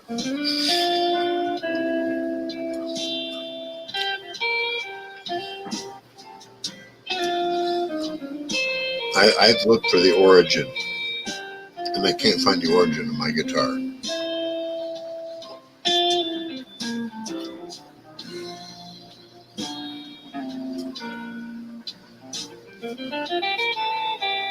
I bought it in 76 or 70, no, 86 or 87.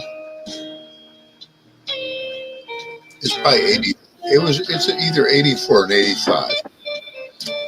Yeah, it came from that neck of the woods, so I'll guarantee you. Yeah, it's a Les Paul. It's a Les Paul copy. It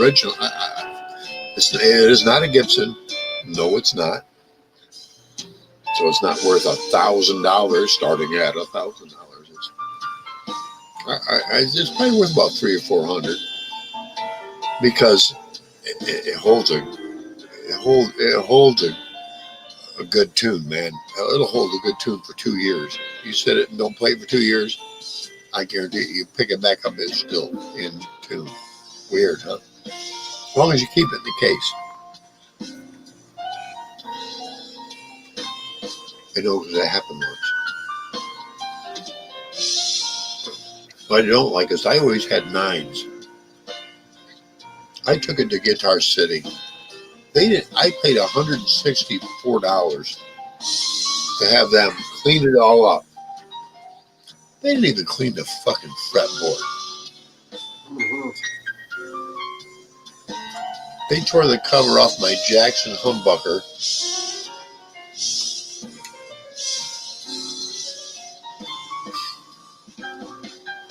And it sounds like crap on that Jackson. Thank God the original is still great. And they did get, I wasn't getting any sound out of it. I thought the knobs were blowed. No, they just cleaned them up real good. They're back into function now. But for what they were supposed to do,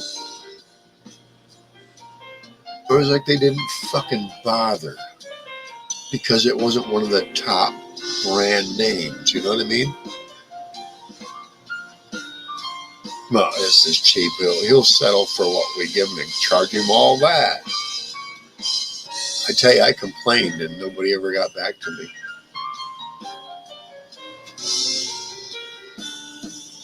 I know that, but yeah, I know, I'm probably going I will buy from Chicago Music Exchange before I will have somebody drive me over to there 4 miles away to get something from them.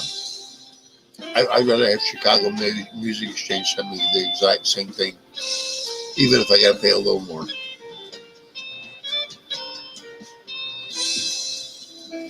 That's the way it is, right? Right on. Yeah, no, that's a good place. Absolutely. Yeah, Chicago Music Exchange has a lot of, even used stuff is.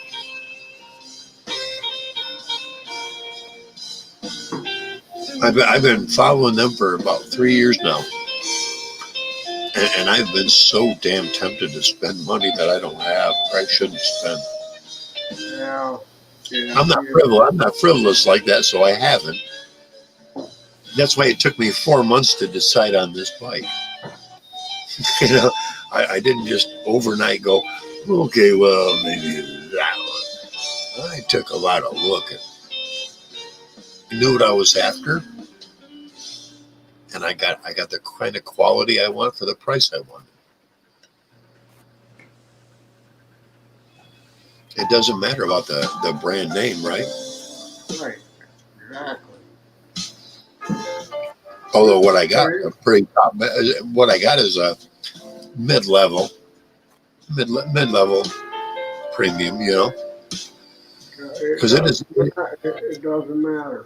Well, I got that, and I did get the pro version of what I've got, so I had to spend a little more so that I can get around. I'm a big guy, damn it, and I'm losing weight. You go out there and buy a $5,000 gold top doesn't mean it's going to sound good.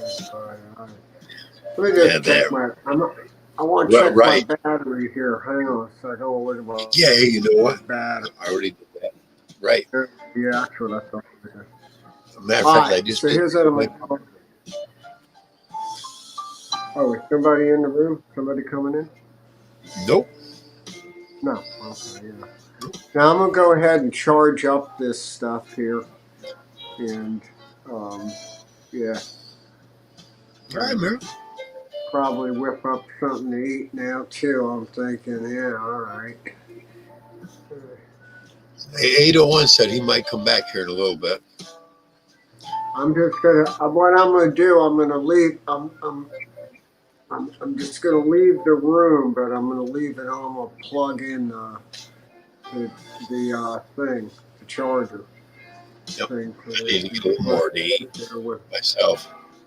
I'll whip up something in the room. Right on. Not in the kitchen. Yep, I'm gonna step off into my kitchen and see what's going on and get a little more something. Yeah, no, just keep the tunes going. All right, I'm gonna. Yep. I shall return at some point. All right, man. J-Bones, we'll see you, man. Back here. Rock on, brother. Okay. All right. All right. Peace out. Right. All right. All right. Let's see. All right. Now I can get my face off here for a minute or 10. We'll see. For a minute there, I said plank walking and it's pink hand waving. Damn pirate thing going anyway, right?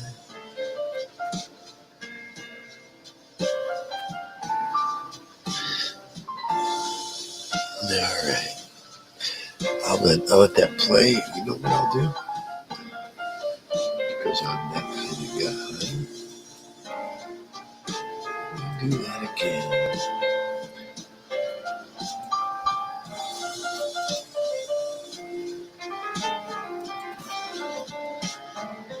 If you come up, I may be temporarily indisposed. I gotta get some more food.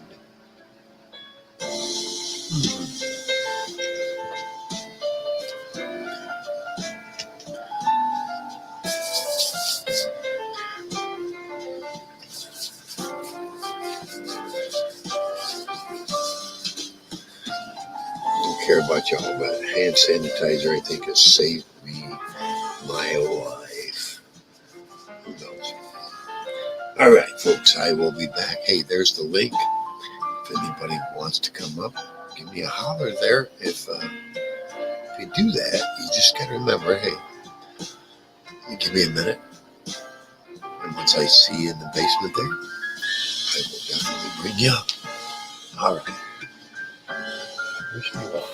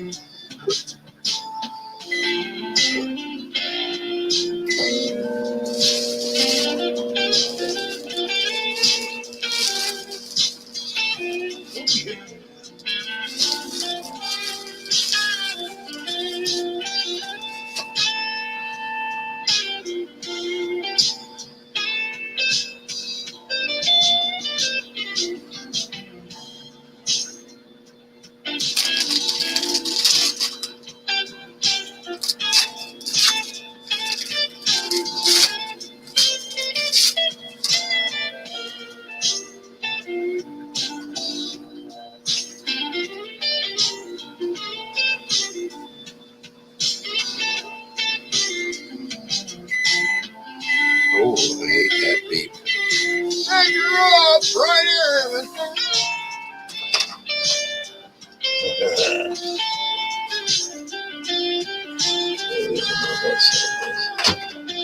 It's called Monkeys Are Ready. Tell me that in the sound. Monkeys Are Ready. What that beep beep is. All right. Yeah, still just hey, we may have to shut this down if I get some company for too long. Yeah, that's all right, though. Hey, we've been going quite a while already.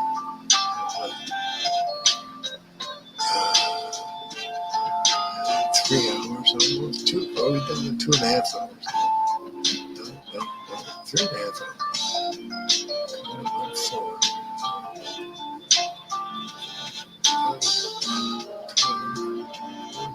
Coming up in 5 hours.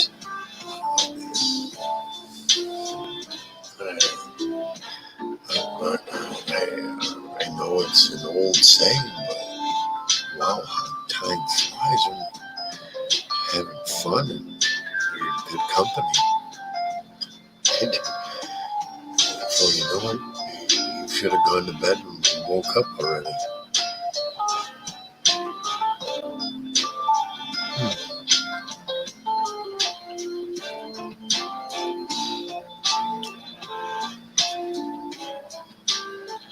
We'll see how the next half hour goes.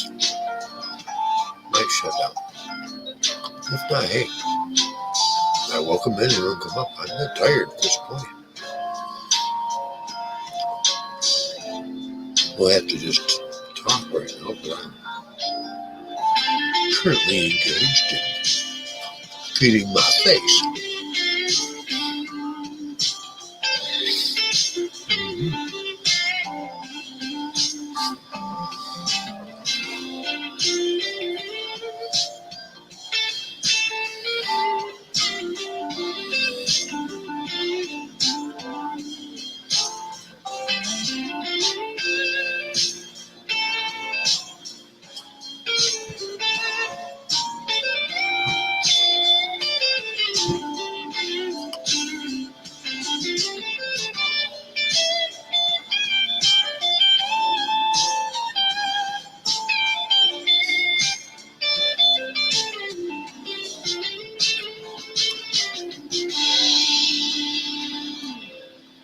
Beautiful.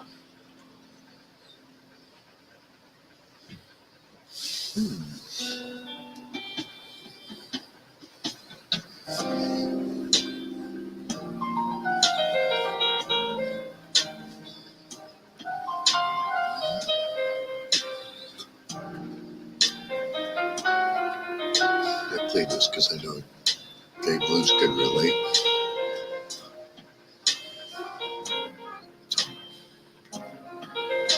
It's called blues piano music. Slow blues and rock ballads played on piano. Yeah.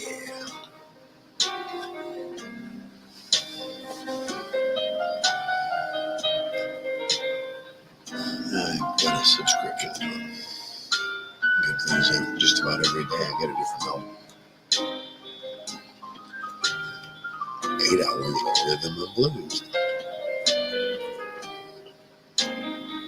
Certainly, many of them are repeated. Hey,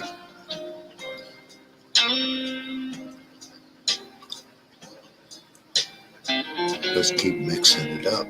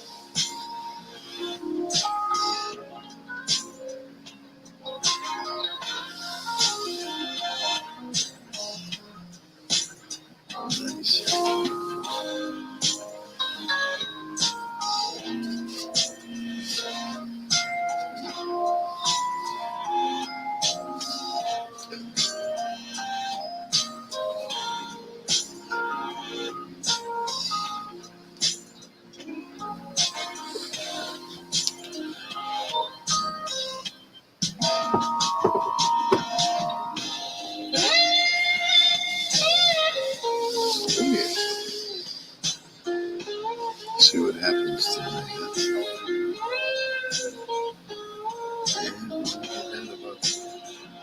And 18 more minutes or so. That's for us to come and talk to them.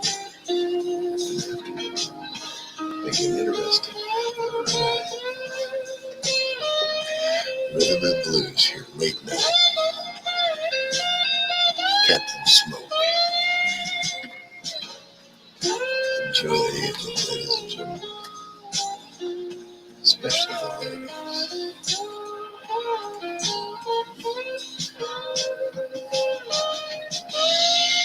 There are rhythm and blues females out there.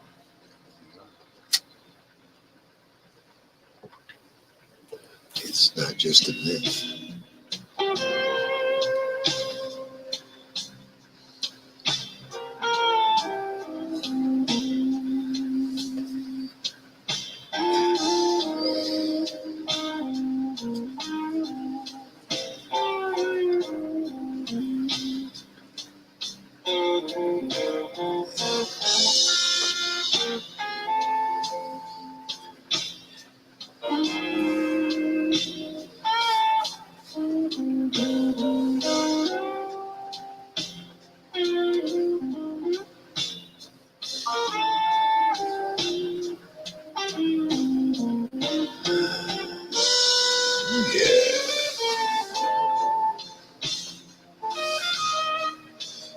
We haven't done the fifth tonight. I'm not drinking that heavy tonight. We kind of slowed down.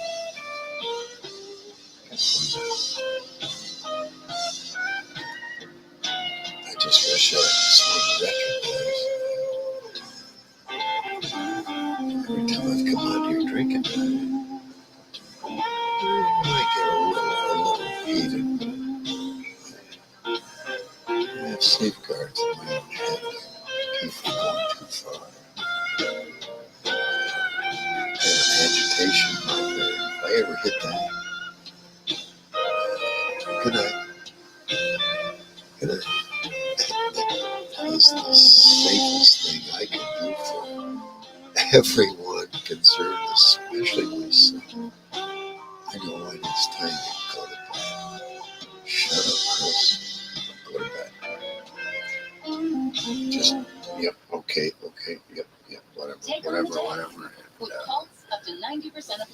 Go to bed.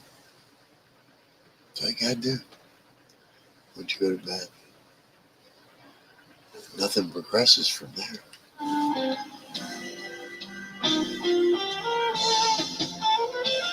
It's impossible. Without your participation, especially in both, nothing has progressed. I heard that a long time ago. It takes two people to build up anger, everything that goes from being down. If you don't participate, we're not being cowered out. I mean, look, I can discuss anything in the right frame of mind, but I want to make sure the person I'm talking to is in their right frame of mind as well. It's only fair. I wouldn't want to take advantage of somebody who's overly confident, and anything in between. I'd rather deal with somebody who understands the consequences of their decisions, because I certainly do it most of the time. Maybe it's in a time where I'm a great night. I too need to reassess where I'm coming from. I'm not afraid to admit that I've been wrong, and that I'm the one who needs to make an adjustment. Ladies, we're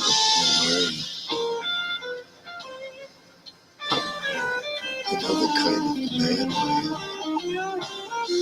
It seems like the majority have picked 99% of the bad ones. Why are you skipping over me? But you'll pick a guy who will beat, cheat, lie, steal, rob, con you in every fucking imaginable way.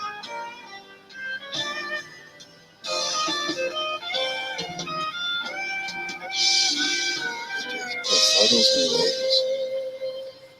I've always skipped. Oh well.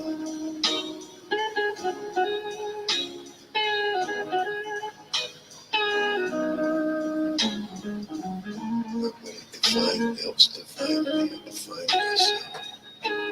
At the same time, I like to be the good man I am, the partner. Equal in every way. Even if I gotta be a little more in some ways, that's fine. Other than that helps. I know what not to do. I just need someone to teach me what to do. But I know what not to do. That's instinctive. That's innate.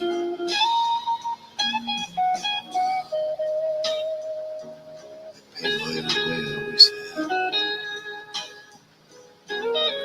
I can't afford it, I would tell.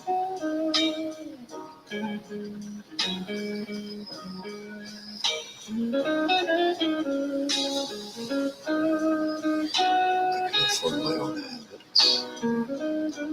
I have no great healthcare costs or anything like that. I don't require anything special delivered every month or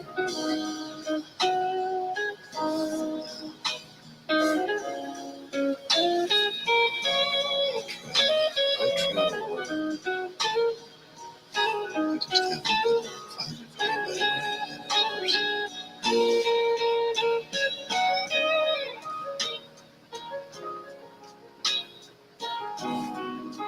It's still looking. Seems like I've been looking forever for a mate. So now I got the first couple of years was desperation. Then I got past that. It's like guess I felt sorry for myself. I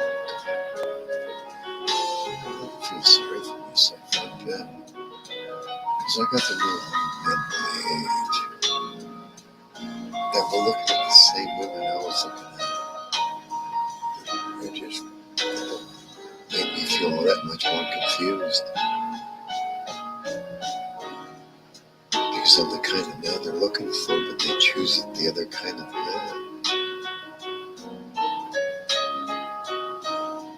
I want somebody that I can pat on the butt, I can hug, and I can encourage her to do what she's determined to do. Stand behind her 100%. At the same time, maybe help me discover what I'd like to do. Because I've done a lot. I haven't done it all.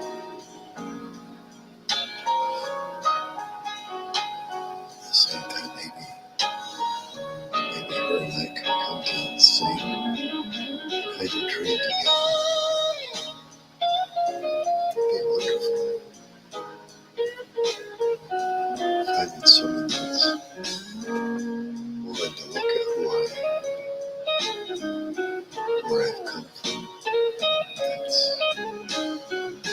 That's the hard part, kids. See, I have a great appreciation for every aspect of life. At the same time, I kind of felt ignored by everyone. I've always been the conscious one.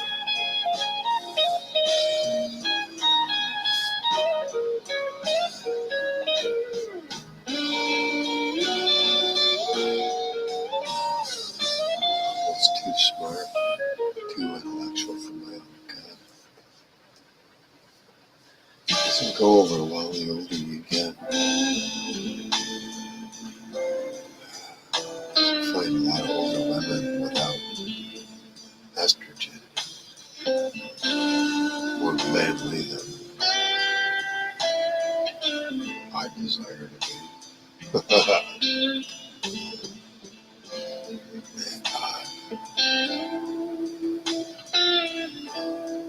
Right on, Jim Blues. Good to see you, man.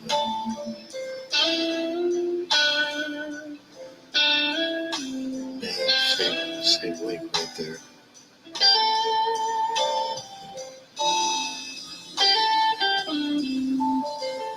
Just above you there. If you feel like it.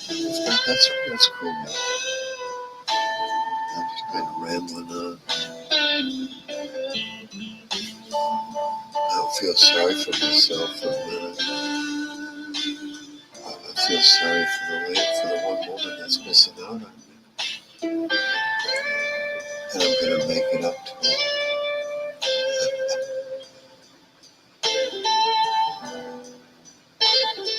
All it might take is someone being a little curious about me. I guess that's a big wish. Finding someone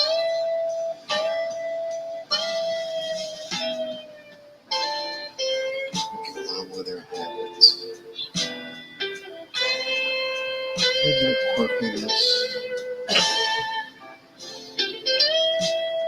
Not the kind of guy who blows up and never. They put the brakes on and find a real subtle way to do it. I don't want to make anybody afraid. That's the last thing.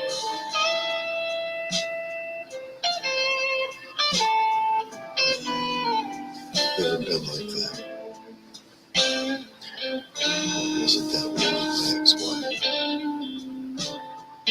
When I first met my ex-wife, if I moved too fast, she would almost instinctively act like she was going to get hit. The first time I saw that, I dropped down below her head level. I think it was me by then. And I told her, you never flinch from me because there'll never be a reason for that to happen. I'm not the kind that reaches out at people despite anger or resentment. I think I've been the kind of man I've been.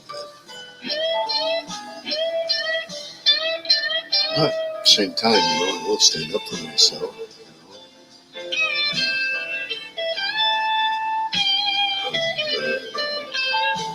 Stand my ground where I stand my ground. I always have and always will. I think that sets me apart from a lot of men. I'm very moral. You can't imagine what this face is attractive. And I'm completely everything from 20 to 75. And it's just like,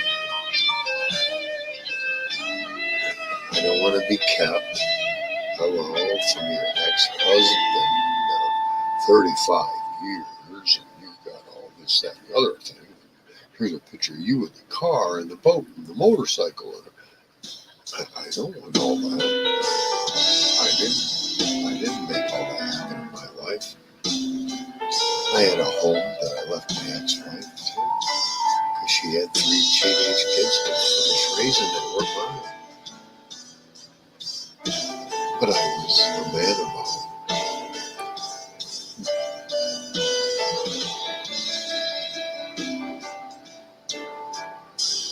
In return, I got loneliness. This ain't about me feeling bad. I learned to accept a lot of things that belong to kids. You sit and dwell on all that, guess what happens?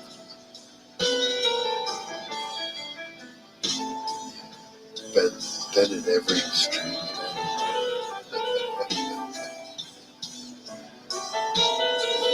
All I can say is, I want to live. I want to live. Absolutely. Who knows? Tomorrow could be the day. The person will say, hey, Chris, I've been looking into you.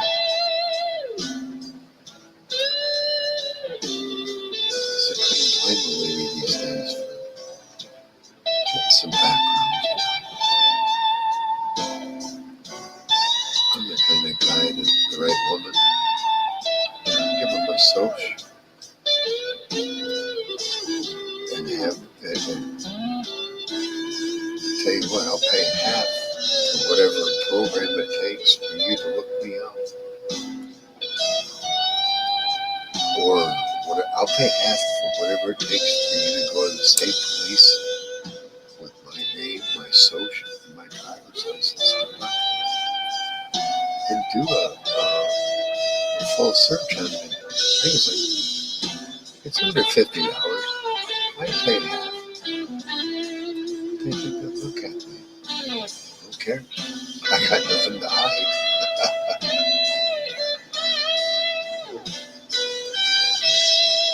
I'm not a career criminal.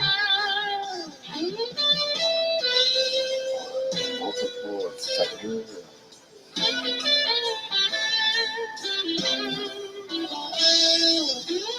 I had cops begging me to be a cop for a long time.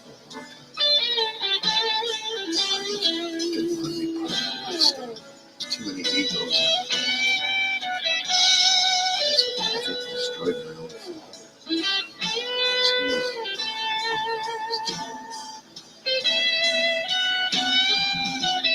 The reason why I got out of this area. And then, because my dad was a cop for the same county. I kept getting pulled that way by them. Every time they talk to me, it's like, oh, your dad. I didn't care that. They'd run me and they'd be like, you got movie record. You know, Tomorrow is a long time that's coming. a thing these We're days. continuing the work we started I over don't give a 20 years shit, ago. you know, it's a I thing. grew up I was too busy going to work when I was younger. And by the time I was old enough to say I didn't have to worry about work and I could commit a crime, I was too busy fishing or too busy enjoying my life. I have to say. Yeah, we're starting to get towards the end here. Jay Blues. Nobody's coming up here. Yeah, we've gone enough hours on this.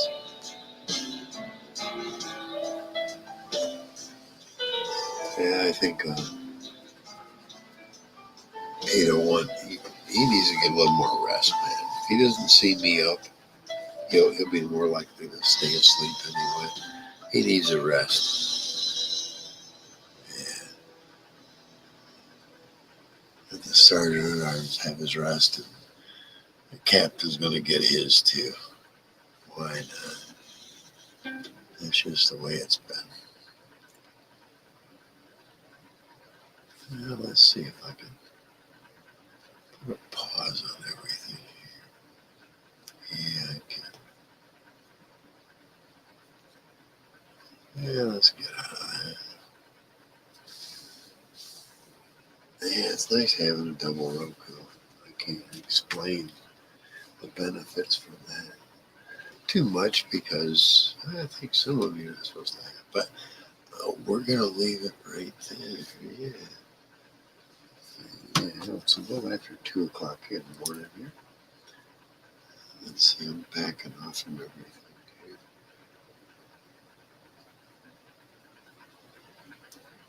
Yeah, there we go. Right. Just getting my evening set up. So when I shut down, I can get to that. Let's see what's happening.